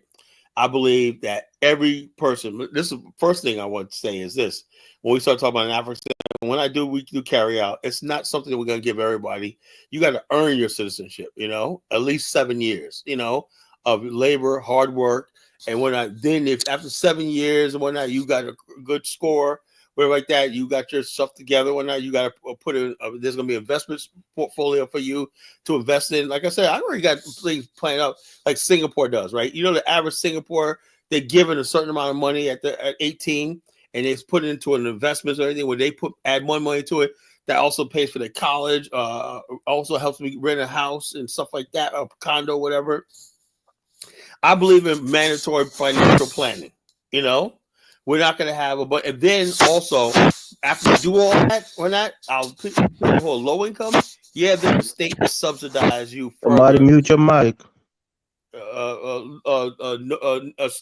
Subsidize you. So we're not going to have the poverty problem. Why? Because Oliver is saying that sounds like communism and socialism.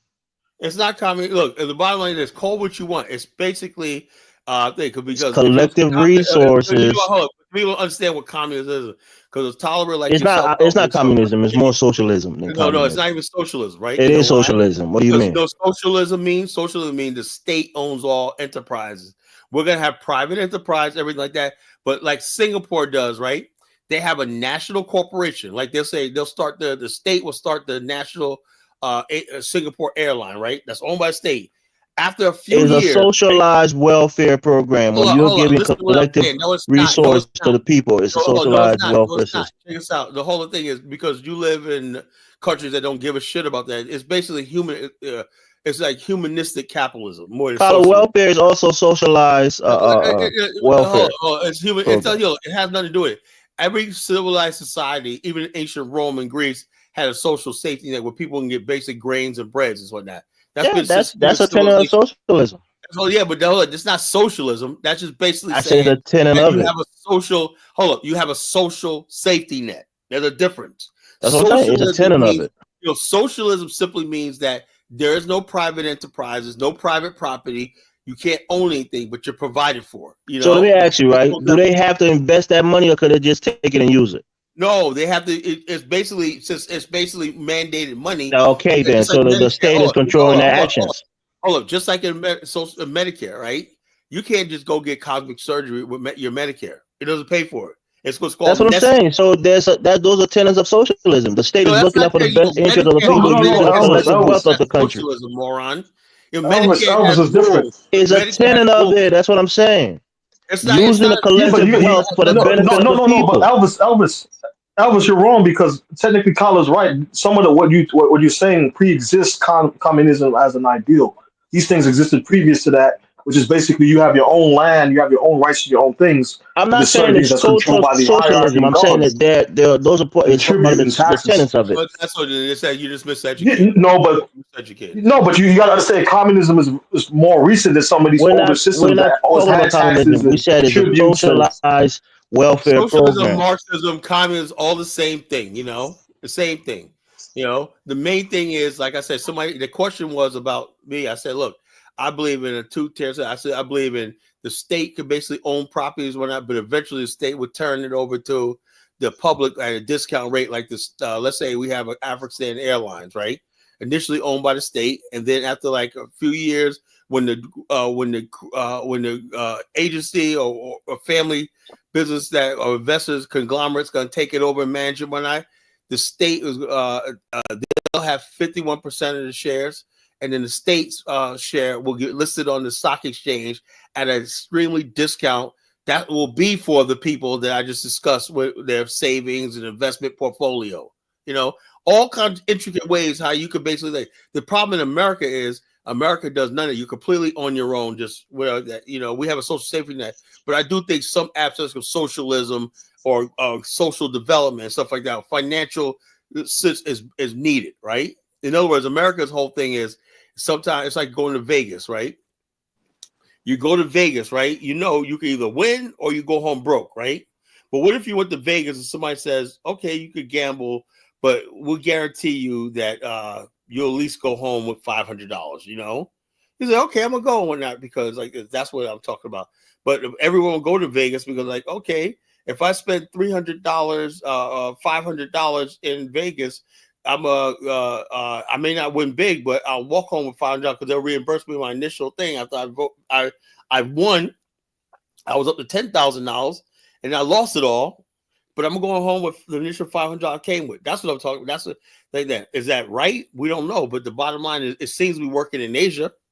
That system seems to work in Asia, because Asia has the fastest growing middle class in the world. Millions of people were lifted out of extreme poverty overnight in Asia like that. Yeah, but in America, people are getting food because of everything is owned by corporate.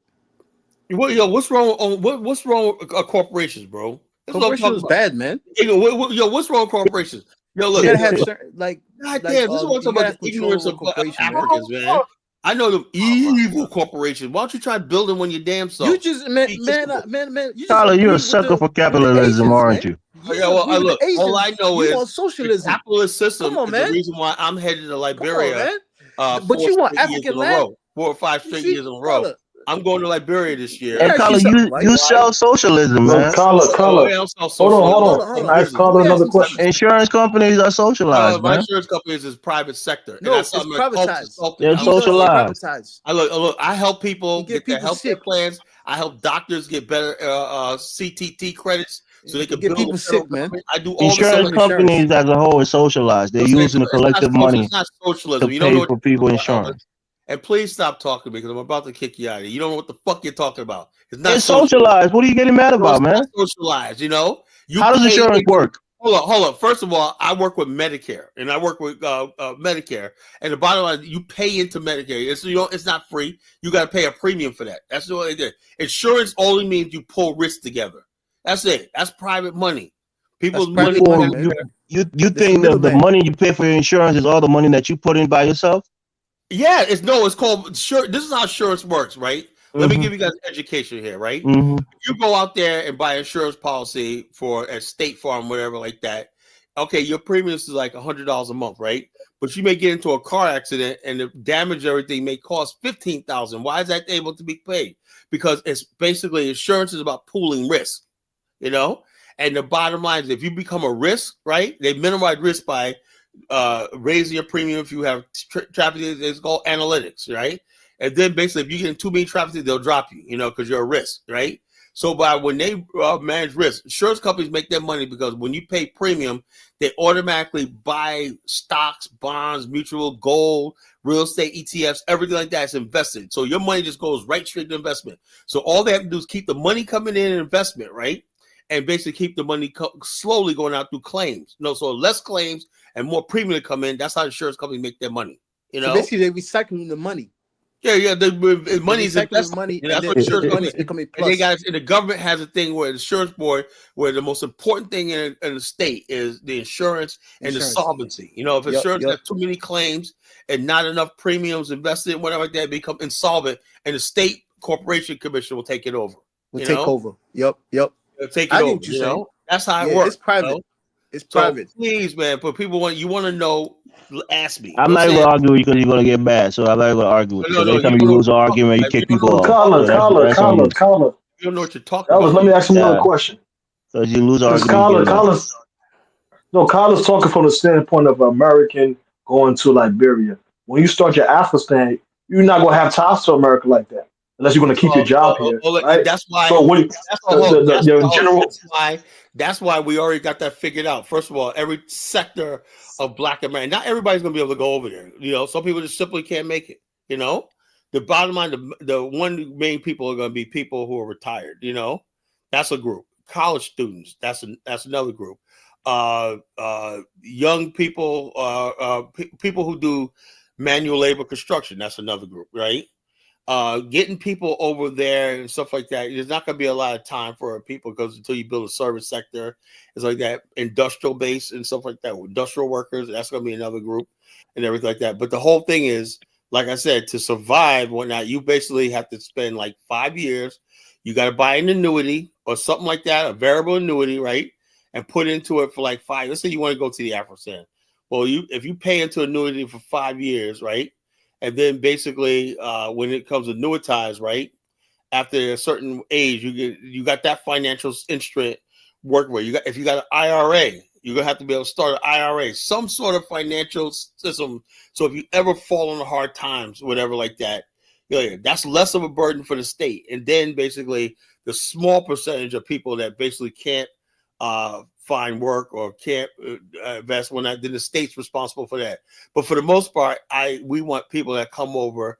They either got a savings, they can port over their job, or they're skilled. They call what we call key people. You know, there's gonna be key people that basically are needed to build a country. You know, and that's what we're gonna have. You know, recruiting key people or not, and those people are gonna have good jobs, good salaries, stuff like that through the private sector and everything like that. Because what I'll say, we're going to be purchasing goods and services from the African continent, you know, and also we're going to have a lot of Africans that are going to come there on work visas and stuff like that. So I expect that to be the largest real estate expansion in human history, you know, because Black America baby boomers are about to transfer trillions of dollars worth of real estate wealth to the next generation, you know. So that's another thing. Well, that's smart. That's a good market to target. Black America has literally trillions of dollars worth of equity and home equity, you know.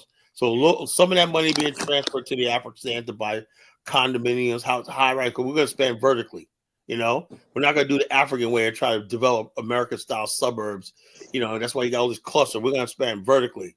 We're going to have things like monorails and light rails, stuff like that, as opposed to you know. So I respect that, but do you think you're doing an injustice by not preparing some of the people's mind to understand that they might receive a lower income initially? Well, bottom line, when you critique Africa, there's a lot of things, right, that you may not have. You will have a decent life, but ain't nobody guarantee that you're going to basically be making the side of money that you make in America. That's not going to be possible. But you will be able to have a comfortable, nice life.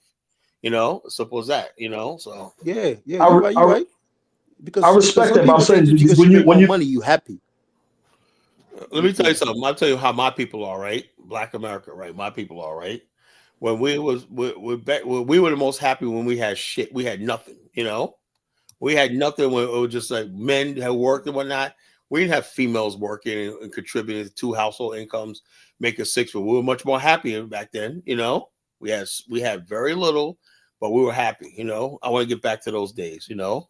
You go, the white man can keep all his 6 figures and what the hell shit he want. We're gonna build a nice civilization where everybody has a shot, everybody has a chance, everybody is provided for, everybody's happy, you know. Be one big happy family of people. That's what I want, you know. So that's what we dream about. That's what we want, you know. That's our future. We don't need America. We don't need anybody else. We just need ourselves, you know. That's the Black America I grew up in. You know, we were self-sufficient, we were strong, and we were like this. We were the strongest people I ever met. The happiest times in my life. That's why I said I'm conflicted. The happiest times in my life was when in my childhood, and I was around Black people, Black churches, Black picnics, Black family reunions, stuff like that. All that beauty, you know, and everything like that. All the beauty I saw in my people and whatnot, all gone because this ratchet culture that's taken over Black America, you know, this self-hating culture, you know. And so, like I said, so I just want a chance for our stuff to be again, you know. You think modern women don't want top work? You know, I ain't saying modern women do want to work, you know, but I believe in the career woman too, you know. But I do say that priority is going to be people's wellness. You know, work is we're going to be a hard working country. We're going to build we're going to have hard work. But the thing is, though, you know, it's going to be a working country. The more you work, the freer you are. You know, if you're lazy and everything like that, next thing you know, the society will fall apart. You know. But, you know, that's what I believe. I believe Black America had everything it can to be an independent nation. Man, I might come to Liberia next year.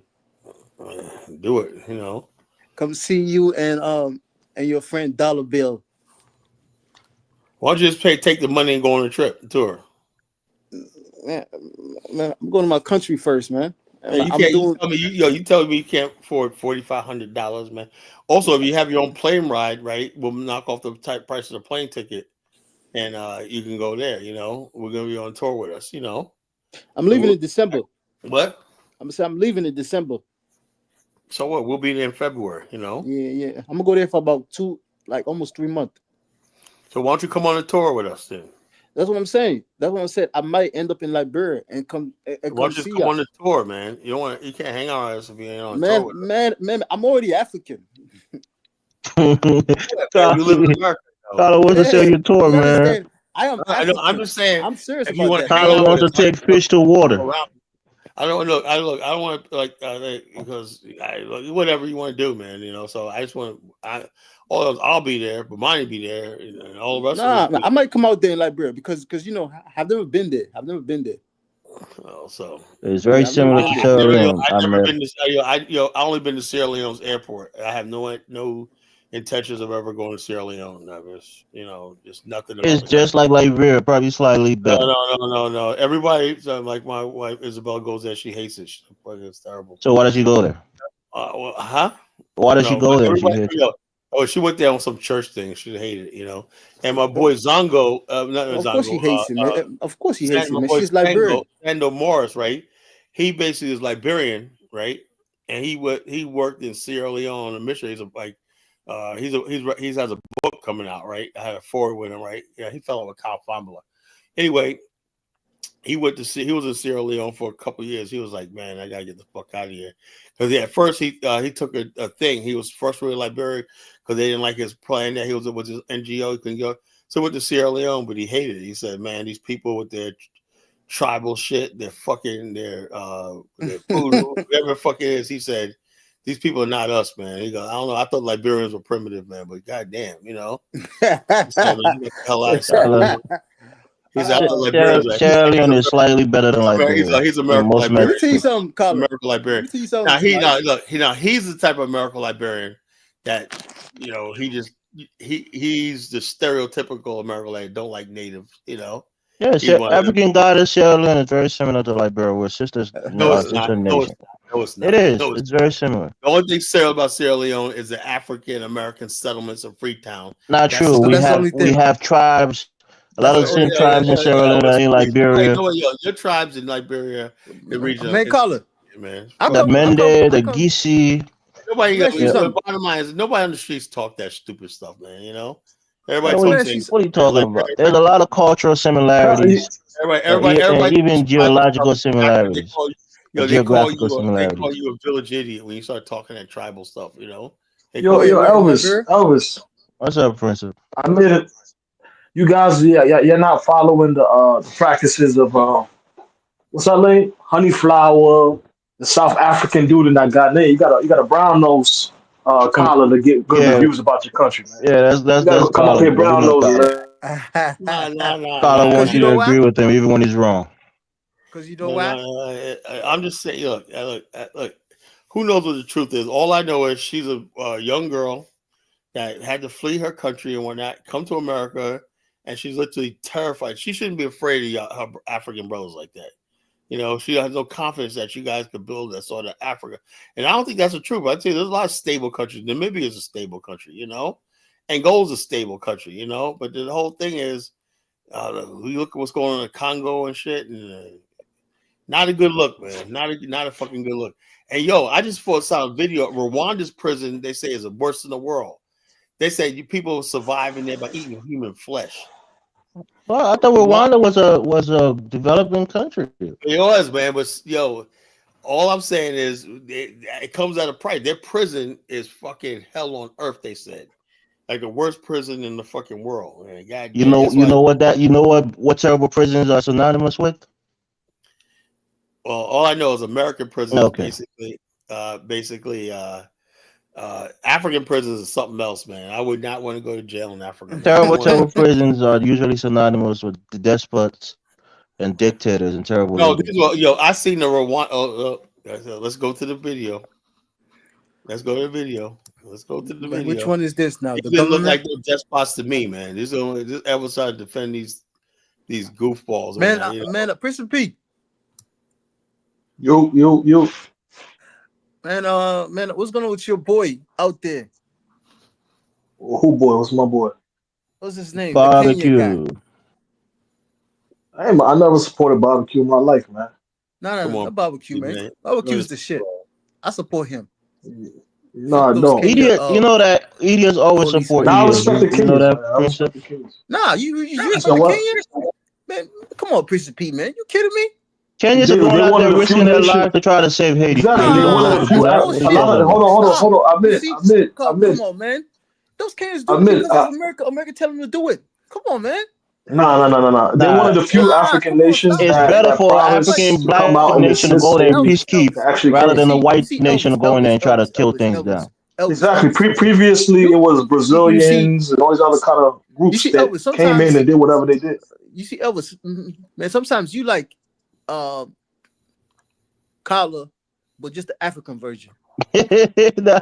No, seriously. Don't say that. That's an insult. No, because Kala thinks his people are so the best in everything, but then Africans are stupid, this and this, this and that. I never said that. And then it's like the same thing, but just the opposite. Yeah, it's the opposite. That's what. I never said I was about to say. Yeah, Kala does not think his people is the best. Nah, he knows we are the best, man, because he American. Americans got this idea they're the best in everything. Never said Africans. Well, we are the best in everything, Ahmed. You got to be honest about that. We are the best. The 13 colonies. Around. Nah. Nothing gonna stop us now. That's just like okay, Elvis, right? If you have your son, your daughter here, right? Let's say about 10 or 15 years from now, right? He or she becomes wonderful as so and so, like super smart, right? America's gonna use your child talent to create something. Hey, check us out. But then when you talk, they're gonna say, "Oh, you're not from this country." The entire facility is. What the fuck? This is a Rwandan prison, man. My opinion about Rwanda. Man, what the fuck? What year was this? Changed. Well, I thought Kagame was a progressive leader. Nah, I can't look at this shit, man. I killed myself. That's the only way I was going to be able to get back into court, to do something like that. The footage you are about to see are taken from some of the worst prisons in the world. From a Rwandan prison where inmates feed on the flesh of other prisoners just to survive, to the infamous ADX Florence, where inmates are kept in a concrete hole with no windows for 23 hours a day, these prisons leave their inmates begging for death. I thought you had to die to go to hell, but hell is right here. Join us as we unveil 9 prisons that are worse than death. You never know how much you're alive until you face death. Starting with Man, number why you go 9, through all these videos? Gitarama Prison, Rwanda. Oh, share him out. To describe Oh, the share him Gitarama out. prison in Rwanda Here, Prince, I see you. as hell on earth would be an understatement. Imagine a world where prisoners have to feed on human flesh just to survive, where thousands of Make up inmates lies, are piled man. together like sardines. This is the reality. This is reality, but it ain't live. Nah, that's Also probably known lie. as the world's worst prison.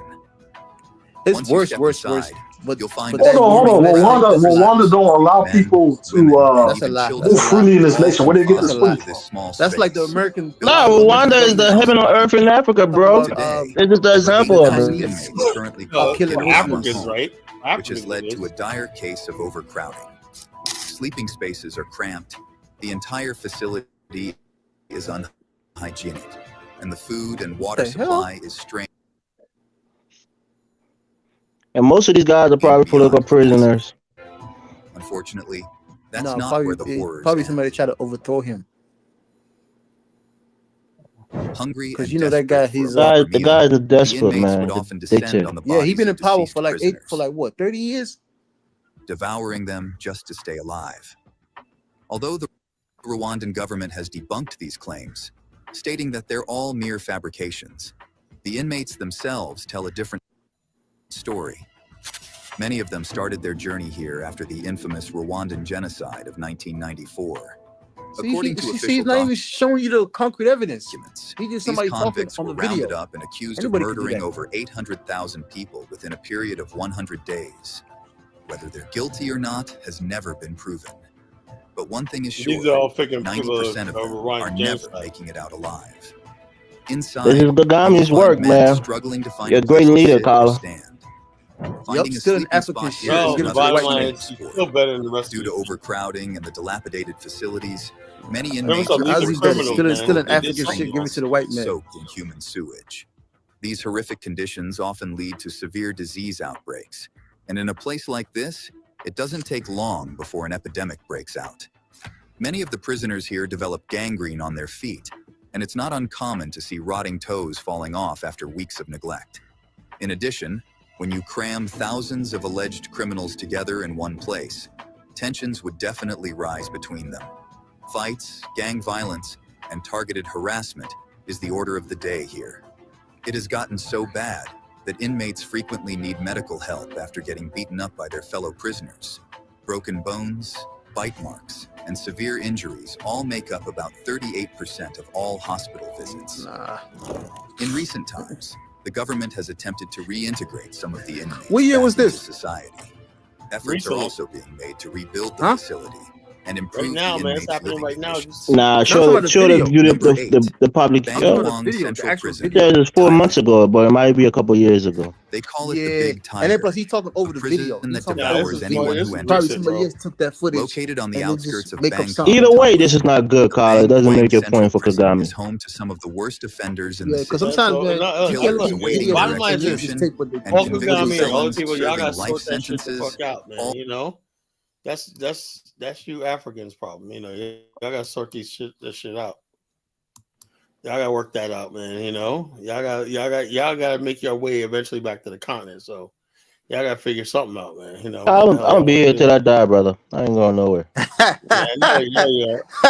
Look, Did you know you Elvis, could be man. I entitled gotta to a deport you 5 or myself, 6 man. figure You gotta I payout want to if you were stay. in I a want to stay traffic here just to collision within spite the you, Carla. past 2 years? I will stay here till I Yes, die even if just to you you, weren't spite the you. I ain't never driver. going back. Just click on the link around this video to discover how much you're You said entitled what? to. Fill out a free 30-second Nah, quiz Carla. and You you're gonna have to done. find me first. Because if you've had to miss work Get out of or here. been hurt by a motorist You're in the going, past 2 your years, guy, your you you may is be owed I money, think and this you don't time I'm even going know to it. Grand Gita, It could man. be a I'll fine, be You know cheering you what? guys in the Afghanistan while I'm here Yeah, in the I'm United gonna make a States. beeline. Hey, find out. beeline. Over Let's go to Grand Gita. 25,000 I'm gonna accident make a video victims saying have this is what recovered Elvis should be $15 doing. million I'll be cheering you I'm gonna guys in interview people. Afghanistan, I'm gonna interview people taking eating my pictures stepping fried around Grand foot in a chicken. Gita. courtroom, I'm paying gonna excessive say, legal look, fees, see this nigga or right here? having to This nigga's navigate the Minnesota. insurance gauntlet What do you alone. think? They're gonna say, Even bring that nigga back. pedestrians, I say, you right, rideshare man. users, Petition to bring cyclists, Elvis's and ass back. That's motorcyclists what Yeah, I'm saying. Carla, got the if you go justice to they Afghanistan, deserve. I'll Like go to Stephen. Virginia. I'll live in When your Stephen neighborhood. I'll first take your came place to out us, there. he was Whatever, you facing can a have it. lot You of know, uncertainties in you can his have it. life, and he wasn't Like I say, sure the if bottom line his is case was we going to be African worth Americans anything. from Go Turns live, out, go live in the if jungle. he I hadn't enjoy filed to America, claim with man. well, us, the he bottom would line, have missed out is on we'll do it over again, even on a grander scale. $100,000 We'll in do it. settlement from Mute an the video, accident man. that We'll do was it You're again. over a shouting year over the ago. We'll let, video. we let you Possible. African losers No come over matter here and what take you over thought in the the past, you place can us get in money That's a America. your You fair know, own, trade, Carla. and I'll take it any day. possibly Go to a lot Liberia and I'll more come and we take your know, place in than you America. you expected. would. You know. While we All right. can't turn back the clock and I can help make a you trade right undo now. One of my what cousins. you've You can go take his experienced, place. You come and take we your can place. help Look, you secure your if future Africans want to by getting you a in a generous minute, settlement I for know we'll missed take work, the whole hospital continent, or we bills, could get and property the whole damage. Carla, mute the continent. So, video. what's Yeah, going to pause the happen video, after man. you Pause the fill out video. the 30-second quiz? It's like no, it's I'm saying, Carla, I got a cousin. I can trade. We can trade places with him. You can take his place in Grand Gita, and I can no, bring I him don't in want to go to Virginia. Liberia. Bro. I don't want to go to What do you Liberia. mean you don't want to trade places? I don't not in Liberia. I want my own land. You ain't hold I want my own land.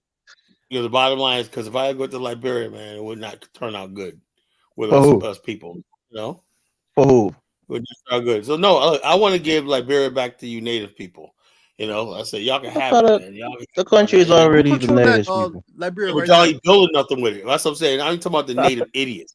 I'm talking about some natives that are fucking halfway civilized. You know, that's like I ain't talking about these fucking savages that run the country There now. are incremental improvements year on year, Carla. Yeah, It's getting nothing, better. man, you know. It's getting I'm really gonna go better. to Liberia and I'm gonna see the same. I think the highway is a little better. That's about it. You know, that's about it. That's what I'm saying. Things are getting better. They got a little development here and there. You know, it's And so getting in better. Painesville, the roundabout in Painesville, pretty good. You know, that should be all really up and running right now. So I'm gonna enjoy that in Painesville. Right? How far are you, David, from that roundabout? It's done. I know, but how far are you from there?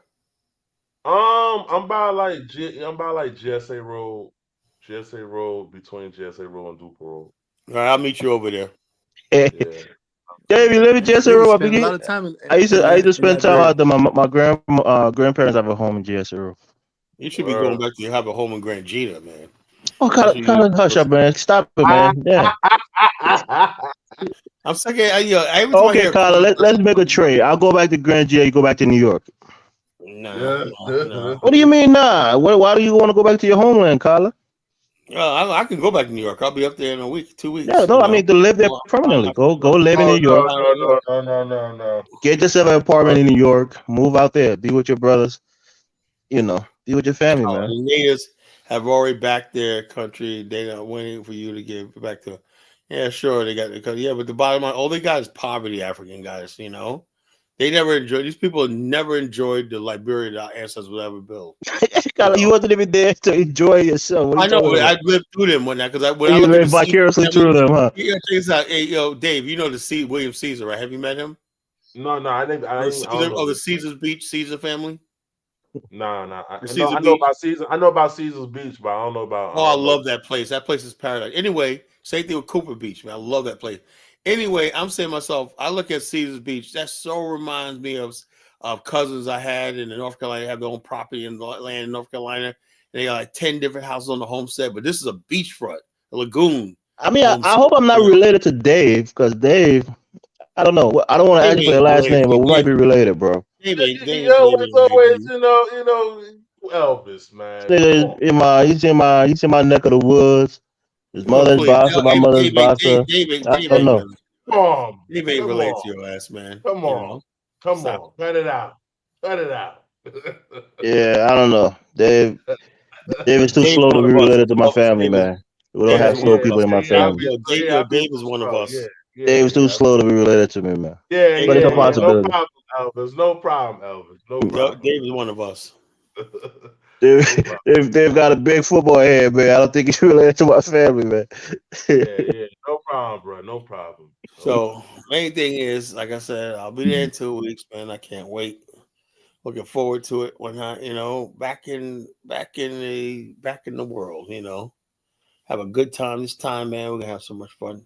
I just can't wait to that tour next year. Matter of fact, I'll be watching you, Carla. everybody that's planning the tour, please, I need your email address. I'm gonna start sending an email list to mine tomorrow, and he's gonna start reaching out to people. I'll be keeping a close eye on you, Carla. What? When you're in my country, we'll have And people watching. look, Elvis, let me tell you something, right? Unless I'm gonna hire you as a driver, man, you have no business talking to me. We got eyes on you, Carla. You said a lot of you said a lot of disparaging things about the people of Liberia, man. We're gonna be watching you. Well, you see how many people I got backing me in Liberia. You said a lot of disparaging things. We're gonna be watching you, man. Oh, you watch me do what? Yeah, making sure you don't try to sabotage the government, man. Not a damn thing, We're making sure you're not going there on espionage missions, man. We're gonna be watching you. Yeah, you guys are funny, man. You're the goofiest people on the fucking we got eyes on you, Carla. Even your driver is gonna be giving us intel, man. We watching you, man. Intel. Yeah. That's really funny. We're gonna know where you are at all times. You guys would ever just come back to your country and fucking he said Elvis a cuck trying to watch you and your wife. Yeah, I know. Elvis is weird. I mean that's Dark Migo always thinking about sexual shit. I'm telling you, we're watching you, man. You talk so much shit. African guys, are you broadcasting? Yeah, of course I will. I'll be broadcasting on what's it, TikTok and TikTok. What you call it? And I'll be at the RLJ. I'll be broadcasting either from my apartment or the RLJ Kenya. That's what I did before. RLJ Kenya. That's why I did O'Shea Duke Jackson show. I did the Kinganda from RLJ, Kinganda channel, That was one of my best interviews with O'Shea Duke Jackson. I did the Kinganda channel, on for the thing. That was a nice interview. And I'm broadcasting from Liberia every night, Why you got to broadcast from the hotel? Gotta go into the real place. Let's see the real country. Don't go to some little resort place. Yeah, go around the country, man. Yeah, don't do that double talk you be doing, man. Look how nice Liberia is. I'm sitting at a resort. Go into the marketplace. Go into the real Liberia.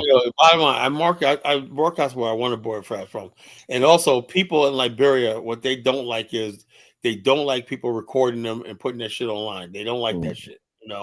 Just ask for permission. Say, brother, can I talk to you? I want to do an interview with you. When I basically put like that, I respect people's privacy. No, you ask permission first, and most people would agree. A lot of people are just like, look, they hold their head. No, they don't want to be on camera like that, and I respect that. I don't bother asking them, because I don't want to invade them. They're not animals. They're not people in zoo at you like this. It's time to do everything like that, but I don't basically want to put somebody on. Not even the people, just the sites, the areas. Well, I'll be at the place, like this. I'll be broadcasting. I'll be broadcasting from Cape Mount. I'll be at different places. The one I'm broadcasting from. Just make sure you're well behaved this time around, Carla. Well behaved. I do what the hell I want to do in Liberia. What the hell are you talking about? It might be a part 2 of what happened the last time. I'm civilized. Yeah. They might try to hem you up this time for real, Carla. They're gonna roll Carla up again. Part 2. I'm civilized, And what does that mean? You think civilized people can't get? I roll deep in Liberia. I'm usually with like 15 people. I'm rolling deep. It wasn't rolling deep that day. Well, what day? When they told you to get down from the car and they try to arrest you. And when first of all, the car was just a freaking checkpoint. But anyway, Elvis, goodbye. Yeah, I'm sick of this motherfucker. Nah, man. Can you play the video in the back chat as you kick them out, man? Can you play the video in the back chat, man? Goodbye, Elvis. Get the fucking. That's your countryman. Can you play the video of Pastor Jennings ushering the man out? He was to have love for your countryman. As you kick him out. Well, Elvis is a fucking clown, Elvis be going back and forth too much sometimes, man. Useless. You can't do that, man. Carla, man. Useless, man. That's your Liberian man. He ain't my Liberian. He ain't my Liberian man, bro. It was a good show to get on the over question. The only a Liberian man I got on his panel is Dave. That's David, it. huh? Dave from cool, though. America. He Cool, say though. he's Black Cool, American. though. He a No, cool Dave dude, is man. I can Liberian. tell. He's Liberian. Nah, Dave. No, last week I came on. Dave was Black American. He's Black America and Liberia have the same culture. He's part of that culture of Black America in Liberia. You understand that? You gotta bring Elvis back so we can So confirm this. what about the ratchet folks? You need Elvis to confirm this. Elvis had to go. This guy. He had to go. You really kicked him out? Yeah, he's gone. I told you, I'm not playing that shit. Every time he comes Oh, on, man. so I think Elvis got feminine ways. How females say shit to try to get you. He's like a fucking female. It's like, look, that's that gay shit, man. I don't like that shit, man. He overdid it. He overdid it. But bring him back. Bring him back, Hell Colin. no. One more time. Hell no. He's done Oh, for okay. the night. All right. It's just show. I don't want to look. I don't want to look. I'm done with him for the night. When I get to the point where I'm fucking you irritate me, I'm like this. I could have a discussion, but when you keep fucking, oh yeah, Carl, we're gonna have eyes on you. Look, I'm like, shut the fuck up. You don't know what the hell you're talking about. I go to Liberia and whatnot. The bottom line, when people look at me, I am on a different fucking level. They know this guy is serious, whoever he is, whatever like that. And that's why I got people around me. They know who the hell I am. A lot of Liberians know who the hell I am. And they give me the respect. Colin, you got to play that Pastor Man in the background that I sent you, man. That ushering the man out video, man. For Elvis. Oh, but you the one that posted that video? Yeah, I posted in the back. That was Elvis getting kicked out by Dollar Bill last time. You posted about an hour ago. Yeah, I posted that. I assume it was gonna happen again. I mean, so he got kicked out like Uncle Phil this time around. But yeah, but sometimes, man, some of these guys, man, they get on. No, that's not Pastor Manning. That's Gino Jenkins. It's Gino Jenkins. Oh, Jim is my fault. Pastor Gino. Yeah, I forgot that. Yeah. Pastor Gino from Philly. Yeah. He was kicking the man out. But yeah, man, like I said, you got to show the nice side, man. That way you can show some people the tour and talk about the development, the changes happening. I heard like recently in Liberia, the president is doing like an audit of the government, stuff like that, man. You can't just be like, you gotta sell Africa. You know what I mean? About that. What you say? Yeah, because I said you got to sell the same way. I feel like you contradict yourself by bashing African leadership and African American leadership. Then next week you talk about all the great things African Americans are doing. Let me put it to you like this: African Americans do a great thing, right? But you know something? Black so-called leadership had nothing to do with it. Nothing. Not a damn thing. I look at my life, right? My father didn't get his job, whatever like that, because of some black lady. You know how he did? My Uncle Lake just happened to live in the same building of a German immigrant, Mr. Bond as well, right? And he was a chemist from Germany, right? Post World War II, and basically couldn't really speak English, nothing like that. So my Uncle Lake helped him get his stuff, his product made, and when he took a couple samples of a couple of industrialists. And they're saying, you know something, we like your product. It's an industrial cleanup product, whatever like that. They said, this whatever invention you have, they said, we want to buy it. They gave him like a multi-million-dollar contract. So he built the factory in Oakland, New Jersey. He told my uncle, man, you will always have a job. And your sons and nephews will always have jobs. And that's how my father got the job, Oakland, New Jersey. Because of that, by the miracle in the 1970s, when I was a little kid and whatnot, we moved into a nice house in suburbia, That's how I was able to do it. It wasn't because of no civil rights. This was New York. We didn't need no damn civil rights movement, and everything like that. There wasn't no friggin' Al Sharpton or anybody like that. It was a friggin' my uncle. He had made it, and also there's a lot of black people who made contacts and did things, went out there and just learned certain things and made certain friends and connections and everything, and they made it. Every time you see successful black people in America, because they got a unique story like that, it wasn't because somebody find some civil rights bill. Next thing you know, the civil rights movement loved taking credit for black success in America. They had a lot. No, but was your uncle educated, man? He probably benefited from education. He was a working man from North Carolina. He moved up to the Great Migration. He came to New York in the 40s, early 40s, and by the time he lived in this building in the Bronx, in the North Bronx, right? He basically met this white guy, a German, that lived in the same building where he did. And basically, this guy was a chemist, right? My uncle helped him get his patent of his product, his invention, his product, whatnot. And then what happened was this guy sold his invention to a chemical company, and he became a millionaire. You know, a multimillionaire. He built a factory, started mass producing, supply. He got all kinds of government contracts, everything to supply this product that he was putting in cans and making this chemical solution. You know, and he came So, over but other. so that means your uncle was a leader in his own right, right? He helped other blacks get jobs as No, well, right? he So you know, he's a he wasn't trailblazer. a black leader. My uncle was a Christian man, basically my uncle late, you know, and he basically was an uncle to God my bless his father. soul. He was my father's uncle, you know. Mhm. And so basically he was just somebody basically semi-educated, came to the north, worked hard as in a longshoreman. All my family were longshoremen. You know, came to New York, worked as a longshoreman, worked hard, had an apartment and stuff like that, you know, had a nice house, went to his house. Uncle Lake, you had to act a certain way and whatnot. You're a child, you spoke when spoken to. He was my father's elder, you know. So I had nothing to say, you know. I had absolutely nothing to say. I just sat there. He would always sit there reading his paper, you know, his newspaper, you know, with his pipe, you know, Uncle Lake, you know, that little sweater on and whatnot, you know, his legs crossed and whatnot, you know, tall guy, you know. God bless him. God bless his soul. Yeah, You so know, but like I said, but that's not like he a trailblazer. He got an opportunity. He networked and he opened the gate for other black individuals to work in that he factory. opened the That's not gate like for he's a trailblazer. us and our family and whatnot, you know, because he wasn't thinking as black men like that. They weren't thinking about being partners and investing when they weren't thinking about how we think now. They was thinking about, oh yeah, this is a white man that's going to give me a job. That's what all they knew back then. You know, so I don't get mad at my ancestors because all they knew is we could work and we would feed our families. You know, that's all we would.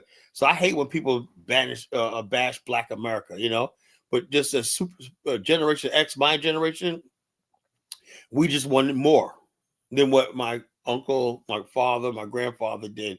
They worked for Con Edison, New York, the shipyards and all stuff like that. You know, the post office, sanitation. That was their generation. We wanted a little more. You know, to be honest with you, we wanted a little more.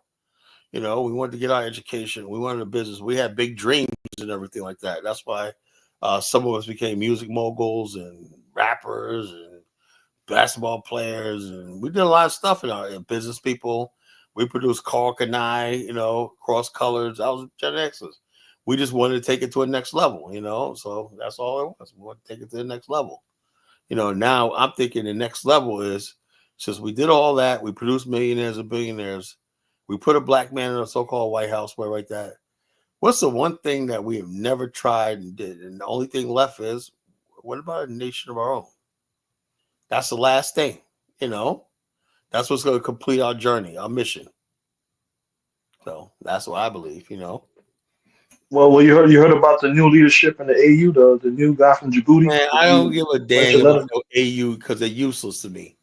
You know, we're Oh not man. recognized by the AU. We're not recognized by the AU 6 region means people like Elvis and people like Ahmed and all these people that are African immigrants to the West. You know, that's the 6 region. Black America But is Kala, are you aware? Are you aware that the CARICOM president, the lady from Barbados, she was there and she spoke. the CARICOM So is not. they were present. You know, I'm from the United States of America, right? CARICOM is for Mhm. Caribbeans. You know what I'm saying? Yeah, but why African Americans then at least send Because Steve Harvey over because there? we're in the because I mean, those countries at least have governments and recognition. We're Americans. We're United States citizens. You know, we're not going to basically unless we get refugee status. You know, or something like international refugee status, which is not going to happen. And Black America don't want refugee status. You know, and then so we have no voice outside. We're a domestic issue in America. We're basically American property. You know, that's a situation. That's a I, conundrum th- we're in. I think you're framing it in the wrong. You could have just went diplomatically as the same How? way We're not Martin a Luther nation. King We went. can't do no diplomatic. We're not a fucking nation, man. What part of it don't you understand? Diplomacy Hold on, but requires a government. You know, we're not a geopolitical entity. We're nothing. We don't yeah, exist. but even symbolically, Martin Luther King was Symbolically, president you in know, Ghana's I've had a look. independence, South I've had all Africa the symbols. independence, I had all the symbols I could African take, American. and it's gotten us Mhm. fucking nowhere dealing with Africans. Nothing. Nowhere. You know, Nowhere. But Look, you, the fact that I'm starting at ground zero tells me a lot. I try to look into, well, maybe when I first started this years ago, I said, let me tap into what was already established. Let me look at the past Pan-Africanists and current. I found that nobody really built anything. You know, it was all a lie. You know, all these past Black nationalist leaders and everything like that were a joke. You know, I that's realized not that. fair, man. You're not being It fair is to your true. own Hey, ancestors, man. Jonathan, do That's you think not. I'm lying? Jonathan's asleep. You're not being fair because even one of the reasons why African Americans have a smooth transition in like countries like Liberia, Ghana, is because there's previous African communities that went there. Sierra Leone, there's previous African No, American no, communities no, that no, went no, there. no, no, no. Nigeria. Hold on. Going to a country don't mean you're good. What do you makes you think we don't gain anything from living in Africa? What do we gain from living in Africa? You Nothing. you grow in diplomatic ties. You grow in To do political, what? social ties. To what? To do what? Africa can't help itself, man. What the hell are they gonna help us? Ah, come on, man. It's a gradual, bro. If you look at history, right? In 1960s, African Americans didn't have all these rights previous to 1960s. Same for Africa. Most of these nations became free in the 1960s. Wait, hold on. On the books and whatnot, yeah. In the South, you were talking about when you talking about the South. In the North, my mother grew up in Harlem. She went to school with white kids. You know, so that's stuff It's not like about that. it's not about going. It's not about just going to school. It's about Yeah, well, discrimination. It's we had all about that stuff like that. My mother used to tell me back in the 50s when they used to go down to watch these white kids when she like we used to look at them one night, you know, they used to go to like the Met Museum, and the white kids be there on I've the been there school before. trip, school trip. They used to go to a place like Coney Island or the Bronx Zoo and Central Park I've been Zoo. there before. You know, Yeah. so we had a relationship with white people a long time in New York, you know, No, but no, but it's still semi. There's elements of racism in New York as well. So there's you can't always just say it's just in the racism there. South. There's racism there, but the bottom line, it wasn't like the South. The South was a different culture, you know, True, different racist true, culture. but You know, we didn't have that in the North. We didn't have it. Like, it was black people that lived in pockets upstate New York that were thriving. You know, lived right alongside of integrated communities way back, even in the 1800s. You know, those black towns, mixed race towns in the Northeast. You know, the civil rights was basically something in the deep South. You know, that was the deep South. You know, so they yeah, basically but you, overestimate the importance of these movements and everything. You but know, if the bulk of black people live in the South, how can you say they I don't underestimate think the? so. No, and during that's only recently. Yeah, up into the 90s. Up in the 90s, most people lived in the industrial. Black people went to the industrial. You never heard of the Great Migration? Most black people Oh, ended up. there's recently a new documentary series released by Skip Gates. I think I left it in your chat to go check it out. That they're talking about that as well, and one of the bases that they Most talked black about. people. The largest area, the state with the numerous black people is New York. Still, you know, Nah, New that's York. not that's bull, man. That's not true. Okay, okay, yes, it is. You know, New York has its largest number of black. 1 in 4 New Yorkers are black. Yeah, but the black population of New York is the whole city is maybe 20 million people. What is the population of black people in that New city? York I City, mean, that state, not for the New York state. City, Sorry, state. New York City is only 8 million people. What are you talking about? No, the state. I mean, I meant the state. My fault. The whole state of New York is only 20 million Yeah, people. well, bottom line, What look, I'm percentage talking of the about New York population is City. black? Look, black 1 in 4 New York City people are black. Yeah, but I'm talking about the state, not the city. Yeah, I'm it's talking definitely City is only black the people five upstate. boroughs. There's a lot of black people upstate New York also. upstate New York. We Yes. got plenty of black. Albany, probably. I've been to Albany. They up there. Orange County, Rockland County is black. Nyack is black. Spring Valley's black. You know, Haverstraw is black. Tarrytown is black. That's where Vanessa Wade is from. Mount Vernon is black. Yonkers is black. You know, Utica is black. Rochester is black. Oh, Yonkers. Yeah, What percentage of Rochester is black super people's in black. Yonkers? Yeah. No, no. What percentage? Rochester is black. Utica, you You don't think know, it's black people in Syracuse Yonkers? Springs is black. You know, They're there, but they're not the majority. no, but there are large numbers of black people in these areas. You know, and Rochester, New York is mostly black. You know, Yeah, and they're well off black people too. It's not like they broke in New York. You can't be broke living in New York. that's what I say. Yeah, New It's York black people got it impossible. going on. You know, my family in New New York and York got Long a lot of Island opportunity. are millionaires. My family in New York and Long Island millionaires. You know, millionaires. They travel the world, whatnot. You know, so Is what it is. You know, black people in New York, black people, our ancestors that came from the South are doing really well in New York. Uniondale, Jamaica Estates, places like that, all black enclaves. You know, Sag Yeah, Harbor. majority of the black people on the East Coast do really well. I think Yeah, it's we just, are. We're like the the oldest, South. the oldest black people are here on the eastern seaboard of the United States. The oldest black communities. You know. Yeah, but Yeah, wasn't the y'all been strongest going to economics ownership strongholds are in the South, man. Even a lot of people that I I don't know know from what New you York see. that I grew up with, Look, they went back into the South. bro, I see too much poverty in the South, man, to say that shit. You know, I'm dead serious. I see too much North poverty. Carolina, Yo, North Carolina. Georgia. Check us out. North Carolina is doing. They have a thing where in the South, right, in Georgia and whatnot, yeah, black people selected doing well, but really, are they really doing well? In New York, when the black people are doing well, they're really doing well. You know, the South can make you look like you're doing well, and you're really doing okay. You Yeah, know, that's a fact. yeah. That's what Yeah, I but know. there's people that's working in New York, but most of their money's going to bills. So you're Look, making fifty, bottom sixty line, thousand you got dollars. people in Most of New your money York. going to I bills. know people in New York, man, working for the city and whatnot, making like $40 an hour, man. Easily making overtime, hand over fist, or overtime, double time, whatnot. New York is where it's at, you know. Yeah, Trust me. minimum wage is like 21, 22, bro. You know what Yeah, I'm saying? so It's It's bottom like line, expensive in New York. I'm from New York, bro. I'm it's not from yo, Brooklyn, New yo, York. yo, I'm making money in New York, but most I'm of the here money's going hold on, to too. let me tell you bills. I something. stay here Yo, currently. Principal, right? It's expensive for you because you're a new immigrant. A lot of our people houses are paid for. They live in paid for. My family in New York, in Queens, all have my cousin Robert, right? He passed away a couple years ago. He basically got my Uncle Al's house because it was paid for.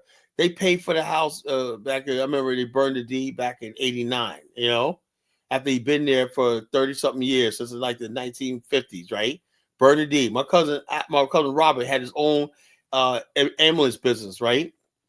He had his own ambulance business, right? And the house just was given to him, and right in Jamaica, Queens, you know. So we have a lot of people that have houses paid, have been here for generations.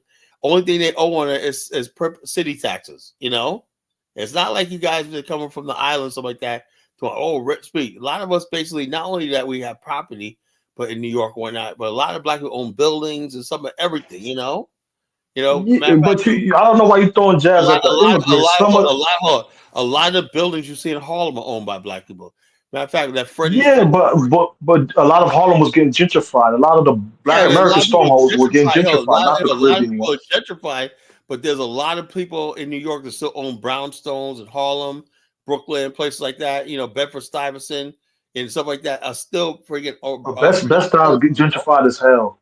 Best Style gentrified as hell. Hold on. It's not being gentrified, Yo, A when's the lot last of time you parts been of to New York, Prince and P? but those black people bro, out I there, went out there like a couple months ago, man. Nah, It's stop not the lying, same Best bro. Style from my childhood, Is man. still a black neighborhood, bro. Let's stop the It's cap. still a black neighborhood, but it's gentrified. Wait, whoa, Best Style is way more gentrified than Brownsville. More Williamsburg is. gentrified than East Hold New up, York. Williamsburg But is there's places still like black people Williamsburg there, is and they're not Best moving. Side is too black, bro. Best Side is too fucking Shit. black. It ain't happening. And that's the thing about the East Coast blacks. Like, you could try to outclass them. They'll just get more money and stay. That's what I'm saying. Like, it's kind of hard to beat us over here, Yeah, bro. bottom line, yeah, black people in New York ain't getting pushed out. Trust me, it ain't happening.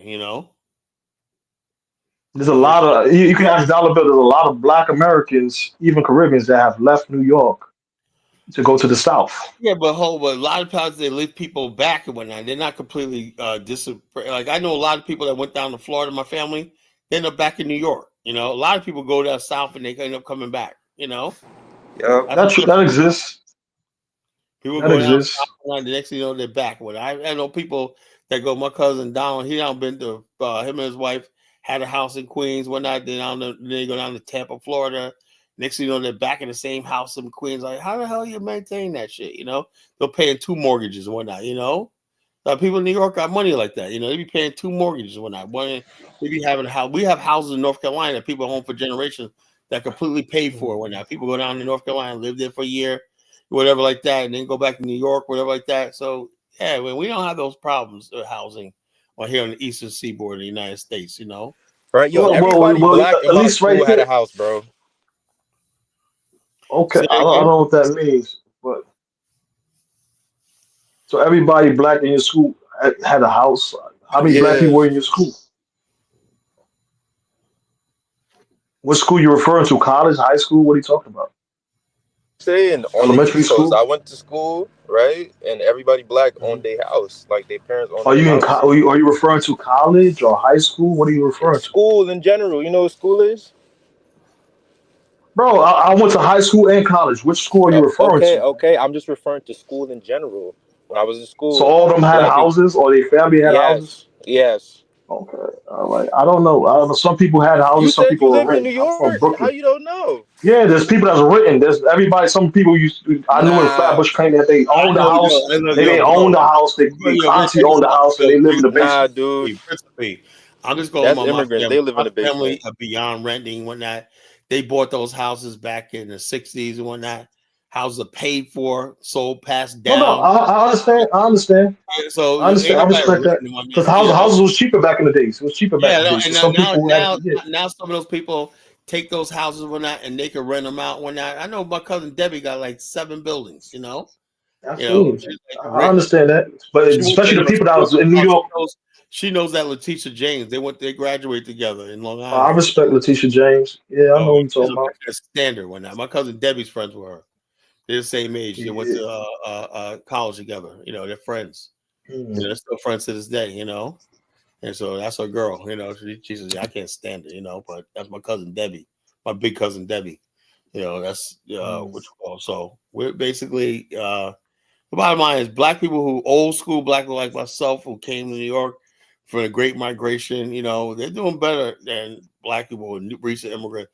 What you have in New York right now, Principe, is a large number of Mhm. black people, even though they be so-called FBA, they're coming from places like Newark, Philly, and Delaware.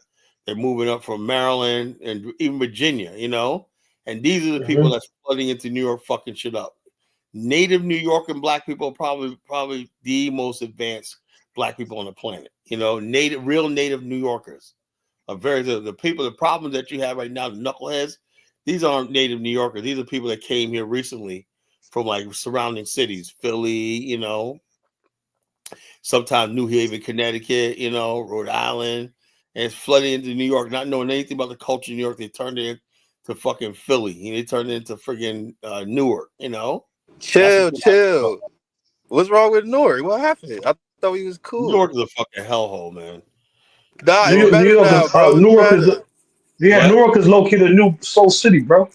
It's Yeah, but better hold on. Slowly now. becoming Yeah, but the whole thing. Mayor Baraka. Yeah, check this out. Hold on. Yeah, that's a joke, man. Come on. Look, the Nah, no, bottom No, line. listen. he's slowly North fixing it fucked up. up. But North hold fucked on. up. Yeah, maybe. But the bottom line, North I went to fucked up. Patterson, New Jersey, right? And you look at Patterson, New Jersey, that thing Oh hasn't changed. no, Patterson's third world, man. Yeah, check Patterson's this out. third world. Nah, Check yeah, this it out. is. You know what Pattersburg looks like, Dave? It looks like Carysburg, doesn't it? Yeah, yeah, It looks like a real modern version yeah, of Carysburg, like yeah. Liberia. It was like Carysburg, Nah, yeah, it's pretty bad out there. Even like the rich people. I seen Fetty Wap out there standing outside selling drugs one time. I was like, oh yeah, Dude, it's Patterson's done. terrible out there, bro. It's terrible out there. Yeah.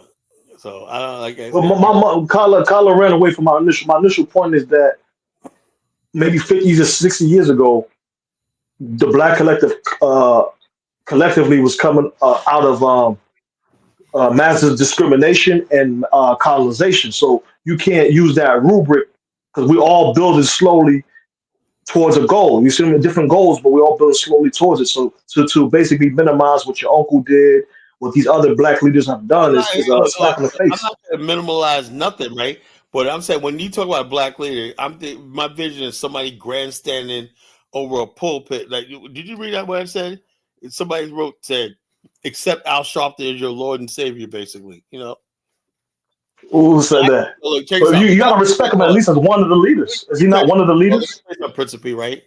I used to watch my father. My father said the only black leader he really liked was Martin Luther King. He said, and like that. Other than that, man, most black people when they used to hear something under their breath, they'd be like, "Man, get out of here with that shit," because they know the reality. They got to go work for the white man. They got to go do what they got to do. They got the light bill due, and nothing that friggin' man that they're standing on the street corner talking is gonna help them pay that light bill.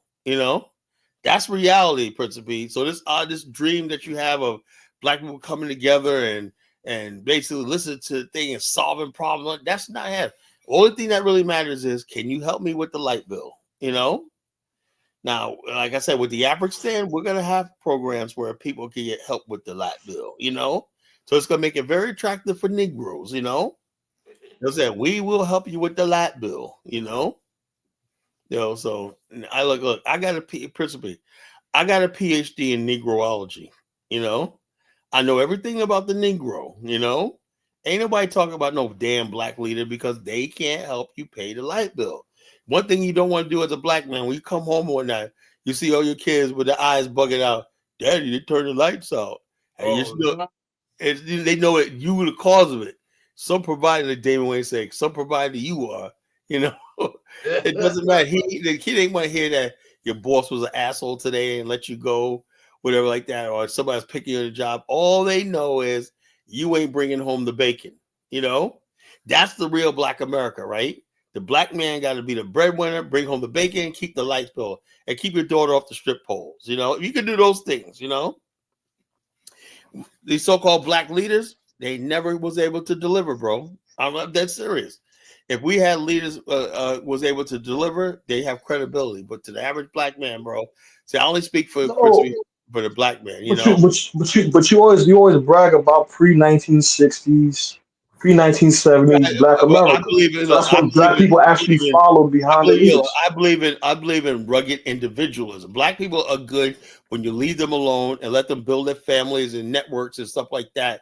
You create the opportunity, they'll thrive. You know, I have never been the one to tell black you got to do this, you got to do that. I believe if you leave Black America alone, they'll thrive. You know, the problem is we have too many people that think black people are like sheep. You know, and basically got to be led around. The Black America you reminisce and romanticize It is was not rugged post individual. Each 1970. family, let me tell you something, Principally. Let me tell you something. My old neighborhood in South Jamaica, Queens, right? Each house, right, was basically like its own domain, right? You got the Howards over here. My house was the Speller house. My cousin's house was the Crutch house, whatever like that. Each house had its own story. Mother and father, patriarch. When that Mr. Such and Such Baker may be a janitor, but you call him Mr. Baker. When he went out there, he had his Cadillac. He's going to freaking church on Sunday when that shoes shine and that. You know, every house was its own story. It was like a clan, you know. And so basically, each house had their own cookouts and everything like that, where cousins come over and like that, do their own thing. Sometimes we would have block fights, you know. One family, so next thing you know, your whole family is down in another house, y'all fighting out there and whatnot, you know. But The we have, good days. yeah, nobody got killed, man. You know, next week you see the same dude they used to fight. My uncle used to fight with. Hey, what's going on, man? Hey, what's up, brother? How's it going, man? Yeah, man. You know, I got another kid on the way. Oh, that's good. Yeah, that was black love back then. We used to, I used to see my uncles fight and whatnot, you know.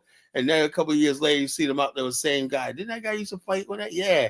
He's like, oh yeah, man. He called me, man. He said, man. We said, man, how you doing, man? Let's catch up on good old times, man. Let's talk about old time. Yeah. You know, that's black love. That we didn't have ops, so we didn't have beef. Like I said last night, back then there was black love. I witnessed black love. You know, Now, because we yeah, I had seen love. that cookout you was at. What? Now it's like I seen that one of your old videos. You was at like a family reunion or something. And I was like, that should look like a movie, bro. Oh, which one? Which one? The Crutches It family was like reunion? you had like a it was like a pool, and then in the back it was Well, like my cousin. lake and That's shit. my cousin I was Jerome's like, house. oh shit. That's my cousin Jerome's house. Like my cousin Jerome's wealthy. He's only like 49. You know how old is he? Like 48, 49. And he's like a millionaire, you know? And he's actually in Long Island. You know, I'm going to this house when I go to Liberia. He's gonna take me to the airport, you know. I always stay Yeah, at that his was a house. nice backyard. Yeah, we go crabbing out there. We got jet skis out there and stuff like that. That's Long Island, you know. That's Long Island, you know. So, like I said, that's my family, man. You know, we had so much food out there that day. Oh my God, man. We had so much freaking food, man. You know, chickens being cut up, lobster tails, and they were my cousin Joe, he go all out. We had so much beer. I had so much fun that day. It was just unreal. I said, man, I was right there in Long Island, man. We went to the store, man. I said, man, this is heaven. If heaven's better than this, I'm around my fucking family, you know, and I just had so much friggin' fun. You know, I Yeah, it like being looked like around it was people. fun. Yeah, of course. I'm a family. We get together, our family reunions and everything like that. We have a freaking ball, man. You know. Yeah, that's my family, man. You know, that's my family. You know, so That's So, beautiful. That's beautiful. but I want that all the time for my family. I want us to have property, wealth. My cousin, he has a Tesla, man. He has a brand new Tesla, man. He drove me that thing last time. I was like, man, that shit was so fucking fast, man. Driving through his neighborhood. I was like, man, slow down, man. You're gonna kill me. He's like, you convinced? I said, I'm more than convinced, man. Slow down. But yeah, man, that's my little cousin Jerome. That's his house, in-ground pool, everything like that. My brother got a pool in his house. Wait till I put some of the videos of what we got down here. My brother's house, my house, whatnot. We all got nice shit, I want Yeah, black and Yeah, people to but have you, nice shit, man. yeah, and I'm gonna lie, bro. His what? pool was nice. It was like a brick. It was like brick. I've never seen Yeah, that before. you Like got. it Oh, was I'm that. gonna show you a video. I'm gonna play a video. My brother's pool is way better. The brick, the brick layout of my brother's pool in his backyard. Same sort of style.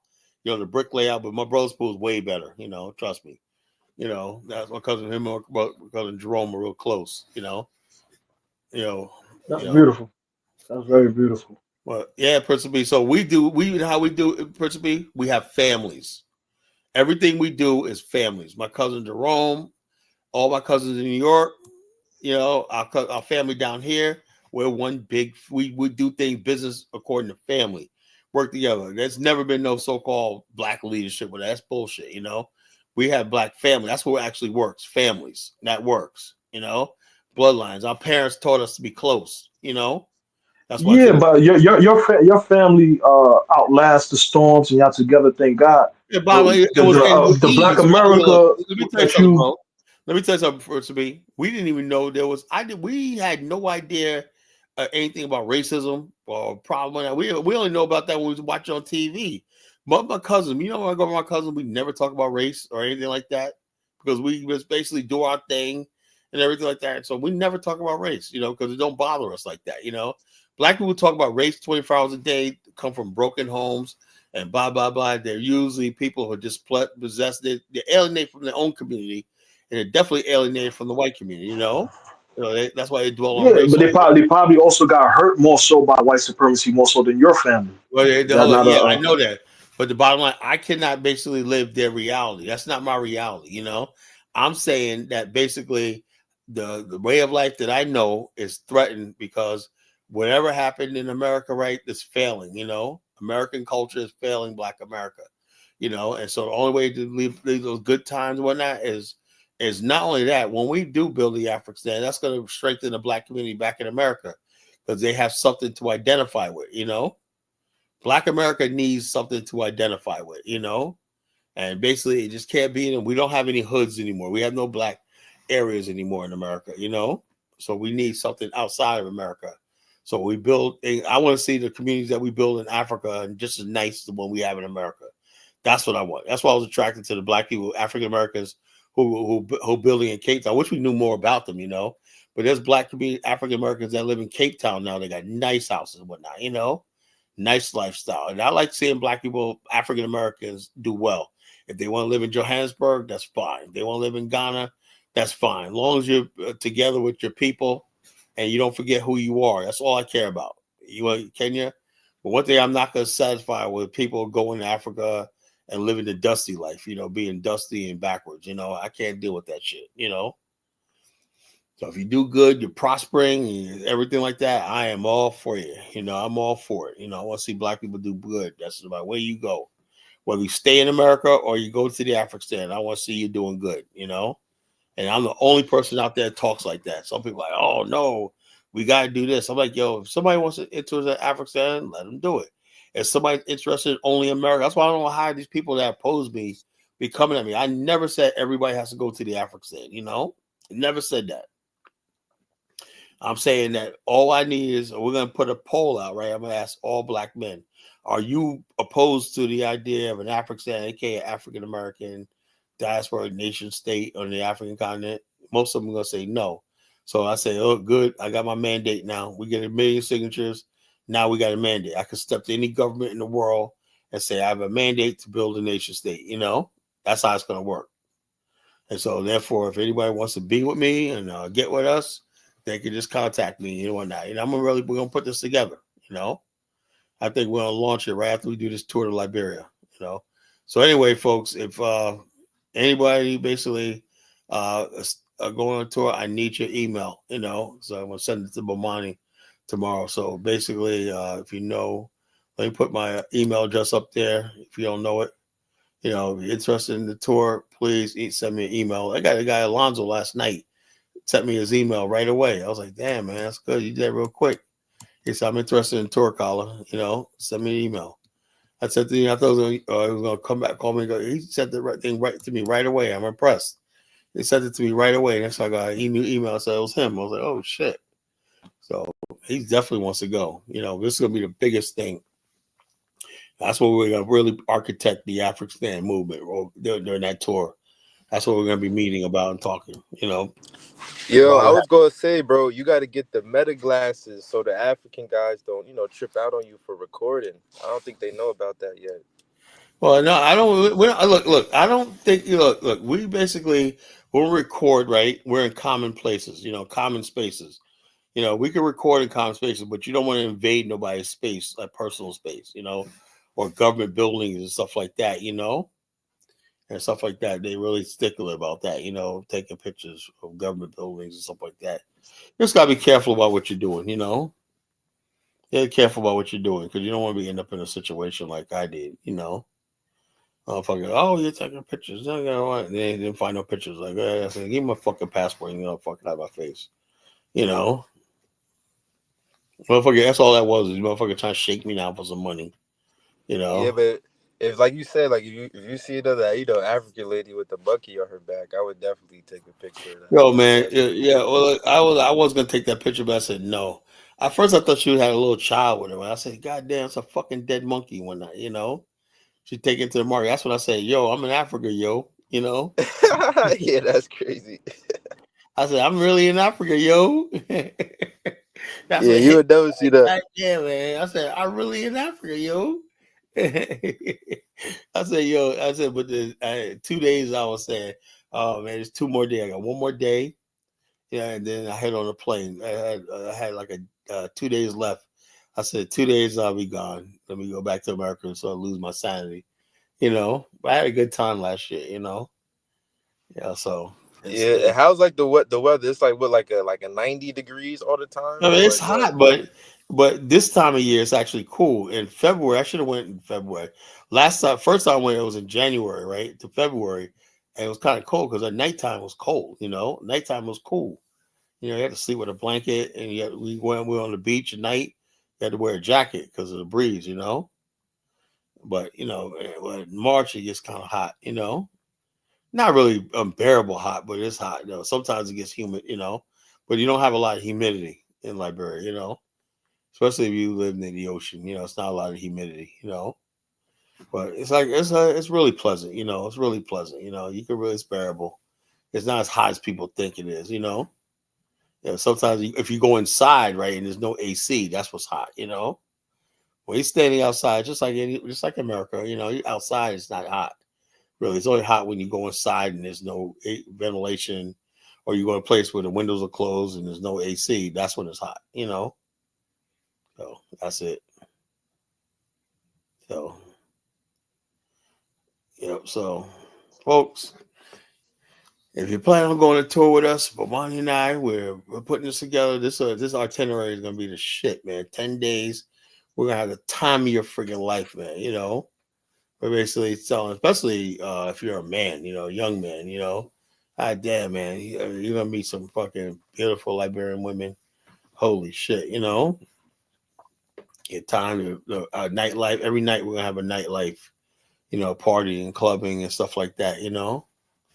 We're gonna definitely have a nightlife. We're gonna have people drive us around so we could do some club hopping and stuff like that. We're gonna have a ball, along with the regular day-to-day itinerary. So we're gonna have a fun time. You gotta upgrade your camera, man. Upgrade your camera, man. Don't go with your 1988 camera.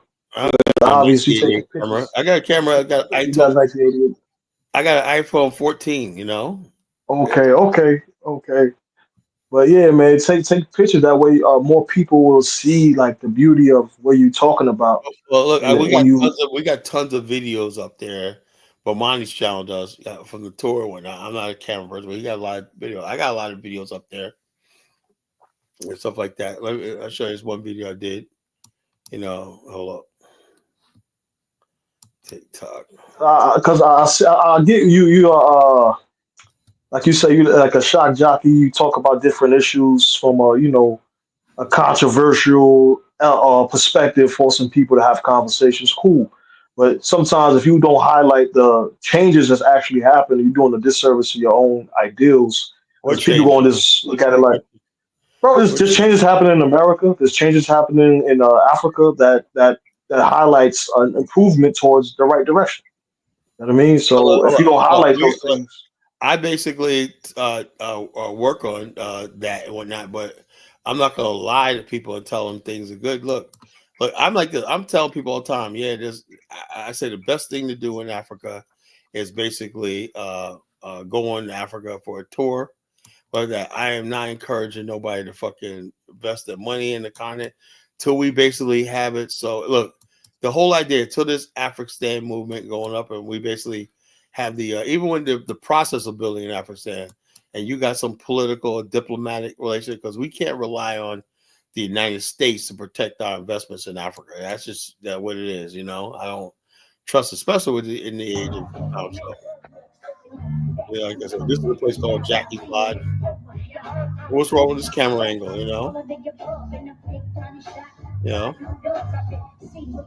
a friggin' oh, they're gonna probably friggin' delete this because it's like I'm playing a song.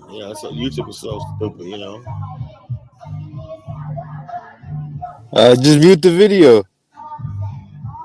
Okay, hold up. You're probably gonna say, "Oh man, you spent 30." They'll take 5 seconds and be like, "Oh, that's too much" or whatnot. I got a couple of videos I got edit out. So 3 seconds. Remember, I was playing Bomani's website and the friggin' Peter Tosh. yeah, Man, they fucking yeah. muted my video just because the songs popped up. This is that little stadium. It's a soccer stadium / basketball court. This is in Nimba County. This is like the Nimba Stadium, soccer stadium, whatnot. That's Man, nice. that's That's nice. crazy. I never seen a green, turf. That's really nice. And so they're building stuff nice for Liberians. Really got their shit together, man. As far as like the people are happy. Like I said, people are happy. They don't need. Do these people like they need 6 figures? No, they're happy with what they got. So That's you can true. make people happy But without a whole lot of money and whatnot. But if your country that's is true. But materialistic, mhm. No, your but country. what the honey flower lady was talking about was basically implying that because of the income. I'm like overall you have But to you no. comparing America. I think what she's talking about is this. Let me tell you something, Principal, and I gotta get ready to get off. This is what I'm saying.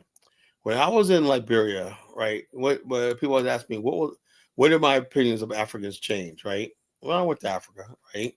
Because I like this. When I first saw those kids out there, fucking, I'm dead serious. When I saw those kids out there shoveling sand, they should be in school. That broke my heart, right? I said I was angry.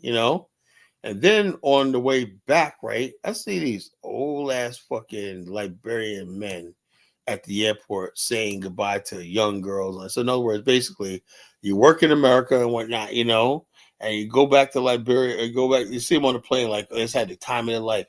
All they're doing is going back to Liberia, playing tricking with these little young girls. And when I said that's the character of the African man, going back just to friggin' for sex with young girls taking advantage of young girls, young girls be your granddaughter and shit like that. That disgusts me. I'm the type of person like that. I don't like that shit. Yeah, that's bad. Yeah. I don't like that shit. So I'm like, yeah. So my opinion of Africans sort of went down. When I said, man, that's because that's what I think this girl's talking. Honey, what I talk about when she sees stuff like that. Instead of going there, kind of and building like that, building and whatnot, like other men are doing. They're building it. You see tall buildings being come up, and they're taking risks building industrial zones and like that. The African mind doesn't think like that. They think it's all right to freaking try to bomb rush somebody else's country. Like Elvis, I ain't never leaving here, America. Yeah, of course, man. That's sad. I wouldn't even admit that shit. My Hey, ancestors went to Liberia and said, "The hell with America, we're gonna build our own shit," and they did. But yet they hate them while they're sitting in America. That's why I say I don't take anything. With Prince B, it's a nice person, but I can't take you and Baruti. I can't take Africans seriously. I can't. So No, but you can't judge from the worst though. You utilizing the worst. You know what I mean, to make it like the That's the norm. norm. Like That is a norm. That's a norm. And then people come over here and they be talking shit about Black America. I'm like, how the hell you gonna talk?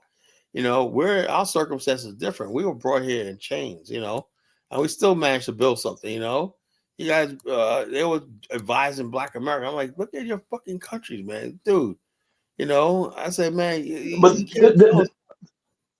they usually comment on family and community. They don't really comment on like anything else, like Well, family, what I'm saying is, community, work. hold on. Like I said earlier, the Black family in America has been under threat since slavery. They broke up our families.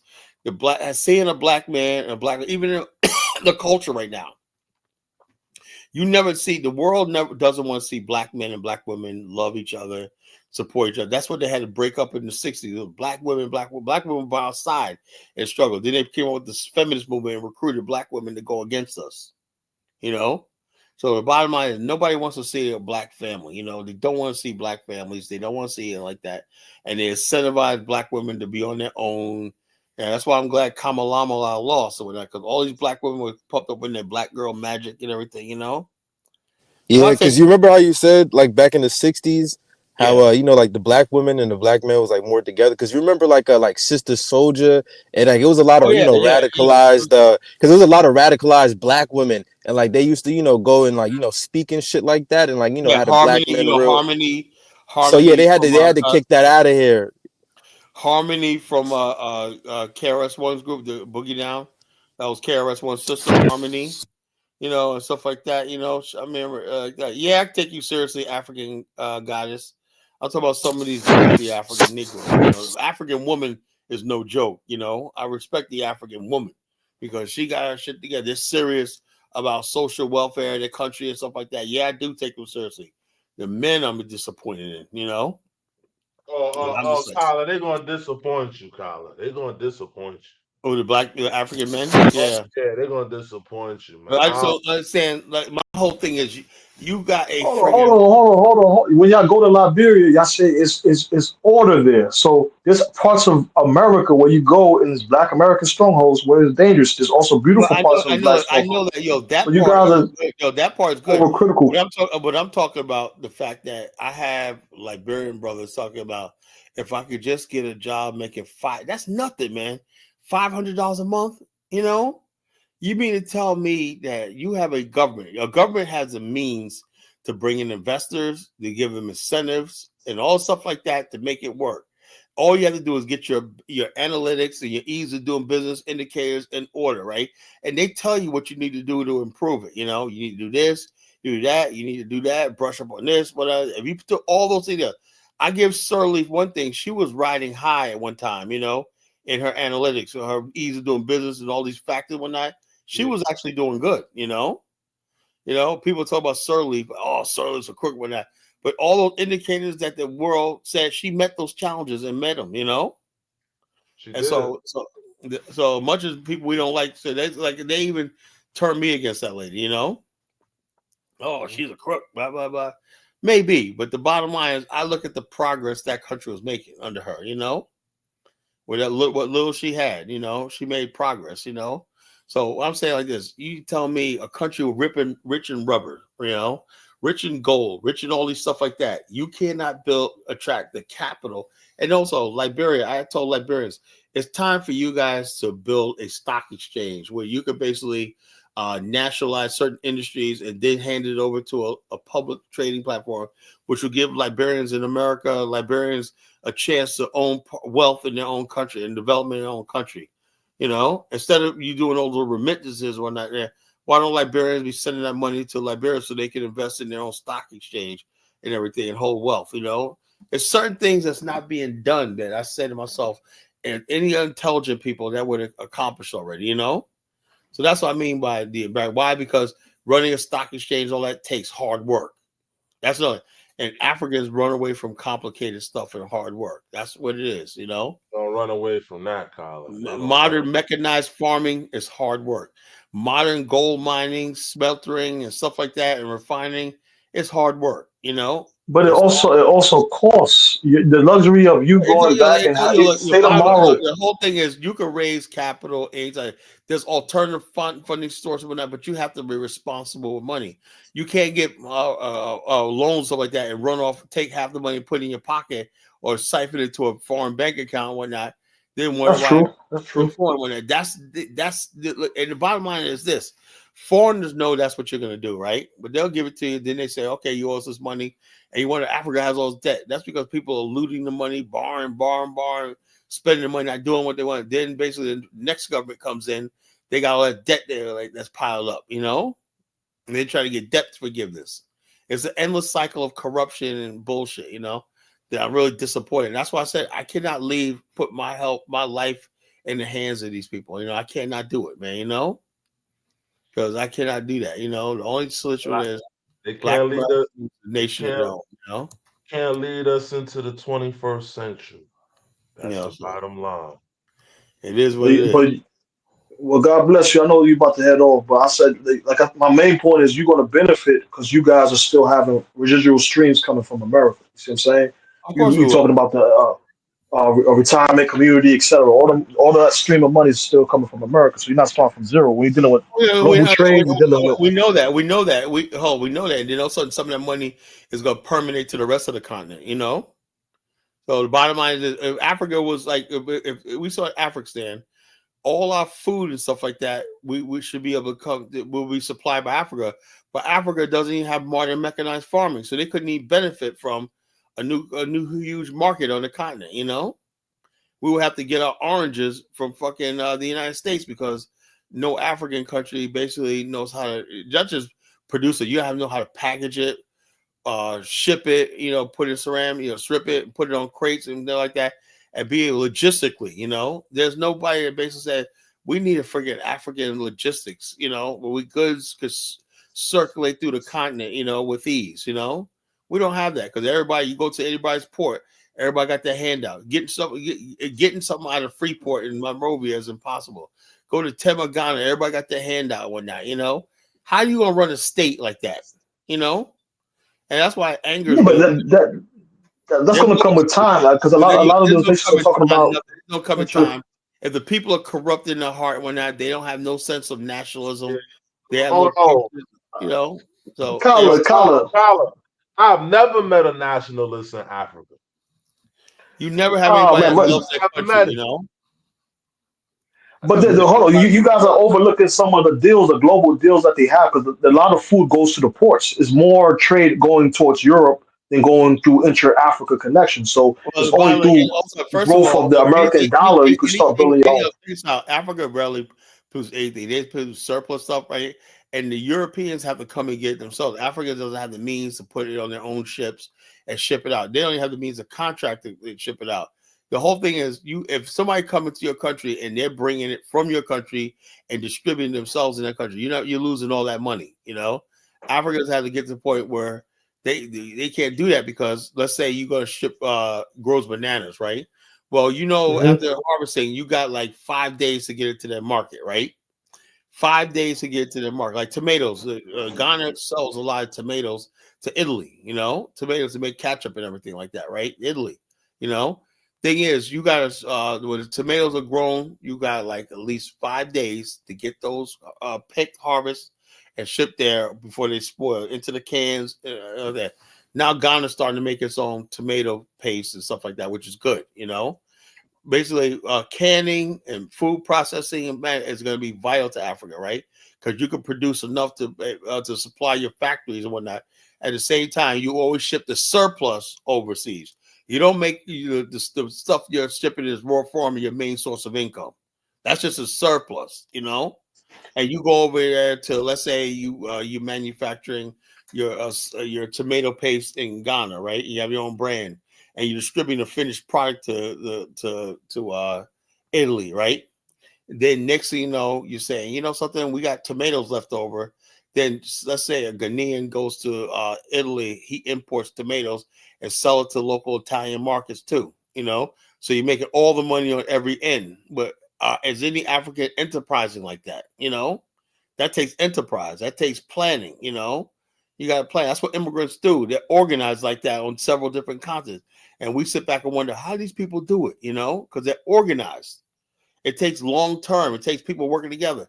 And the fact that Africans decide they don't want to work with Black America on levels like that is unfortunate, So it is It's what it not is. true, man. You guys are not engaging enough. But Look, I hear we your have point. Blacks Without Borders. We have all these things, Blacks Without Borders. We have so many Black people, African Americans, that go to the continent and nothing. I know so many people that went to the continent and lost so much money and or it didn't work out, or I don't know, because Africans don't say, because we make the mistake of thinking Africans don't think like us, and it doesn't work out. They don't see the bigger picture, They don't see the bigger picture, how they can both benefit. So it is what it is. Not saying Africans are bad, but just some problems there, Let's say No, but sometimes you're not. Sometimes the people go over there, they're looking at it from a long lost cousin rather than looking at, okay, it's a long lost cousin. Let's do business. It's more about business. What business can you do that can transfer over, keep wealth? You see what I'm saying? the bottom line, Or increase. hold up. One thing Africa needs is manufacturing, right? If Ghana grows tomato, they should be making tomato sauce, And so they should have if they make chocolate, they should make their own chocolate bars. These are simple shit, that we shouldn't even have to say what goes on. If Ghana got gold, they should make their own gold bullion bar. They have their own gold bullion bank. These are basic stuff. It comes with time, though, Colin. It comes with time. Dude, man, I'm sorry, Come on, man. How much more time, How Princess? much more time? It's More time time? is slipping by. Bro, like, you guys are hard on your own race, man. That's not a good thing, man. Oh, Like God. most black people Hold on. collectively, from African Americans Hold on. Let me say something. to Africa. Kala in chat. Yeah, I'm sorry. Kala admires African American men, but poo-poo's not ain't poo-pooing African American women. I'm saying, look, people like Chantel and Africa. I like Mari Shire. She's a nice, decent girl. I love African American. My sister's African. My mother's African American woman. But what basically we're saying is, I'm not saying all African men, continental men. I'm saying the ones that act the way they do, I'm tired of, right? The African American women that basically don't act right, I'm tired of, because you're not, So that's the way it is. I'm disappointed in those two groups of people, the African American women and the African male, because bottom line is you let us down, The Bible, look, all the stuff that I talk about, do you think that this has been like somebody like Edwin Snow, Dave? Don't you think he's heard stuff like this I've been saying? Who, Edwin Snow? Yeah, don't you think you've heard conversations like this before? Yeah. But what happens? It goes what in one ear and where? It go right in the trash, bro. Right So that's what you're dealing with. So when somebody like Honey Flower says what she says, I'm just basically like this. I don't like to bash Africans, but the bottom line is it is what it is, man. There's something fucking wrong, and we have to admire what the hell is that? You got all of those resources. You say you got all the resources in the world. Why are you fucking poor? Why do you got to come to America? And Yeah, but she's saying wild shit like soulless and spiritualist. There's something called cash crops. There's trade deals. There's all types of shit going on that you guys sometimes don't even read about. Yeah, but hold And on. she may be aware of, and she's minimizing. Let me ask you a question. She's talking about. I understand what she's talking about. She's talking about the willpower to try to at least make an attempt to do better, and they're not trying to even do it. That's why she's talking about it from a spiritual standpoint. Bro, it takes time. It's illogical. These nations were colonized. They had shady deals. They have to slowly get cash crops to reinvest in their own nations. The same way African Americans, some of them were. You're saying it's the government, right? Nah, I'm not saying you want to play that song, man. Nah, I ain't saying all that. But I'm saying. Did you say it was the government? No, I'm not saying that. Your African guy says poor leadership in Africa. She's saying it's the government, man. She's saying, she say it's the government. So I'm like this, man. I don't get it, man. Everybody keeps saying everything is the government. I swear to God, everything is the government. So I just don't know where to go anymore, man. You know, everybody keeps saying, "Yo, Kyle, you gotta understand, man. It takes time to see the government. You know, the government. You know, everything's a government. You know, I'm like, I'm tired of hearing that. You know, Excuse get tired after a while. That gets tired after a while. You got the video set up, man. You got the video set up. Government. The government, it's the government, it's the government, the government, the government, it's the government, it's the government, it's the government, the government, the government. The government, it's the government, it's the government, the government, the government, it's the government, it's the government, it's the government, the government, the government. The government, it's the government, it's the government, the government, the government, it's the government, it's the government, it's the government, the government, the government. The government, it's the government, it's the government, the government, the government, it's the government, it's the government, it's the government, the government, the booyaka, booyaka, run to you niggas, booyaka, booyaka, run, run, run, booyaka, booyaka, run to you niggas, booyaka, booyaka, boom, boom, boom, boom, booyaka, booyaka, run to you niggas, booyaka, booyaka, run, run, run, booyaka, booyaka, run to you niggas, booyaka, booyaka, boom, boom, boom, boom, government. The government, it's the government, it's the government, the government, the government. All right, fellas. Anyway, I gotta get some rest, man. I'm tired. Well, God bless, man. God bless. Be well, man. Africa got one more thing. Africa said people are trying, Colin. You know, what's this level of pressure that we expect? Yeah, we understand that. The government, you know. It's the government, you know. We got to do something about that. That's why you guys need an African, you know. Why would you guys not want a strong African American diaspora nation state on the African continent, you know? You know, so we need an African. That'll help you. We will help you. Our goal of the African is to realign. No, thank you. You guys are white. Who said that? You guys are white Americans, man. Oh, that's Ahmed. Ahmed, shut up, Ahmed. You know, get out of here. You know, sorry, it doesn't matter what you want, Ahmed. As long as you know we're not going to dusty Sierra Leone. You know, that's all you need to know. You know, they act like they're in that little dusty part of the continent, man. You stay in your little corner, we'll stay in our eyes. You know, Africa says reality, bro. You know, reality. You know, Africa. Yeah, you gotta start reaching out to and partnering with the regions you're trying to go into in the AU, man. I already got, dude. I already got that in the work. You think I'm not freaking already? It was rough watching the AU thing, and then there was no African Americans there. I'm like, oh, these guys we don't have a fucking big country. fish. Let me stop, man. All right, Prince. Martin Luther King was at the Ghana Independence Day. You see what I'm saying? He was at Black leaders were at the Principe. Go get some sleep, man. All right, you're working too hard. All right, well, I'll talk to y'all tomorrow, brothers. Take care. All right, man. Later. Good night, man.